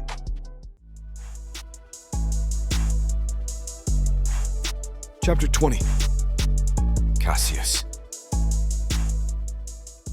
I thrash against the creature's grip, its slimy tentacles constricting around my chest and arms. The pressure builds as we plummet deeper into the inky depths. My wings, useless underwater, strain against my back. I grit my teeth, fighting the urge to gasp for air I don't need. The monster's beak snaps inches from my face. I twist, barely avoiding its razor-sharp edge. My eyes adjust to the murky darkness, taking in the beast's massive form. Dozens of tentacles writhe around a bulbous body, easily twice my size. I channel magic through my limbs, enhancing my strength. With a burst of power, I wrench one arm free. I slam my fist into what I hope is a vulnerable spot near its beak. The creature recoils, loosening its grip just enough. I slip from its grasp, kicking hard to put distance between us. But the monster's faster than I anticipated. A tentacle whips out, catching my ankle. It yanks me back, spinning me in a dizzying arc. My back slams against something solid, the gate. The impact sends a jolt of pain through me, but also ignites an idea. I press my palms against the ancient structure, feeling its latent magic pulse beneath my fingers. The sea monster charges, beak wide and tentacles flailing. I focus, drawing on the gate's power. It flows into me, raw and electric. My skin tingles as the magic builds. Just as the creature's about to strike, I release the energy in a massive shockwave. The blast catches the monster full force, sending it tumbling backward in a cloud of ink and debris. I don't waste the opening. I shoot forward, magic crackling around my fists. I unleash a flurry of blows, each strike enhanced by the gate's power. The creature writhes, its tentacles flailing wildly. One catches me across the chest, knocking the air from my lungs. Another wraps around my throat, squeezing tight. Spots dance in my vision as I struggle against its grip. In desperation, I reach out with my magic, probing for a weakness. There, a faint pulse near its center. I focus all my remaining strength into a single, devastating blow. My fist connects, and I feel something give way beneath the creature's tough hide. It lets out an unearthly shriek that reverberates through the water. Its tentacles go limp, releasing me as it begins to sink into the abyss. I float there, battered and exhausted, watching the monster disappear into the darkness below. The battle's over, but as I turn back to the gate, I realize my mission's just beginning. I take a moment to gather myself, the water around me still swirling with debris from the battle. My muscles ache, but there's no time to rest. The gate looms before me, its ancient stonework covered in strange, glowing runes. I swim closer, running my hands over the intricate patterns. The magic pulses stronger now, almost eager. I press my palm flat against the center of the gate, channeling my power into it. The runes flare to life, brilliant blue light cutting through the murky water. There's a low rumble and the massive stone doors begin to swing open. I hesitate for a split second. Whatever's beyond this gate, it's powerful enough to warrant all these defenses. But I've come too far to turn back now. I take a deep breath I don't need and swim through the opening. The moment I cross the threshold, I feel it. A shift in the water, a charge in the magic around me. I spin just in time to see the gate slam shut behind me. Trapped. I turn back, facing a long, dark tunnel stretching out before me. As I swim forward, glowing symbols ignite along the walls, casting an eerie light. The tunnel slopes downward, leading me deeper. Suddenly, the water around me begins to churn. I feel a strong current pulling me forward. I try to swim against it, but it's too powerful. The tunnel blurs past as I'm swept along, helpless to control my direction. Just as panic starts to set in, I spot a break in the current ahead. I angle my body, fighting against the flow with every ounce of strength I have left. At the last second, I manage to grab onto a protruding stone, anchoring myself. The current roars past me, but I hold firm. Once it subsides, I push off, continuing down the tunnel. My nerves are on high alert now, every sense straining for the next trap. I don't have to wait long. The tunnel opens into a vast chamber, and as I enter, I feel a strange tingling across my skin. Too late, I realize my mistake. A shimmering barrier springs to life around me, a magical cage. I slam my fists against it, but the barrier holds firm. Worse, I can feel it draining my energy, weakening me with each passing second. I close my eyes, forcing myself to think past the growing fatigue. There has to be a way out. I examine the cage closely, looking for any flaw in its construction. That's when I notice it, a tiny imperfection in one corner where the magic doesn't quite line up. I focus all my remaining power on that spot, channeling it into a concentrated burst. The barrier flickers, then shatters. I'm free, but dangerously weakened. I push through the last of the tunnel, my body aching from the ordeal. The water around me suddenly clears, and I find myself facing what can only be described as a shimmering curtain of magic. It's a portal, pulsing with an otherworldly energy that makes my skin tingle. Cautiously, I approach. The surface ripples as I near, like disturbed mercury. I reach out, my fingers barely grazing the portal's edge. A jolt of electricity shoots up my arm, and suddenly, I can see through it. A volcanic island materializes before my eyes, shrouded in mist and smoke. Black sand beaches ring its shores, while jagged peaks of obsidian thrust into an ash-gray sky. Rivers of molten lava snake down the mountainsides, casting an eerie red glow across the landscape. It's beautiful in a terrifying sort of way, the kind of place that promises danger and secrets in equal measure. Every instinct I have screams that this is what we've been searching for, the key to unraveling the mystery of the tablet. But as I float there, mesmerized by the vista before me, an unexpected thought cuts through my focus. Faye. I can't just leave her behind. waiting on the shore with no idea what's happened to me. The realization startles me. When did her well-being become so important? I shake my head, trying to clear these unfamiliar feelings. Yet I can't deny the pull I feel, urging me back to her side. With a last lingering look at the portal, I turn away. The journey back feels twice as long, my body protesting every movement. But the thought of Faye waiting pushes me onward. Finally, I break the surface, gulping in unnecessary air as I scan the shoreline. Something's wrong. The beach is empty. No sign of Faye's lithe form or her bow. "Hey, sweetheart!" I call out, my voice hoarse, but I keep my tone teasing. Only the crash of waves answers me. Dread settles in my stomach as I drag myself onto the sand. Where is she? What could have happened while I was gone? My muscles scream in protest, but I keep pushing. The adrenaline from my underwater battle is fading, replaced by a bone-deep exhaustion. But as I scan the shoreline, that fatigue vanishes in an instant. "Faye?" I call out, my voice rough. No answer. I push to my feet, stumbling across the sand. Something's wrong. The air feels charged, tense. I spot Faye's bow, half buried near the tree line. My chest tightens. "Faye!" I shout again, louder this time. Only the crash of waves replies. I crouch, examining the sand. Footprints everywhere, signs of a struggle. My fingers brush something warm and sticky. Blood. Not much, but enough to send a jolt of panic through me. Especially when I recognize the scent. Faye's. "No, no, no," I mutter, rising to scan the area again. How long was I gone? What happened here? A scrap of fabric catches my eye, snagged on a nearby bush. I recognize it instantly, torn from Faye's tunic. I clutch it in my fist, a growl building in my throat. Someone took her. Someone dared to lay hands on what's mine. The thought catches me off guard. When did I start thinking of Faye as mine?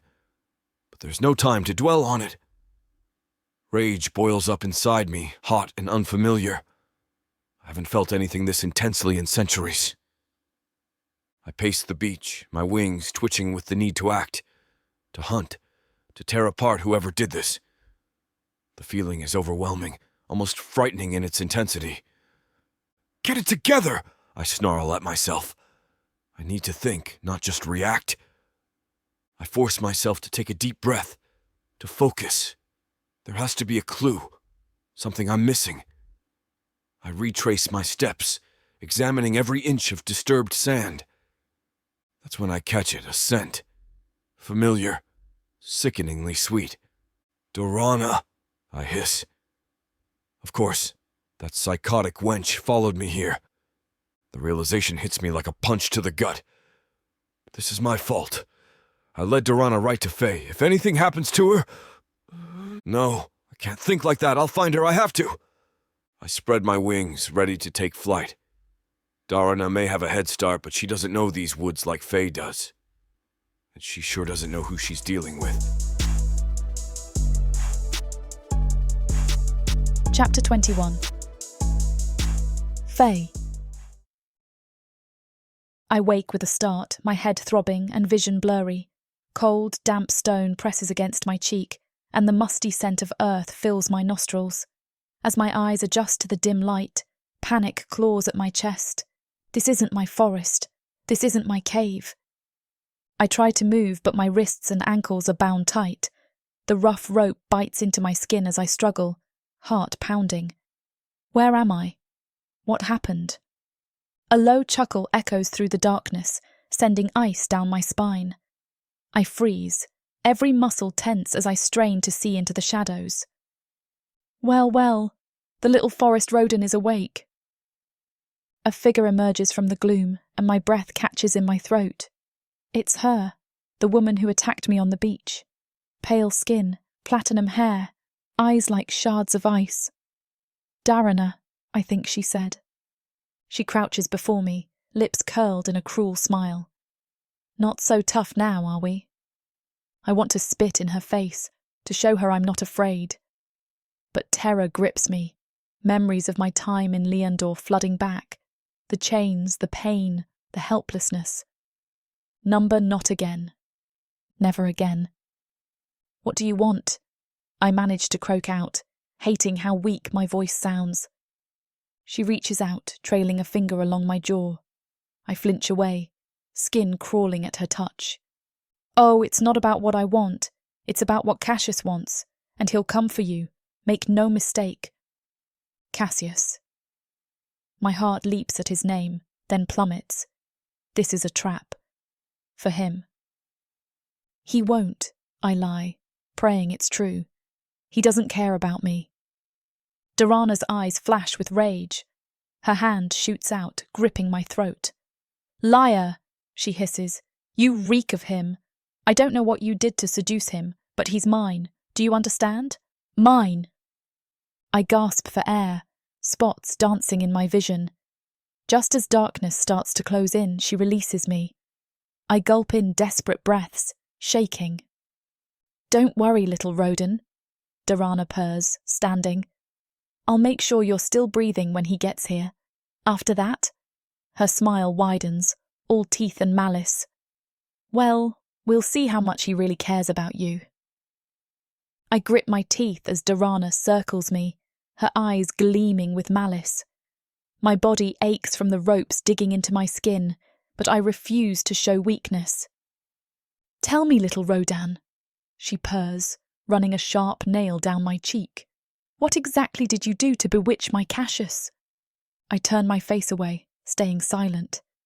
Her hand suddenly grips my jaw, forcing me to look at her. Answer me, she snarls, her nails digging into my skin. Nothing, I spit out. He's not yours. He doesn't want you. Pain explodes across my face as she backhands me. The metallic taste of blood fills my mouth. Liar! Dorana shrieks, her composure cracking. She grabs a fistful of my hair, yanking my head back. Did you bleed for him, you filthy human? Is that how you messed with him? You're using his hunger against him. Shame and anger burn through me.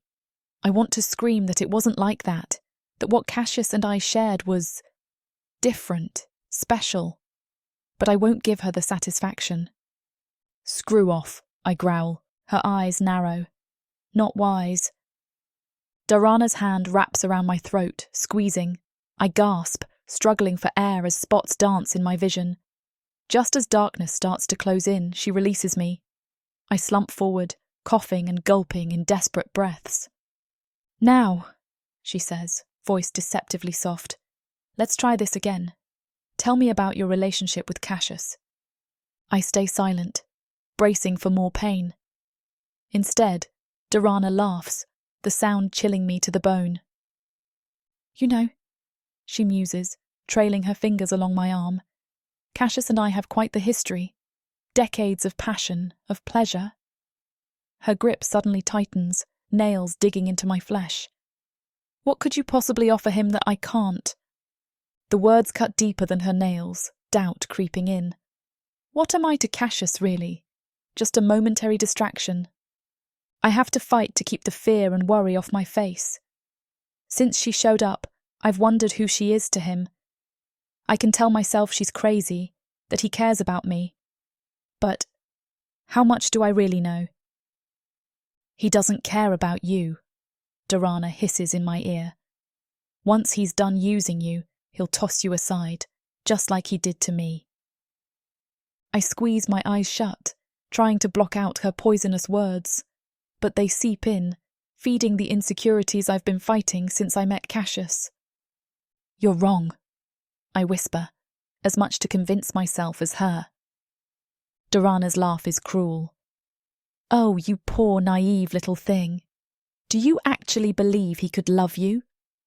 But when I don't respond, her eyes darken, her nails breaking skin and her magic lashing out at me. I gasp, my body shuddering as it takes the brunt of the impact.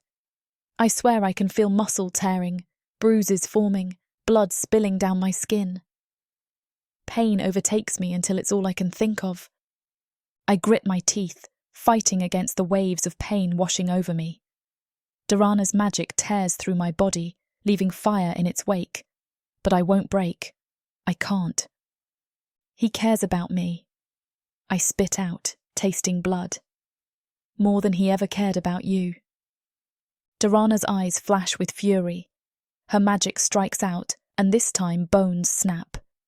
My muscles tear apart, and I gasp, trying not to vomit at the way my body is breaking, still bound with these harsh ropes. "Liar!"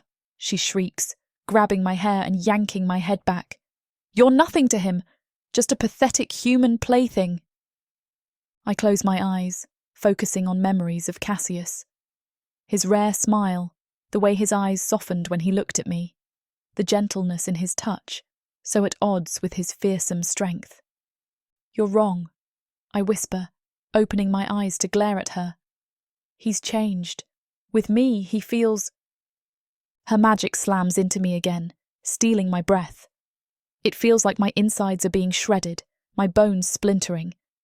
I bite my lip to keep from screaming, refusing to give her the satisfaction. "Feels?" Dorana laughs, the sound sharp and bitter.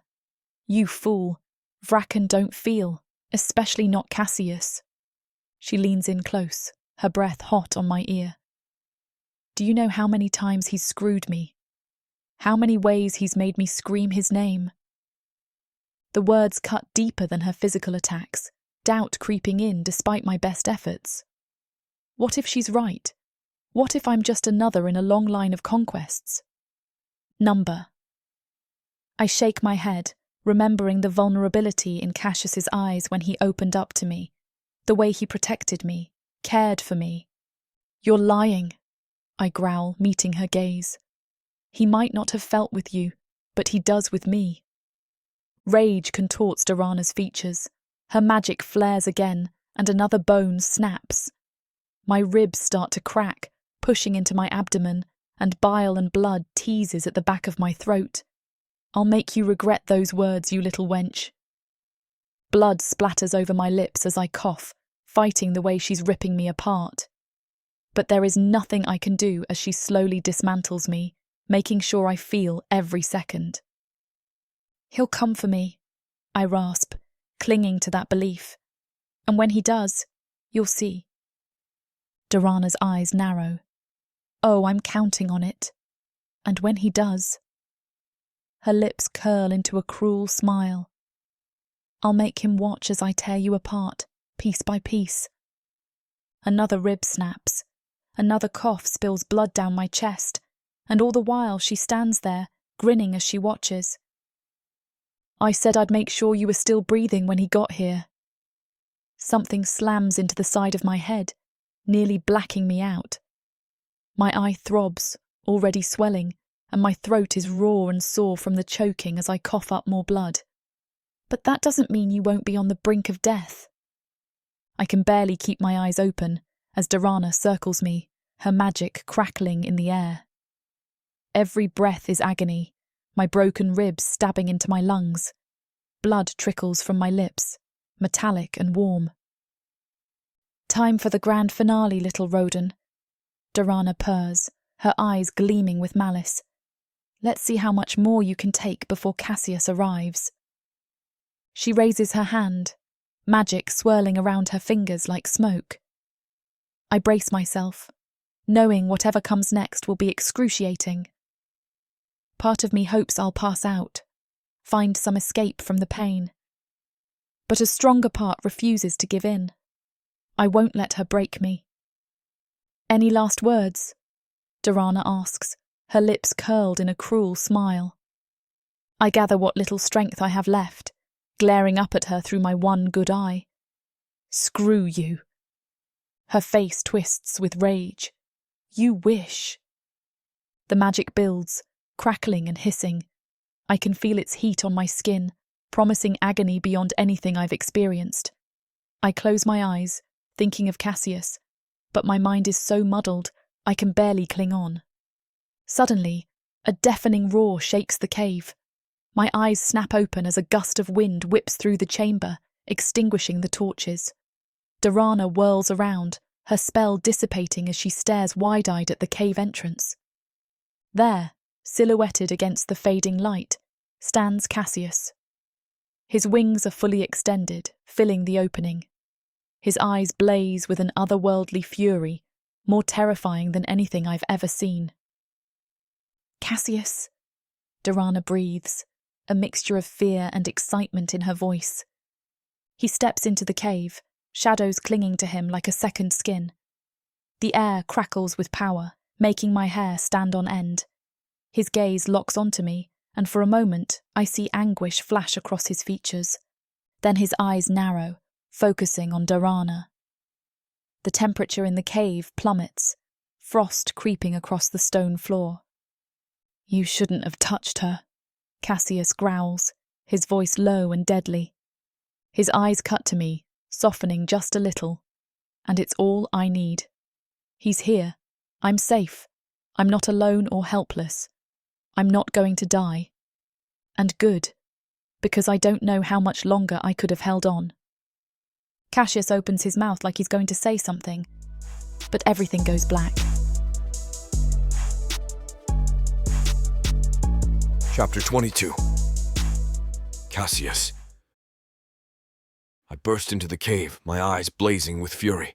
The sight before me sends a jolt of unfamiliar emotion through my body. Faye, bound and bleeding, her eyes wide with a mixture of relief and fear. And Durana, her face twisted into a cruel smirk, standing over Faye. "Cassius!" Durana purrs, but I hear the venom beneath her words. My fists clench at my sides. I've never felt rage like this before. It burns through my veins, hot and fierce, melting away centuries of apathy. "You shouldn't have touched her." My voice comes out as a low growl, barely recognizable as my own. My eyes drift over to Faye then, and I see the moment that my presence hits her. She relaxes like she knows I will save her, and then she slumps to the side, her body no longer able to withstand the torture she's been through. Durana smirks, not even noticing Faye's collapse as she moves toward me. "Or what, Cassius? You'll kill me? We both know you don't have it in you. You're too detached." She's wrong. For the first time in centuries, I'm feeling everything. The fear in Faye's eyes, the scent of her blood in the air. It's all fueling a fire inside me I thought had long since died out. I take a step forward, my wings unfurling behind me. "You have no idea what I'm capable of, Durana." She laughs, a high, manic sound that echoes off the cave walls.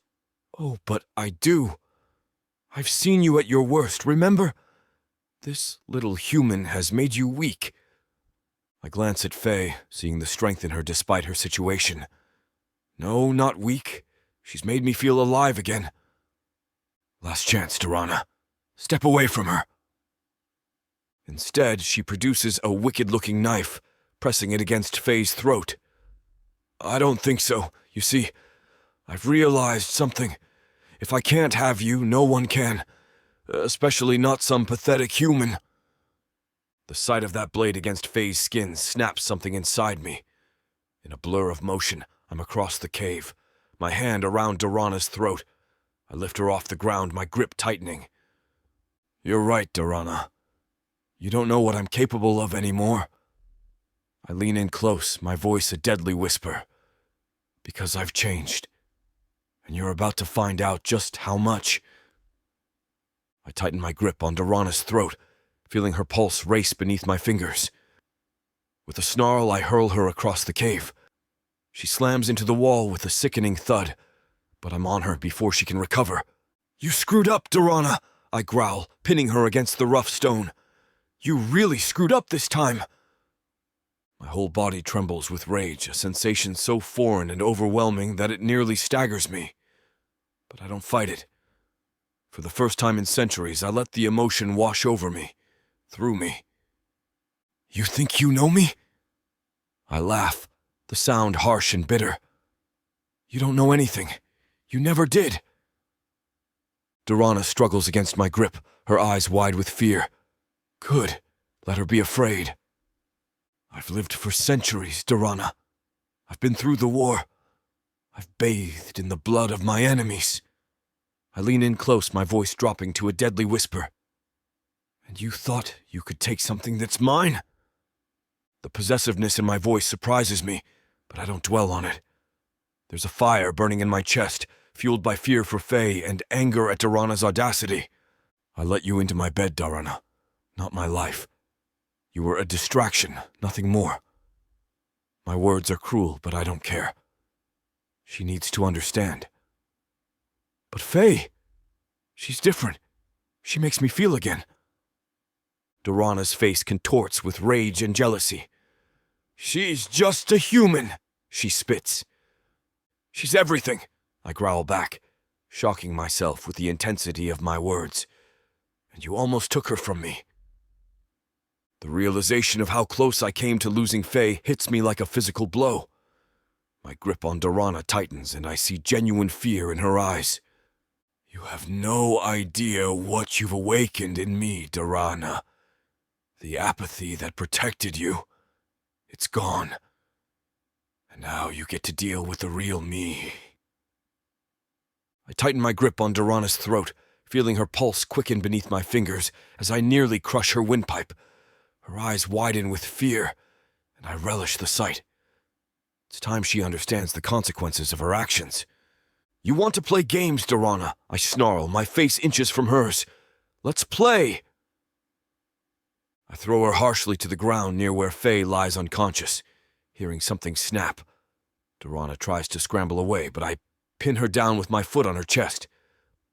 Look at her, I demand, gesturing to Faye. Look at what you've done.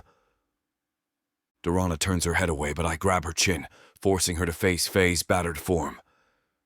This is what your obsession has led to, I hiss. You're pathetic, Dorana. So desperate for attention that you torture an innocent woman. I lean down, my voice dropping to a menacing whisper. Tell me, what did you think would happen? That I'd see you torturing her and suddenly realize I loved you? Dorana whimpers, tears forming in her eyes. I just wanted you to see me, she chokes out. Oh, I see you, I spit. I see a sad, insecure little girl playing at being a woman. I release her chin and stand up, pacing around her prone form. You know what your problem is, Dorana. You've never faced your own inadequacies. You've always blamed others for your shortcomings. I crouch down beside her, my voice deceptively soft. But not anymore. It's time for you to face the truth. I grab her arm, yanking her to her feet. You're nothing, Dorana. You're not special, you're not powerful, and you're certainly not worthy of my attention. Each word is a knife, and I watch as they cut deep. Dorana's face crumples, her carefully constructed facade finally cracking. But we had something, she stammers. I laugh, the sound cold and cruel. We had intercourse, Dorana. That's all, and even that was mediocre at best. I see the moment my words hit home. Dorana's eyes fill with tears, her body shaking with suppressed sobs. You want to know why I never loved you? I continue, twisting the knife. Because there's nothing to love. You're empty, Dorana. A hollow shell trying to fill itself with other people's affection. I grab her face, forcing her to look at me. But it will never be enough, will it? No matter how many people you manipulate or hurt, you'll never fill that void inside you. Dorana breaks down, collapsing to her knees. I stand over her, my voice cold and unforgiving. This is who you really are, Dorana. Weak, pathetic, alone.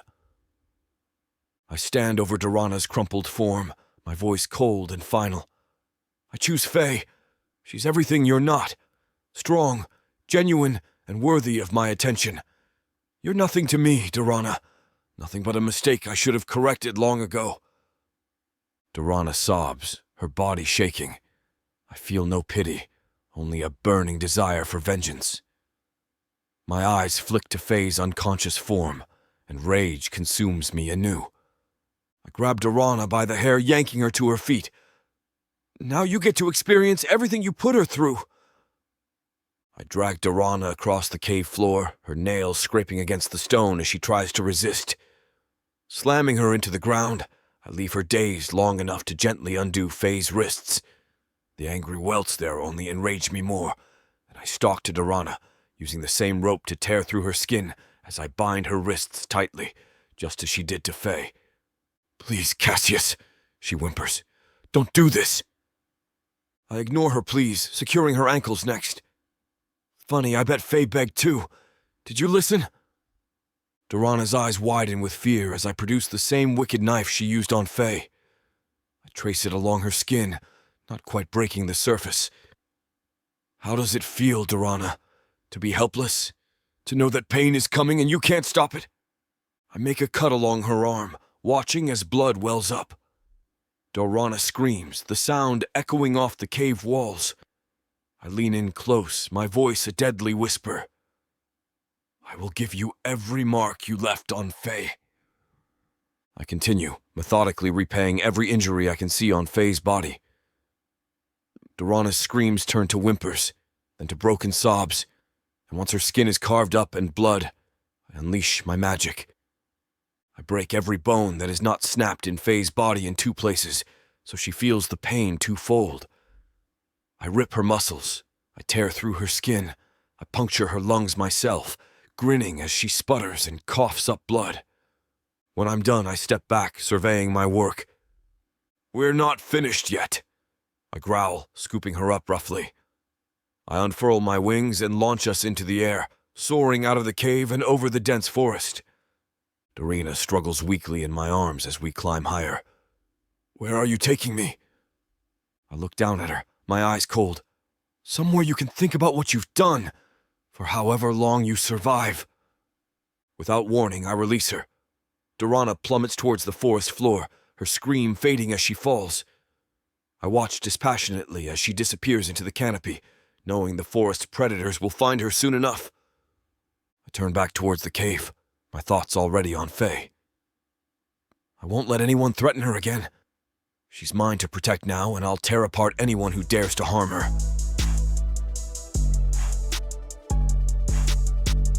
Chapter 23. Cassius. I rush back to the cave, my heart pounding with an unfamiliar urgency. As I land, I'm hit by the metallic scent of Faye's blood, and it takes every ounce of self-control not to lose it. And surprisingly, it's not bloodlust that is threatening to undo me. "Faye," I whisper, kneeling beside her broken form. My hands hover over her body, afraid to touch her, to cause more pain. Her skin is pale, almost translucent, and mottled with bruises. Deep gashes crisscross her arms and legs, still oozing blood. Her breathing is shallow and ragged, each inhale a struggle. "Damn it," I mutter, carefully brushing a strand of hair from her face. Her skin is cold and clammy under my touch. I've seen countless injuries in my long life, but none have affected me like this. A knot forms in my chest, tight and suffocating. Is this fear? I assess her injuries with growing dread. Multiple broken bones, internal bleeding, possible organ damage. It's too much. Too severe. "Come on, sweetheart," I murmur, cradling her face gently. "Don't you dare die on me." But even as I say it, I know conventional healing won't be enough. The realization hits me like a physical blow, and for the first time in centuries, I feel truly helpless. I've faced countless enemies, survived wars and betrayals, but nothing has prepared me for this. The thought of losing Faye, of watching her slip away, fills me with a despair so profound it threatens to consume me. "I can't lose you," I whisper, my voice breaking. "Not when I've just found you." Faye's eyelids flutter, and a soft groan escapes her lips. My heart leaps at the sound. "Faye, can you hear me, sweetheart?" Her eyes crack open, unfocused and clouded with pain. "Yes?" Relief floods through me, but it's short-lived. I can hear her heartbeat weakening, her breaths becoming more labored. "Listen to me, Faye. You're dying." My voice cracks on the last word. "There's only one way to save you, but it'll change everything." I take a shaky breath, steeling myself for what comes next. "I can change you, make you like me, a Vraken." The words tumble out, urgent and heavy. But it's not an easy process. and there's no going back. Faye's eyes widen slightly, a flicker of understanding in their depths. The change, it's permanent. You'll be immortal, stronger, faster, but you'll crave blood, need it to survive. I swallow hard, hating the fear I see creeping into her gaze. And the magic in my blood, it's not pure. It might make you feel different. Cass. A shudder rushes through Faye as a wave of pain seems to hit her. My hands tremble as I stroke her cheek. I need you to know everything before I do this. You might lose parts of yourself, Faye. Your humanity. I pause, the weight of what I'm offering crushing me. And it's hard to survive it. I can't guarantee you will, but I know you won't. My throat squeezes the word so tight I can barely get it out. You won't survive this. The silence stretches between us, heavy with unspoken fears and possibilities. I've never felt so conflicted, so torn between desire and duty. I want to save her desperately, but the thought of cursing her to this existence... I can't make this choice for you, sweetheart, I whisper, my voice raw with emotion. But I need you to understand what you'd be giving up, what you'd become. I want it, she mumbles, barely audible. Change me. I gaze into Faye's eyes, searching for any hesitation. Finding none, I nod, my heart clenching with a mixture of relief and dread. I trust you, she whispers, her voice barely audible. Without wasting another moment, I lean down and press my lips to hers. The kiss is gentle, filled with a tenderness I didn't know I possessed.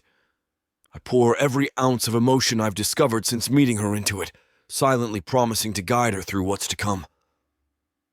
Carefully, I lay Faye back on the cave floor, cradling her head. My hands shake as I lift my wrist to my mouth.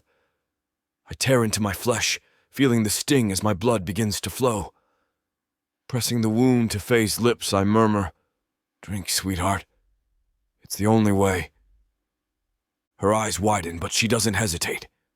As she begins to drink, I take her wrist in my other hand. My fangs extend, and I push them into her skin, immediately flooding her system with venom. The euphoria hits her instantly. I feel her body relax, the pain momentarily forgotten as the venom works its magic, but I know it won't last. The real agony is yet to come. I drink deeply, my senses overwhelmed by Faye's essence. Her blood sings to me, carrying the promise of life and death in equal measure. With each swallow, I feel her heartbeat weakening, her life force ebbing away. Panic rises in my chest. What if I'm too late? What if the change doesn't take hold? "Stay with me, Faye!" I growl against her skin. "Fight, damn it! You're stronger than this!" Her grip on my wrist tightens, and I feel a surge of hope. But then her body goes rigid, a strangled cry escaping her lips. The change is beginning, and with it comes unimaginable pain. I pull away, gathering Faye in my arms as she starts to convulse. Her screams echo through the cave, each one tearing at my soul.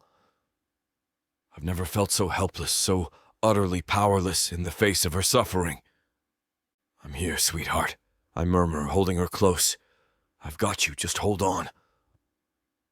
As Faye's body fights against the invasion of rock and blood, I can only wait and hope that she's strong enough to survive the transformation. The next few hours will determine everything, and for the first time in centuries, I find myself praying to whatever gods might be listening. I watch helplessly as Faye writhes in agony, her screams tearing through me. The change is brutal, and I can't bear to see her suffer like this. An idea strikes me, and I act on instinct. Leaning down, I press my lips to her forehead, then trail kisses down her face, her neck, her shoulders. With each spot that my lips meet her skin, I bite, sucking in a couple of mouthfuls before licking the wound closed. I whisper soothing words against her skin, hoping to anchor her through the pain. "I've got you, sweetheart. You're doing so well." I nip at her collarbone, letting my venom flow into her system, working my way across her body. And thankfully, the effect starts to take place. Her whimpers soften, her body relaxing slightly.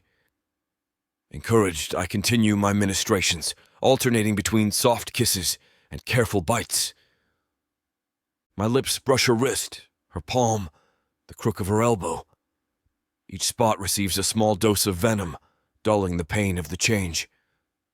I move to her other arm, then down her legs, leaving no inch of skin untouched. Faye's cries fade to soft whimpers, then to silence. Relief washes over me as I see the tension leave her body. Her eyes flutter open, hazy but no longer clouded with agony. I see the lust swirling there as my venom warms her body, making her feel euphoric and needy. "Cassius," she murmurs, her voice weak but steady. Before I can respond, she reaches for me, pulling me down into a kiss. Her lips are soft against mine, and I am so relieved to have her still. I kiss her back, pouring all my relief and newfound emotions into it. When we break apart, I search her face anxiously. The pain... She can barely keep her eyes open as she shakes her head. "No, I need..." A moan escapes her as my body brushes against her. "Cassius," she whimpers. As much as Samara and I want to finish what these two characters have started, it looks like this chapter is about to get too hot for this platform to handle. Unfortunately, we have to pause here because their guidelines won't allow us to reveal the spiciest details. To keep bringing you these free audiobooks, we have to follow their rules. But don't worry. You can experience the full, unabridged version over at worldsofprotheka.com, where the boundaries of passion and fantasy collide. Use code YouTube30 for 30% off any of our unabridged audiobooks set in the rich and immersive worlds of Protheka. Protheka's magic is eternal. With these scenes, it will be unforgettable. I press one last kiss to her center before moving up her body, gathering her into my arms. She's boneless, her eyes heavy-lidded and sated. Her body is trembling from the venom and orgasm. And I hope I've done enough to override her pain. "Sleep, sweetheart," I murmur, brushing a soft kiss against her forehead. Her body melts into mine as she drifts off into a fitful sleep. I watch her, my heart pounding in my chest, a mix of possessiveness and tenderness coursing through me. Mine, I think, holding her tighter. Mine to protect. Mine to cherish. And I won't ever let harm come near her again, if she can just make it through this. Chapter 24. Faye. I wake with a gasp, my senses overwhelmed. The world around me explodes into vivid detail, every grain of dirt on the cave floor, every whisper of air currents. My throat burns with an intense primal thirst. "Faye?" Cassius's voice rings clear, each syllable distinct. "How are you feeling?" I try to respond, but only manage a rasp. My hand flies to my throat, panic rising. "Shh, it's okay," Cassius soothes, his cool hand on my arm. "I'll help you feed soon. Just breathe." I nod, forcing myself to focus. As I do, I become aware of my body in a whole new way. Strength courses through my limbs. I flex my fingers, marveling at how responsive they feel. Slowly, I push myself up. The movement is effortless, almost too quick. I blink, adjusting to this new speed. "Easy," Cassius murmurs. "It takes some getting used to." I turn to look at him properly and gasp. His face is a masterpiece of light and shadow, every detail crisp and clear. But there's something else. Angry red marks marring his pale skin, a slight hitch in his breathing.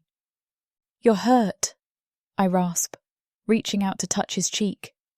He catches my hand, a small smile playing on his lips. "Nothing that won't heal. How about you? Any pain?" I shake my head, still marveling at how different everything feels. "Just thirsty. So thirsty." Cassius nods, understanding in his eyes. Let's take care of that. His eyes drift over me, and for one brief second I can see the relief there. I'm so glad you are okay. Warmth pours through my chest, the only thing pushing through my thirst. He guides me to my feet, and I'm struck by how light I feel. Each movement is precise, controlled. I take a step, then another, marvelling at the grace I never possessed before. Cassius leads me into the forest, his hand steady on my back. The night air is alive with scents and sounds I've never noticed before. I can hear the heartbeats of small creatures scurrying through the underbrush, smell the rich earth beneath our feet. Focus, Cassius murmurs. What do you hear? I close my eyes, letting my new senses guide me. There, a steady thump-thump to our left. My mouth waters. I hear something big. A day? Cassius nods, a hint of pride in his eyes. Good. Now, let's hunt. We move silently through the trees.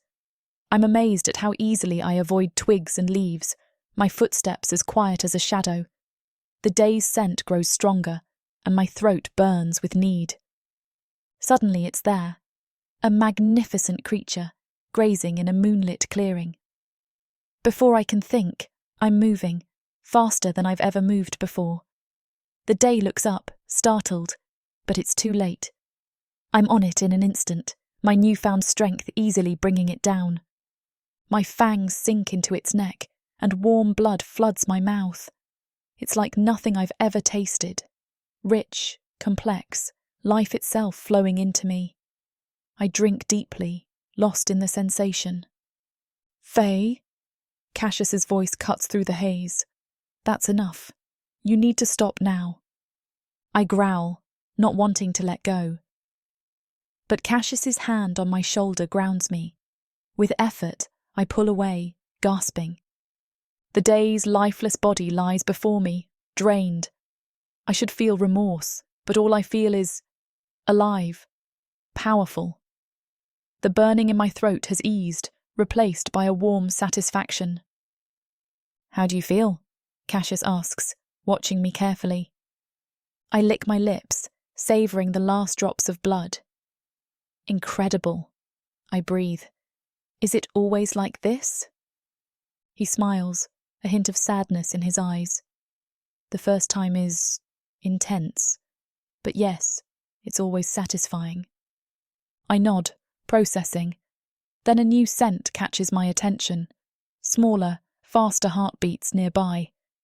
Without thinking, I'm off again, chasing down a pair of suru. They're quick, but I'm quicker.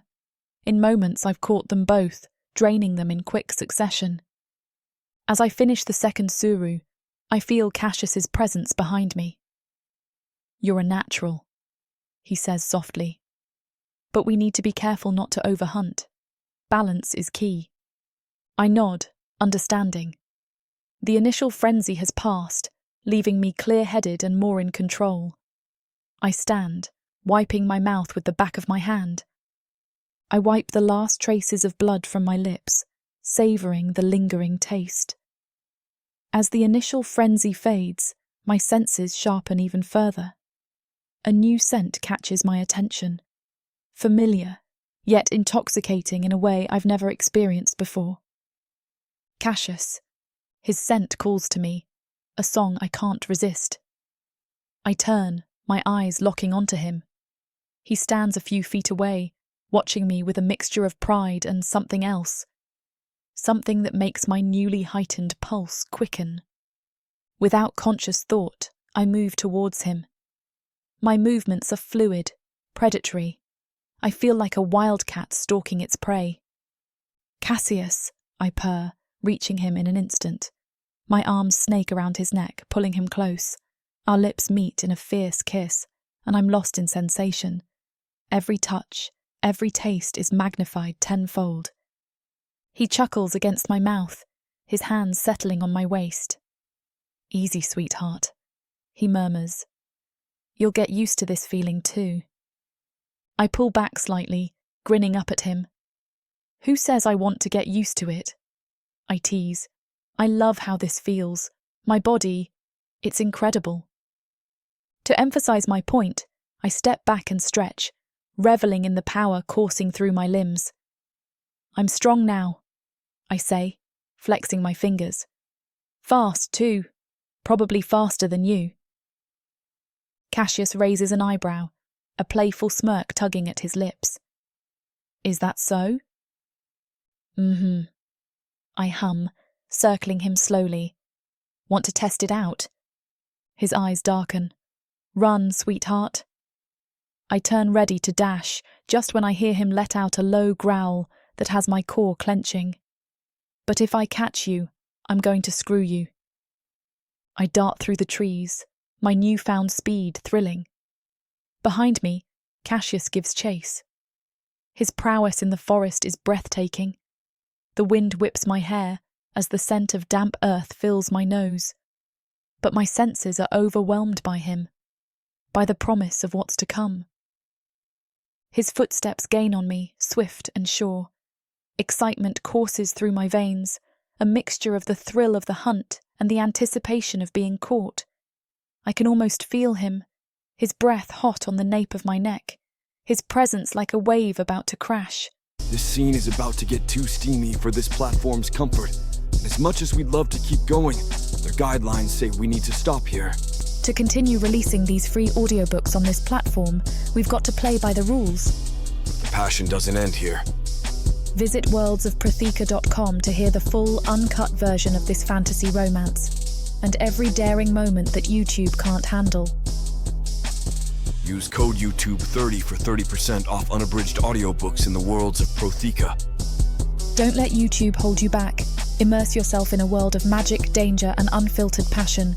Prothika's magic is eternal. Listen unabridged and you'll never want to go back. Faye, he rasps. I turn my head, my eyes meeting his. There's something in his gaze, a warmth I've never seen before. It makes my heart ache in a way I can't quite understand. Yeah? I whisper, my voice barely audible. He smiles, a slow, lazy grin that makes my stomach flutter. You're incredible, he says, his thumb tracing circles on my hip. I can't help but smile back, the warmth in his eyes making me feel seen, understood in a way I never have before. You're not so bad yourself, pretty boy. His laughter echoes through the forest, a sound that seems to chase away the shadows. In this moment it feels like nothing else exists, just us, just this. And for now, that's enough. That's everything.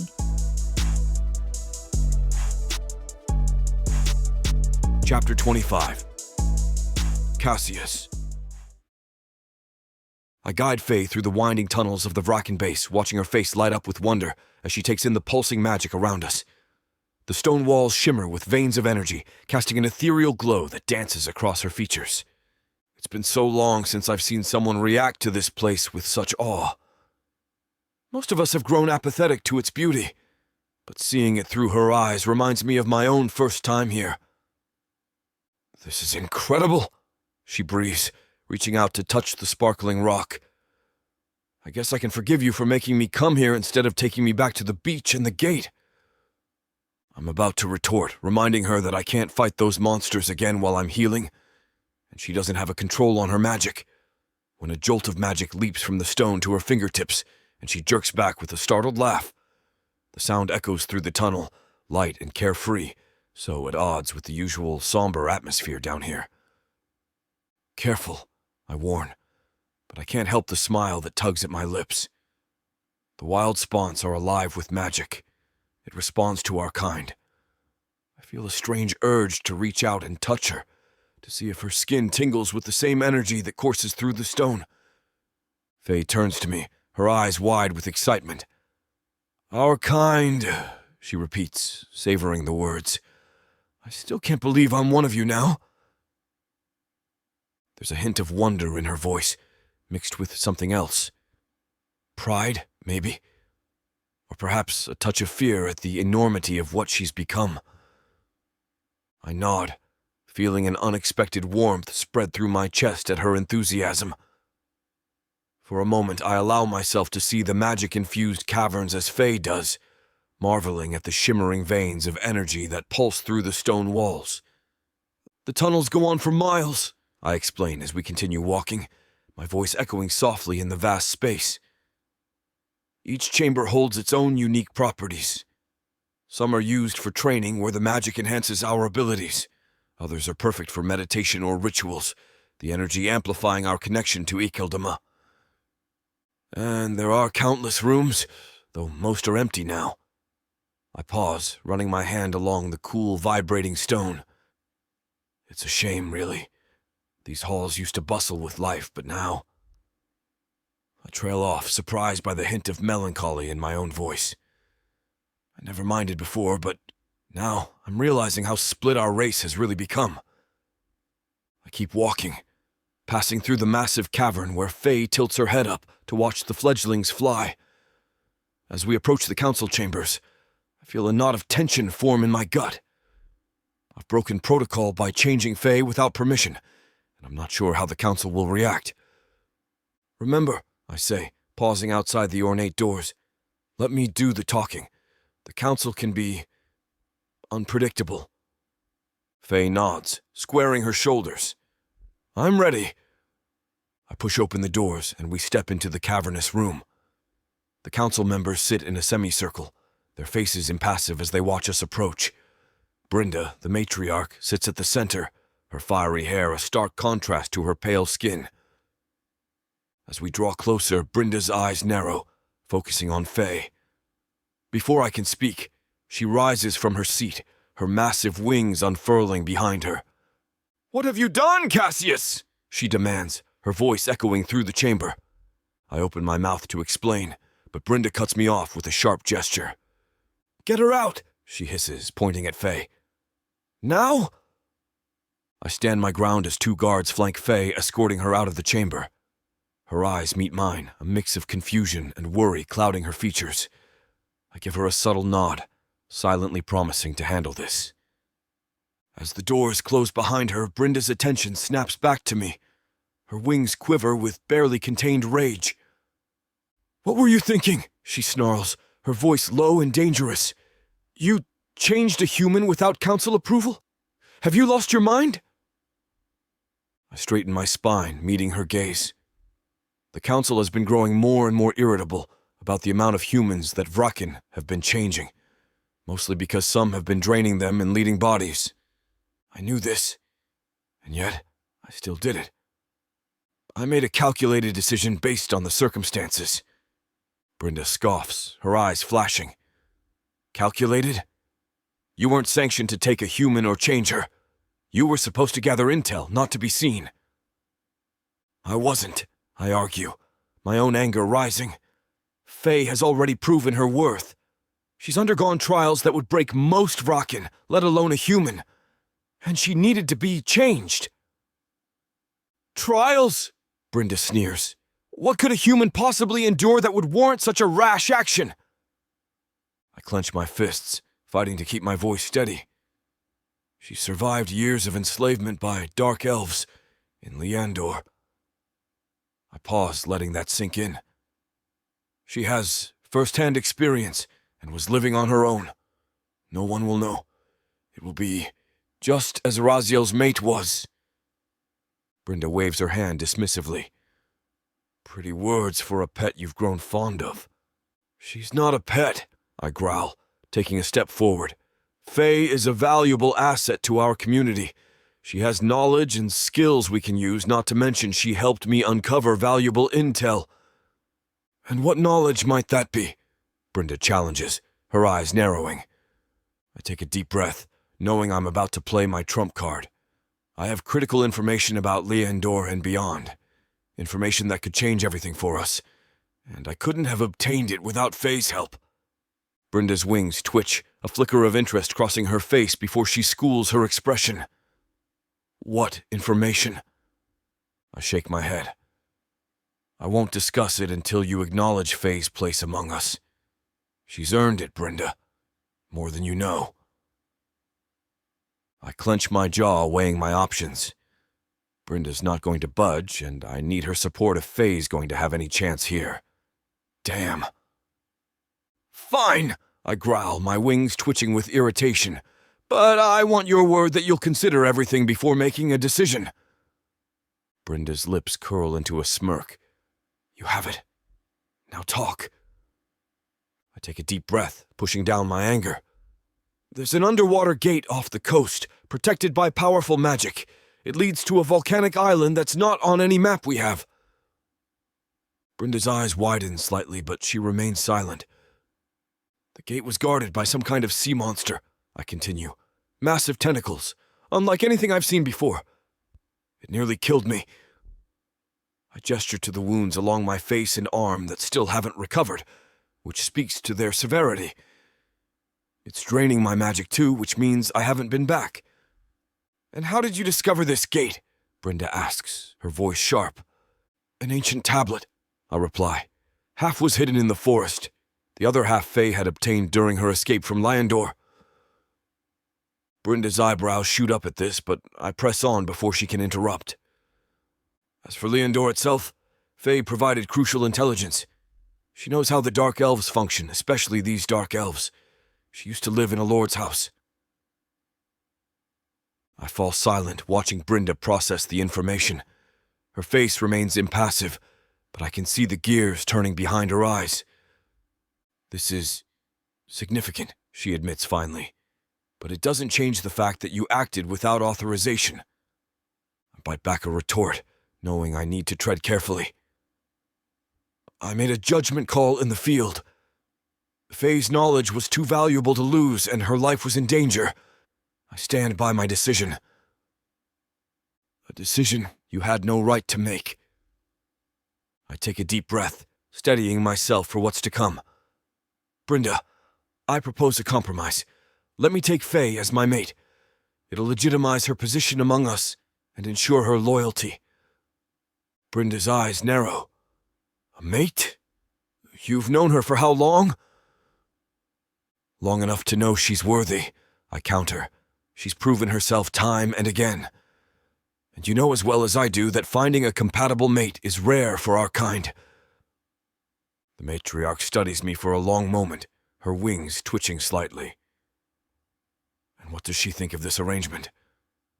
She'll agree, I say with more confidence than I feel. Brenda sighs, pinching the bridge of her nose. Fine. If she agrees to be your mate, we won't punish her for the unauthorized change. But Casus, she leans forward, her voice dropping to a dangerous whisper. If this backfires, it's on your head. I nod, relief washing over me. Understood. Now, Brenda continues, leaning back in her seat. You need time to recover from your injuries and bond with your new mate. She says the word like it leaves a bad taste in her mouth. You can use one of the above-ground bases for now. Thank you, I say, bowing my head slightly.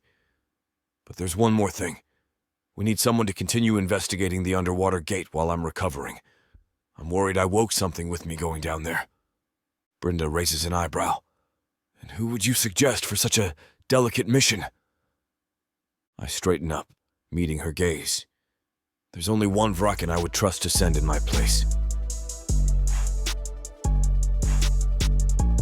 Chapter 26. Faye. I wander through the dimly lit corridors of the Vraken base, my new senses overwhelmed by the sheer intensity of magic pulsing around me. The stone walls shimmer with an otherworldly energy, veins of pulsating light running through them like living arteries. I brush my fingers against the cool surface, gasping as I feel the raw power thrumming beneath my touch. This is incredible, I whisper, my voice echoing softly in the cavernous space. Every step I take sends ripples of magical energy through the floor, and I can sense the ebb and flow of power all around me. It's as if the entire base is alive, breathing with an ancient, arcane force I never knew existed. I pause at an intersection, closing my eyes and letting my heightened awareness guide me. The air itself seems charged with potential, tiny sparks of magic dancing across my skin. I can smell the rich, earthy scent of the underground mixed with something else. A crisp, clean aroma that I can only assume is pure magic. As I continue my exploration, I come across a large chamber filled with swirling, iridescent pools. The liquid within them defies gravity, floating in mesmerizing patterns that shift and change before my eyes.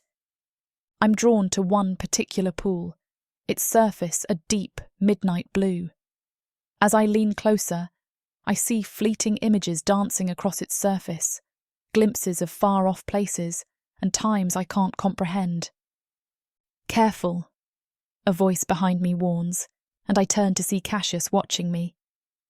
Those scrying pools can be addictive to the newly turned. I grin as I walk toward him, already eager to be back into his arms.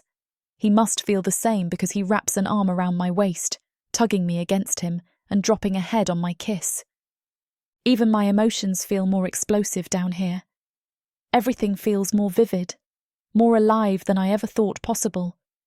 It's as if I've been living in a world of muted colours and dull sensations, and suddenly someone's turned up the intensity to its maximum.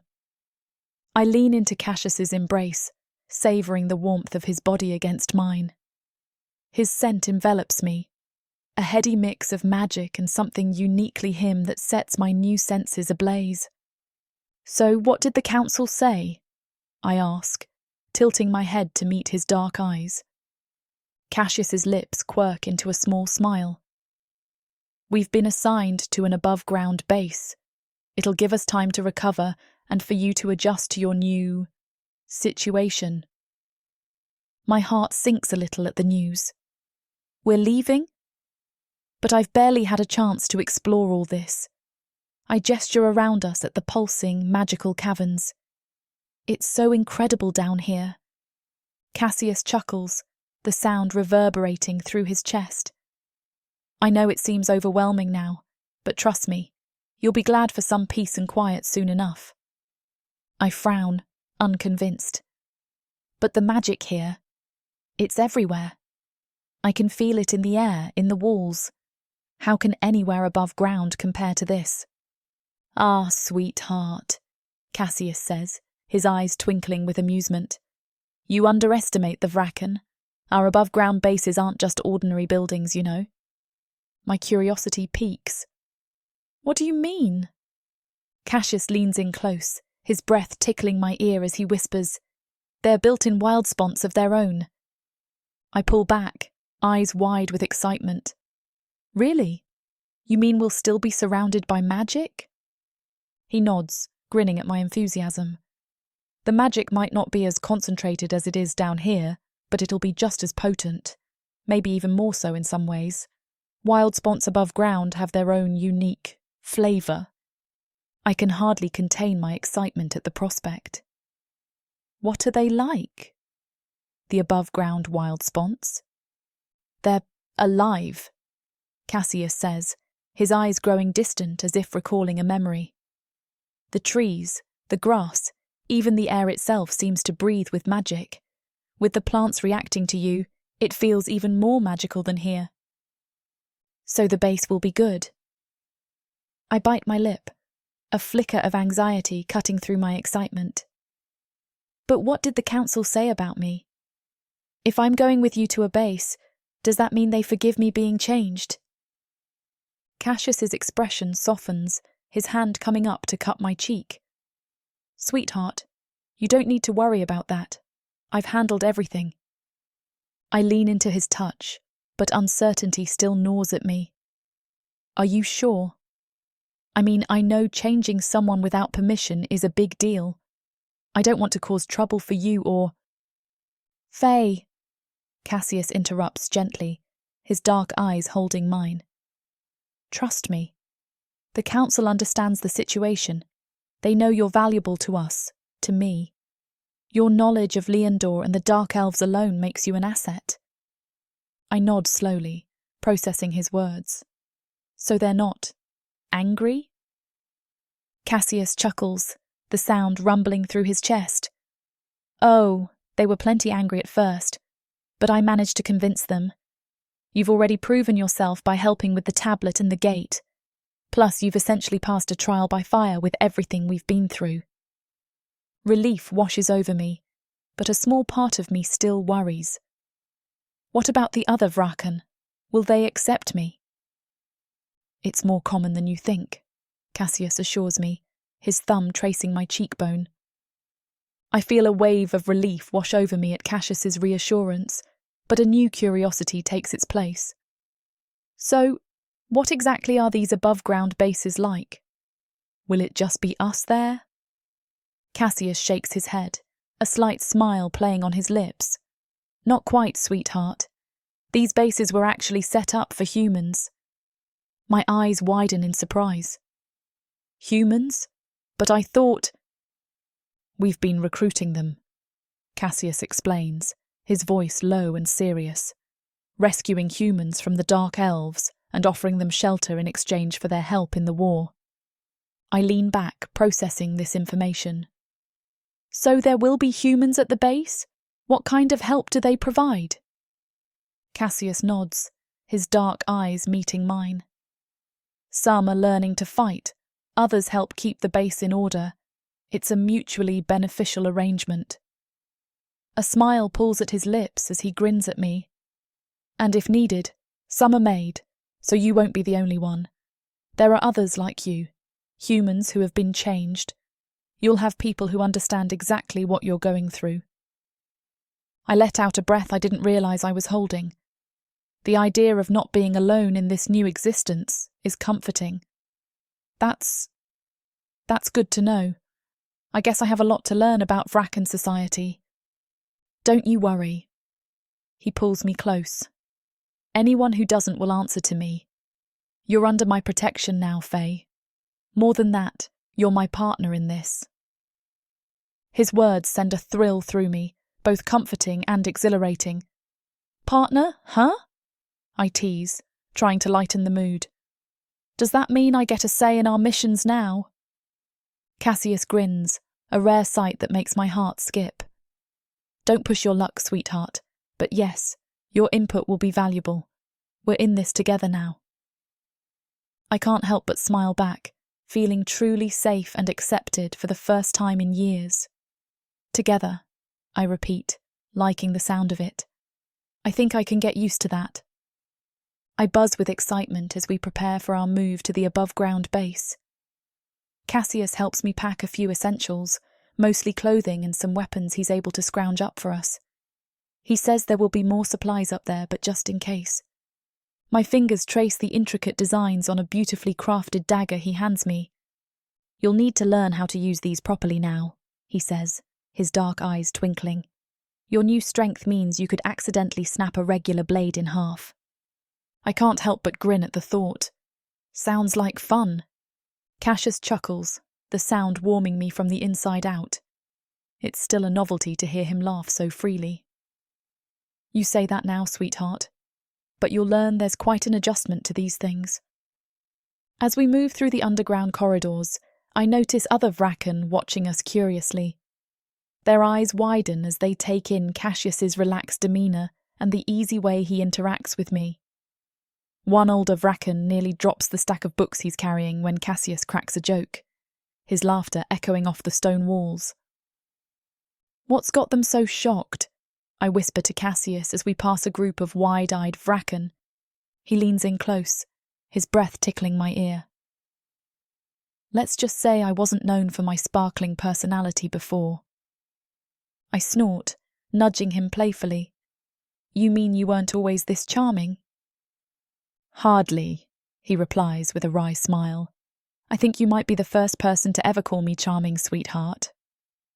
As we continue our preparations, I can't help but feel a swell of pride. I might be new to this world of Vraken and magic, but somehow I've managed to bring out a side of Cassius that no one else has seen before. It's a heady feeling, knowing I've had such an impact on this powerful, centuries-old being. Chapter 27. Cassius. I guide Faye through the lush forest surrounding our new base, watching her face light up with each discovery. Her excitement is infectious, and I find myself smiling more than I have in centuries. "Look at this, Cassius!" Faye exclaims, her hand hovering over a vibrant blue flower. The petals unfurl at her touch, releasing a soft, glowing pollen. "It's responding to me." "That's the magic of this place," I explain, stepping closer. "The forest is alive, reacting to other magic, and that includes you now." Faye's golden brown eyes sparkle with wonder. "It's incredible. I never imagined anything like this existed." As we approach the base, a massive treehouse structure seamlessly integrated into the canopy, I notice Faye's steps falter slightly. "Nervous, sweetheart?" She takes a deep breath. "A little. It's just so different from everything I've known." I take her hand, giving it a reassuring squeeze. "We're in this together. You've got nothing to worry about." We're greeted at the entrance by Soren, one of the base leaders. His tall, lean frame towers over us, his face set in its usual scowl. "Cassius," he nods curtly. "We knew each other from the tunnels."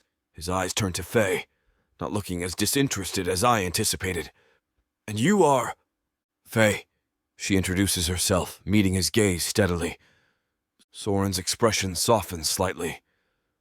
"Welcome to our little sanctuary. Evelyn will be here shortly to show you around." As if on cue, a petite woman with curly caramel hair bounds up to us, her smile dazzling. "You must be new," she exclaims, pulling my mate into an unexpected hug. "I'm Evelyn. It's so great to have another human-turned-Vraken here." Faye stiffens for a moment, then relaxes into the embrace. "It's nice to meet you, Evelyn. I'm Faye." The two women quickly fall into animated conversation, Evelyn peppering Faye with questions about her life before the change. I exchange a glance with Soren, who looks as surprised as I feel at their instant rapport. "Looks like they'll get along just fine," Soren mutters, a hint of amusement in his voice. "Evelyn doesn't usually get that excited." I nod, watching Faye's face light up as she talks. "I think you're right. This just might work out for us after all."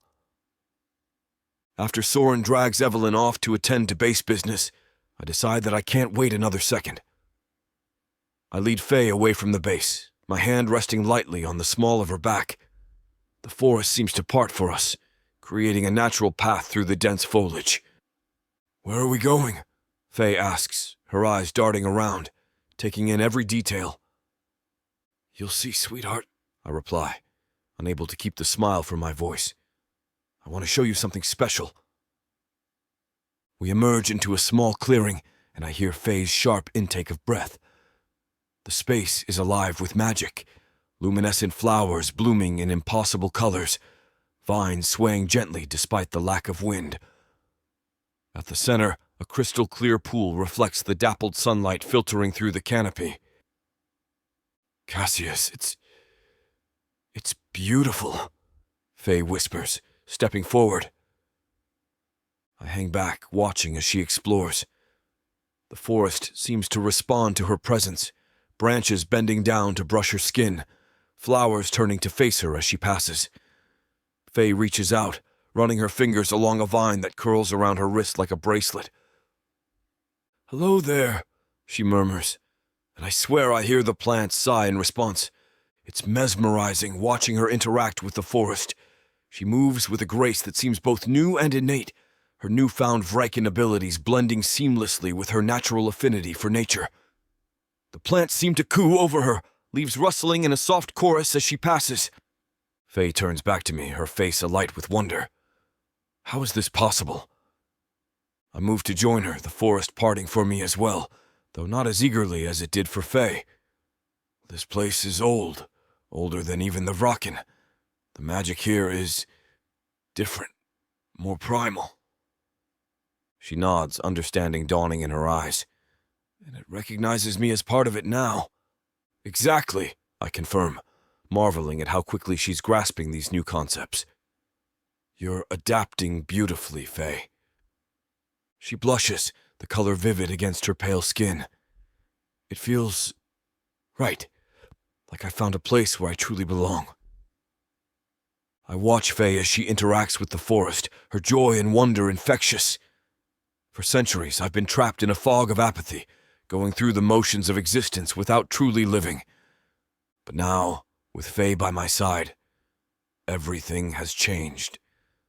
It's as if she's breathing life into the very air around us, and I can't help but be swept up in her enthusiasm. She's awakened something in me I thought long dead. Every smile, every laugh, every tender touch ignites a spark within my cold heart. I find myself caring again not just about her, but about the world around us. I catch myself studying her features, memorizing the curve of her lips when she grins, the way her eyes light up when she discovers something new. For the first time in centuries, I'm looking forward to tomorrow, eager to see what adventures we'll face side by side. Faye turns to me, her golden brown eyes shining with happiness, and I'm struck by how much I love her. The realization doesn't terrify me as it once might have. Instead, it fills me with a warmth I've never known. Faye, I call softly, reaching out my hand. She takes it without hesitation, stepping close to me. The forest seems to hold its breath, as if sensing the importance of this moment. Even the usual rustling of leaves and chirping of birds has fallen silent, leaving only the sound of our breathing and the rapid beating of Faye's heart. "There's something I want to ask you," I begin, my voice low and intense. My eyes lock onto hers, drinking in every detail of her face. "These past weeks with you have changed everything for me. You've brought light into my darkness, given me a reason to feel again after centuries of emptiness. It's like you've awakened a part of me I thought was long dead." Faye's eyes widen, her grip on my hand tightening. I can see a mix of emotions flashing across her face: surprise, hope, and maybe a hint of fear. "Casus," she breathes, her voice barely above a whisper. I reach for her other hand, pulling her even closer. Our bodies are nearly touching now, and I can feel the warmth radiating from her skin. "I want to spend eternity with you, Faye. Not just as mates, but as true partners, bound together in every way possible." I take a deep breath, feeling more nervous than I have in centuries. My heart, usually so still, seems to flutter in my chest. There's an ancient rockin' bonding ritual, a way to tie our lives together permanently. I pause, searching her eyes. "And I want it with you. I love you, Faye. I've fallen so far in love with you that I couldn't stop if I tried, and I don't want to go another second with you being mine. Will you become my bonded mate? For all time?" I watch as Faye's eyes widen, her lips parting in surprise. For a moment, my dead heart clenches with fear that I've misread everything, that she'll reject me. But then her face breaks into a radiant smile, and I feel myself breathe again. "Yes," she whispers, her voice filled with emotion. "Yes, Casus. I'll be your mate, fight by your side against the dark elves, and embrace my new life as a Vraken. With you." Tears prick at her eyes. "I love you too, you stubborn man." Relief and joy surge through me. I pull her close, crushing my lips against hers in a deep, passionate kiss. When we finally break apart, both breathless, I can't help but grin. "Good," I murmur, my voice low and intense. "Because I wasn't taking no for an answer, sweetheart." Faye laughs, a sound that sends warmth spreading through my chest. "Oh, really?" she teases, her eyes sparkling with mischief. "And what if I had said no, pretty boy?" I growl playfully, nipping at her lower lip. "Then I would have had to convince you, and trust me, I can be very persuasive." She shivers in my arms, and I can smell her arousal. It takes every ounce of self-control not to take her right here, in this magical clearing. Instead, I release her, stepping back. "Run," I whisper, my eyes locked on hers. Faye's breath catches, understanding dawning in her gaze. She hesitates for just a moment before turning and darting into the forest. I count to 10, giving her a head start. my body already thrumming with anticipation of the chase. Then, with a predatory grin, I take off after her. I can't wait to make good on my promise again.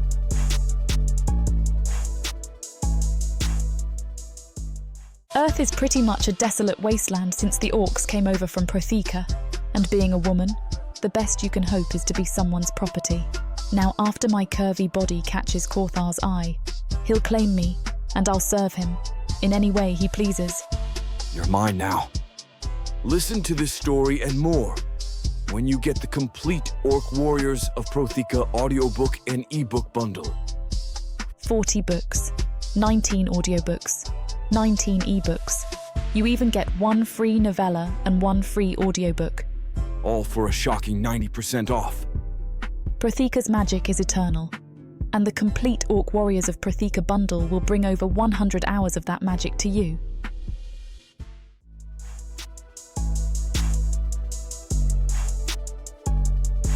Chapter 28. Faye. I stretch languidly, relishing the feeling of my enhanced muscles as I wake. Even after a month, I'm still not used to the heightened sensations of my Vraken body. The sheets whisper against my skin as I roll out of bed, Casus already gone. My daily routine begins with a quick shower, the water cascading over my newly sensitive skin. I dress in the tight, dark clothing favoured by the Vraken, marvelling at how it seems to mould to my body. Stepping out of our quarters, I make my way to the training grounds. The base is already buzzing with activity, other Vraken nodding in acknowledgement as I pass. I'm still getting used to the respect they show me as Cassius's mate. At the training grounds, I meet with a group of newly made Vraken. Their eyes are wide with a mix of fear and excitement as I demonstrate how to control their enhanced strength and speed. I can't help but feel a twinge of sympathy for them, remembering my own disorientation when I first woke up as a Vraken. Remember, I say, my voice carrying easily across the field, your instincts are your greatest asset. Trust them. I pause, watching as they absorb my words. But also remember to temper those instincts with control. You're stronger now, faster. You need to learn your new limits. I guide them through a series of exercises, correcting stances and offering encouragement. My hands move deftly, adjusting an elbow here, a foot placement there. It's strange to think that just a month ago, I was in their shoes, fumbling through these same movements. Now they come to me as naturally as breathing. As I watch the newly made struggle and improve, I can't help but marvel at how quickly things can change. From human to Vraken, from student to teacher, all in the blink of an eye. After training, I head to the human settlement area. It's my job to help the newcomers adjust to life under Vraken protection. As I approach, I see a group of wide-eyed humans huddled together, their fear palpable. Welcome, I greet them, keeping my voice soft and non-threatening. I know this is all very new and scary, but I promise you're safe here. I spend the next few hours answering questions, arranging accommodations, and generally trying to put the humans at ease. It's a delicate balance, being both protector and potential predator. As I finish up with the humans, I spot a familiar face across the courtyard. Evelyn waves enthusiastically. I can't help but smile as I make my way over to her. Hey there, wild child. Evelyn greets me with a grin. How are the newbies settling in? I roll my eyes at the nickname. They're scared, but they'll adjust. How was the hunt this morning? I'd heard there's a pack of Leica moving through. Evelyn's eyes light up. Oh man, Faye, I saw some. And hunting them, it was so fun. We start walking together, our steps in sync. It's easy to fall into conversation with Evelyn. Despite our different backgrounds, she was a farm slave, I was a forest recluse. We've bonded over our shared experience of being newly made. So, Spill. Evelyn nudges me playfully. Your mating ceremony is coming up. Are you excited? I feel a warmth spread through me at the mention of Casus. Evelyn is already mated, so I know she's been in my shoes before. It's intense, good intense, but not what I expected. especially since Cassius is demanding everything be done right. I'll bet. Evelyn wiggles her eyebrows suggestively, making me laugh. We reach the communal area where other Vraken are gathered. I notice a few giving us curious looks. There are still some people who don't like the newly made Vraken, let alone two mated to powerful warriors. Ignore them, Evelyn mutters, sensing my discomfort. They'll get used to us eventually. As we grab seats, a group of older Vraken approach us. I tense slightly, but Evelyn squeezes my hand reassuringly. Ladies, one of them, a tall male with striking silver hair, addresses us. We were hoping you might join us for some combat training later. Your unique perspectives could be valuable. I exchange a glance with Evelyn, seeing my own surprise mirrored in her eyes. We'd be honoured, I reply, trying to keep the shock out of my voice. As the group moves away, Evelyn leans in close. See, we're making progress already. I nod, feeling a surge of gratitude for her friendship. In this strange new world, it's comforting to have someone who understands exactly what I'm going through. So, I say, changing the subject, want to go terrorise some day in the forest later? Evelyn's answering grin is all the response I need. As Evelyn and I chat, the atmosphere in the room suddenly shifts. I feel a familiar tingle down my spine, and I turn to see Cassius and Soren entering. My heart skips a beat at the sight of Cassius, his tall frame commanding attention as always. Pretty boy, I call out, unable to keep the smile from my face. Cassius's dark eyes lock onto mine, a smirk playing at his lips. Sweetheart, he responds, his deep voice sending a shiver through me. The two men make their way over to us. Cassius slides into the seat next to me, his arm draping casually around my shoulders. Soren takes his place beside Evelyn, giving her a quick peck on the cheek. How was training? I ask, leaning into Cassius's embrace. He chuckles, the sound rumbling through his chest. Soren's a tough taskmaster. I think he enjoys watching me suffer. Soren snorts, his usual scowl softening slightly. Someone's got to whip you back into shape, old man. Old man? Cassius raises an eyebrow. I could still take you down with one hand tied behind my back. The banter continues, and I can't help but marvel at how far we've all come. Cassius and Soren, once wary of each other, now work together seamlessly. And here we are, two former humans and two ancient Vraken, laughing and joking like old friends. Evelyn catches my eye, a knowing grin on her face. She understands the wonder I'm feeling. We've both found a place we belong, against all odds. As the conversation flows, I feel Cassius's lips brush against my temple. How are you doing, sweetheart? He murmurs, his voice low enough for only me to hear. I turn to face him, drinking in his features. Better now that you're here, I reply honestly. His eyes soften, and he leans in for a proper kiss. It's brief but filled with promise, making my toes curl. When we break apart, I notice Evelyn and Soren sharing a similar moment. It's strange to think that not too long ago we were all strangers, each fighting our own battles. Now we're a team, a family of sorts. The conversation picks up again, ranging from base operations to hunting strategies. I listen, occasionally chiming in, but mostly I'm content to bask in the warmth of Cassius's presence and the easy camaraderie of our little group. I lean back in my seat, Cassius's arm a comforting weight around my shoulders. As the conversation flows around me, I can't help but marvel at how much my life has changed in such a short time. Just months ago, I was alone in the forest, surviving day by day, haunted by my past and afraid of my future. Now, I'm surrounded by friends, about to be mated to an incredible man and part of something bigger than myself. Hey, Faye! Evelyn's voice breaks through my reverie. You still with us, wild child? I blink, focusing on her grinning face. Sorry, just got lost in thought for a moment. Careful, Soren quips, his usual scowl softened by a hint of amusement. Thinking too hard might strain something?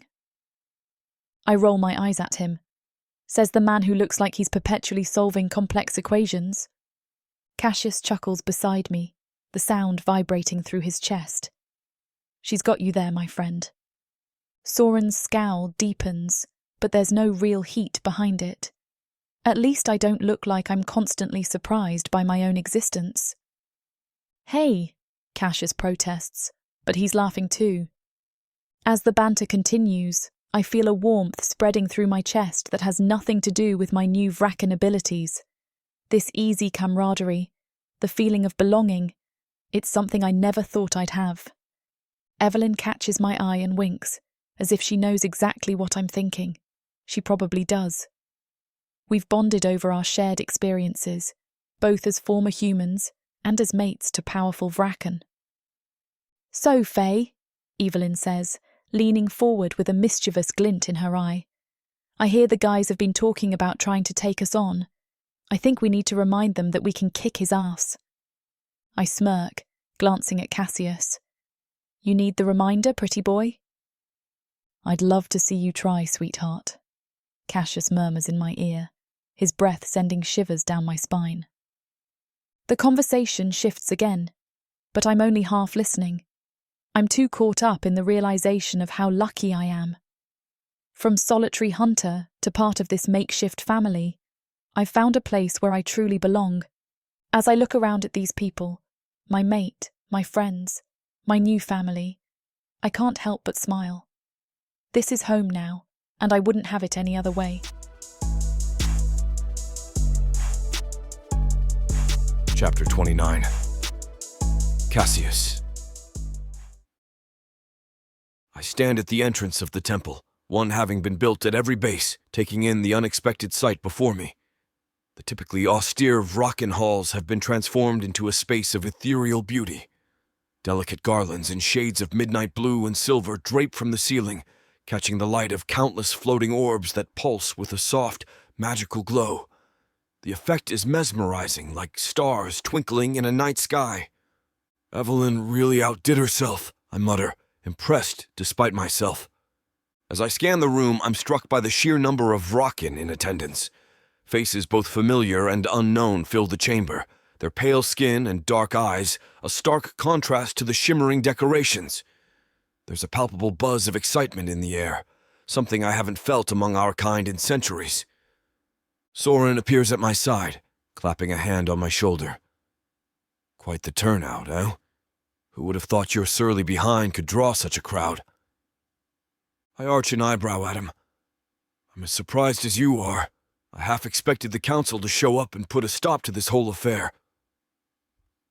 He chuckles, shaking his head.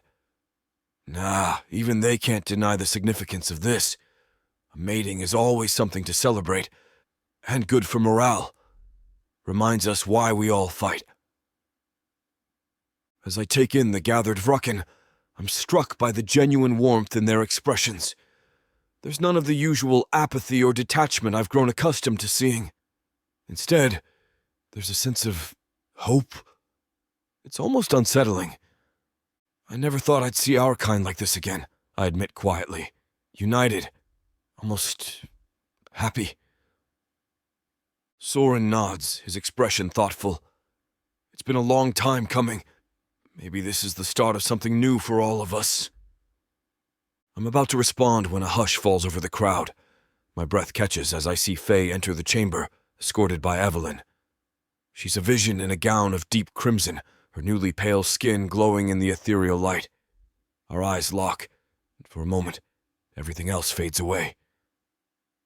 As she approaches, I'm filled with a surge of emotion I can't quite name. It's more than just desire or affection. It's a bone-deep certainty that this is right, that she is meant to be by my side.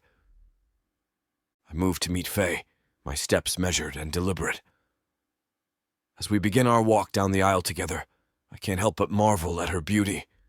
The deep crimson of her gown contrasts starkly with her pale skin, a reminder of her recent transformation.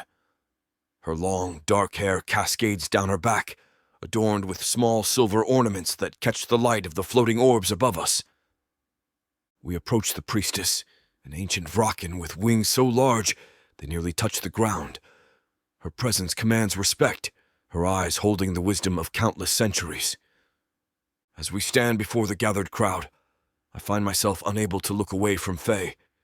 Her golden brown eyes, now flecked with the darkness of her Vraken nature, meet mine with an intensity that sends a shiver down my spine. The priestess raises her hands, her voice carrying throughout the chamber. We gather here today to witness the union of Casus and Faye, two souls bound by blood and choice. I feel a surge of excitement, an emotion I'd long thought lost to me. The apathy that's plagued me for centuries seems to melt away in Faye's presence. Casus, the priestess continues, a warrior of our people has chosen Faye as his mate. And Faye, once human, now reborn in our image, has accepted this bond. I squeeze Faye's hand gently, feeling the strength in her grip. She's adapted to her new life with a determination that never ceases to amaze me. The priestess turns to address the crowd. This union represents more than just the joining of two individuals. It symbolizes hope for our kind, a bridge between the old and the new. As she speaks, I notice the gathered Vraken leaning forward, their usually impassive faces alive with interest. It's a stark reminder of how much has changed since Faye entered my life. The priestess raises a basin of water, its surface shimmering with an otherworldly light. We call upon Akaldama, our creator and guide, to bless this union. I watch as the priestess hands Faye a ceremonial blade, its silver edge glinting in the soft light. My muscles tense involuntarily, every instinct screaming to protect her from harm. But I force myself to remain still, reminding myself that this is part of the ritual. Faye's eyes meet mine, a flicker of determination in their depths. She doesn't hesitate as she draws the blade across her palm, her face betraying no pain. Dark, rich blood wells up from the cut, dripping into the shimmering water below. The priestess turns to me, offering the blade. I take it, my fingers brushing against Faye's as I do. Without breaking eye contact with her, I slice my own palm, letting my blood join hers in the basin. We watch as our blood swirls together, tendrils of crimson dancing in the water. But they never mix, never sink, the blood and magic floating on top of the water. The priestess leans forward, her ancient eyes studying the patterns intently. After a moment that feels like an eternity, she straightens, a rare smile gracing her features. Akaldama has blessed this union, she announces, her voice ringing out through the chamber. A collective sigh of relief ripples through the crowd. The priestess turns back to us, her expression solemn once more. As two of Vraken blood, you will now perform the blood bond. I feel a surge of gratitude that I changed Faye before this moment. Without her transformation, this sacred part of the ritual would be impossible. As it is, I can barely contain my excitement at the thought of sharing this intimate connection with her. I gently pull Faye closer, her eyes meeting mine with a mix of nervous energy and eager anticipation. The warmth of her body radiates through me as I take her wounded hand in mine. Our blood mingles, a physical representation of the bond we're about to forge. I bring her hand to my lips, savoring the moment before I drink. As her blood flows into me, I'm hit with a rush of sensations. The familiar taste of her essence floods my senses, but there's something different this time. It's richer, deeper, more complex. I can taste the change in her, the Vraken blood now coursing through her veins. It's intoxicating, and I have to force myself to stop. When it's Faye's turn, I can see the fleeting hesitation in her eyes. But then determination takes over, and she brings my hand to her mouth. I watch, mesmerized, as she drinks. It's a sight I never thought I'd see, yet it feels so right. She looks natural, as if she was always meant for this. My pretty girl, now truly mine. The priestess's chanting fills the air around us, her magic palpable as it swirls and dances. I can feel it working, weaving our lives together in intricate patterns I'm only beginning to comprehend. It's both terrifying and exhilarating, knowing that from this moment on, Faye and I will be bound in ways I've never experienced before. As the blood ritual reaches its crescendo, an overwhelming surge of energy rips through me. Damn, it's intense. Nothing in my centuries of existence could have prepared me for this. A warmth ignites in my core, spreading outward like wildfire until it consumes every part of me. I gasp, my grip on Faye tightening instinctively. I've never felt so connected to another being. It's as if Faye's very essence has become a part of me, her presence a constant hum in the back of my mind. I can sense her emotions, her thoughts just at the edge of my consciousness. It's overwhelming, intoxicating, and absolutely perfect. Our eyes lock, and I see the same wonder reflected in her gaze. She feels it too, this newfound connection between us. It's more than just physical. It's a binding of our very souls. The priestess's voice cuts through the haze of sensation, her words ringing out clear and strong. By the power vested in me by Akeldama and the council, I now pronounce you mated. May your union bring strength to our people and joy to your lives. A ripple of approval runs through the gathered crowd, but I barely notice. My entire world has narrowed down to Faye, standing before me, her eyes shining with an emotion I can now feel echoing through our bond. I lean in, drawn to her like a moth to flame. Our lips meet, and it's like coming home. The kiss is soft at first, a gentle exploration of this new reality we've created together. But as the connection between us flares to life, the kiss deepens, becoming more passionate, more urgent. I pour everything I feel for her into that kiss. My admiration for her strength, my gratitude for the way she's changed my life, and a depth of love I never thought myself capable of feeling. Through our new bond, I can sense her responding in kind, her emotions washing over me in waves of warmth and affection. When we finally part, breathless and grinning, the chamber erupts in cheers and applause. But for me, there's only Faye, her hand clasped tightly in mine, our futures now irrevocably linked. Chapter 30. Faye. Cassius carries me into our room, his strong arms wrapped securely around me. The celebration still echoes in my ears, but all I can focus on is him. His scent fills my nostrils, igniting a hunger deep within me. I've spent all night stealing glances at him, admiring how the soft light caught the angles of his face, the broad expanse of his shoulders. Now, finally alone, I can't wait any longer. He sets me down gently, my body sliding against his until my feet touch the cool stone floor. I reach up, my fingers brushing against the silky strands of his hair as I pull him closer. Sorry for the interruption. I know you were gearing up for a steamy scene, but it's way too hot for this platform. If we want to keep sharing our stories for free, we have to abide by this platform's guidelines. To get the full unabridged audiobook, go to worldsofprotheka.com. Browse through unabridged audiobooks, countless ebooks and bundles offered at a discount.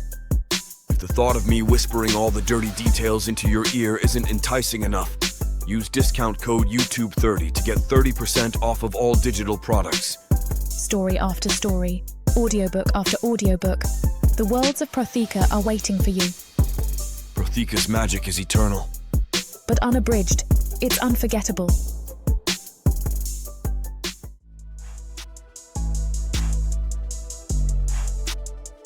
Chapter 31. Michales. I slouch in my seat, wings tucked tight against my back as the council drones on. My eyes keep drifting to Casus. The idiot's barely healed from whatever happened at that underwater gate. Scabbed-over gashes peek out from under his tunic collar, and he's favoring his left side. Typical Casus, pushing himself too hard. But it's not just the physical wounds I'm worried about. There's something different about him, a spark in his eyes I've never seen before. It's all because of her. That human. Well, ex-human now. Faye. I clench my jaw, remembering the moment Casus waltzed back into the base with her in tow. Newly changed, still reeking of mortality and forest, the shock on everyone's faces. Changing a human without council approval? It's unheard of. Now here we are, Casus standing before the council, like some love-struck fool, defending his actions. I want to shake him, tell him to snap out of it. This isn't the cold, calculating Casus I've known for centuries. But there's no denying the change in him. The way his eyes light up when he talks about her. The protective stance he takes, as if daring anyone to challenge his decision. It's unsettling. I shift in my seat, wings rustling restlessly. Part of me wants to be happy for him, to see my friend finally feel something after so long. But another part, the cynical, jaded part, wonders if this will all come crashing down. If Casus is setting himself up for a world of hurt. I can't help but watch Faye as she's escorted nervously outside the council chamber. She's pretty enough, I suppose, for a newly turned Vraken. Her movements are still a bit awkward, like she hasn't quite figured out how to handle her enhanced strength and speed. But there's a fire in her eyes that I can't deny. This isn't the Casus I've known for centuries. The cold, calculating bastard who'd sooner rip out his own wings than show a hint of emotion. Now he's looking at this ex-human like she hung the damn moon. I lean against the wall, folding my arms across my chest. My wings twitch with unease. What the hell is going on? It's not just Casus either. Everywhere I look, Vraken are pairing off, taking mates. It's like some bizarre epidemic of feelings. My lip curls at the thought. What's the point of all this? We're immortal, for God's sake. Why tie yourself down to one person for eternity? It seems like a recipe for disaster, if you ask me. It's ridiculous. We're Vraken. We don't need love or companionship or any of that nonsense. We're apex predators, not lovesick puppies. And yet, I can't deny the change in Casus. The way he stands taller, moves with more purpose. The spark of life in his eyes that I haven't seen in centuries. It's unsettling, but also intriguing. My wings stretch out behind me as a thought passes through my mind. Maybe it's time I took a trip to the surface myself. See what all the fuss is about with these humans. Not that I'm interested in taking a mate or anything. Just research. Yeah, that's it. Research. Brynda is dismissing Casus, and I ready myself to leave as the conversation finishes up. Thank you, he says, bowing his head slightly. But there's one more thing. We need someone to continue investigating the underwater gate while I'm recovering. I'm worried I woke something with me going down there. Brynda raises an eyebrow. And who would you suggest for such a delicate mission? He straightens up, meeting her gaze. There's only one Vraken I would trust to send in my place. Then he looks over his shoulder right at me. Michalis. I blink in surprise as Casus turns and points me out. Me? He wants me to take over his mission. A grin spreads across my face before I can stop it. Michalis, Brynda says, her piercing gaze settling on me. Are you prepared to take on this task? I push off the wall, wings unfurling behind me as I stride forward. Absolutely, matriarch. I was born for this kind of mission. Casus nods approvingly. Michalis is one of our strongest scouts and fighters. If anyone can handle whatever's down there, It's him. Pride swells in my chest at his words. Damn right I can handle it. I've been itching for a real challenge, something to sink my teeth into. This underwater gate sounds like just the thing. I'm already imagining the glory that awaits me. This is my chance to prove myself, to show everyone what I'm truly capable of. No dark elf, sea monster, or ancient magic will stand in my way. I'm riding high on the promise of adventure when Brinda's next words hit me like a bucket of ice water. "You'll be accompanied by a member of our council, Ashran," she declares, her tone brooking no argument. She's our foremost expert on ancient artifacts and underwater magic. Her knowledge will be invaluable to this mission. My wings droop as the excitement drains out of me. "With all due respect, matriarch," I start, trying to keep the irritation out of my voice. "I work better alone. Surely the councilwoman's talents would be put to better use here, analyzing any findings I bring back." Brinda's eyes narrow. "This is not up for debate, Michalis. Lyra goes with you, or you don't go at all." I clench my jaw, biting back the retort on the tip of my tongue.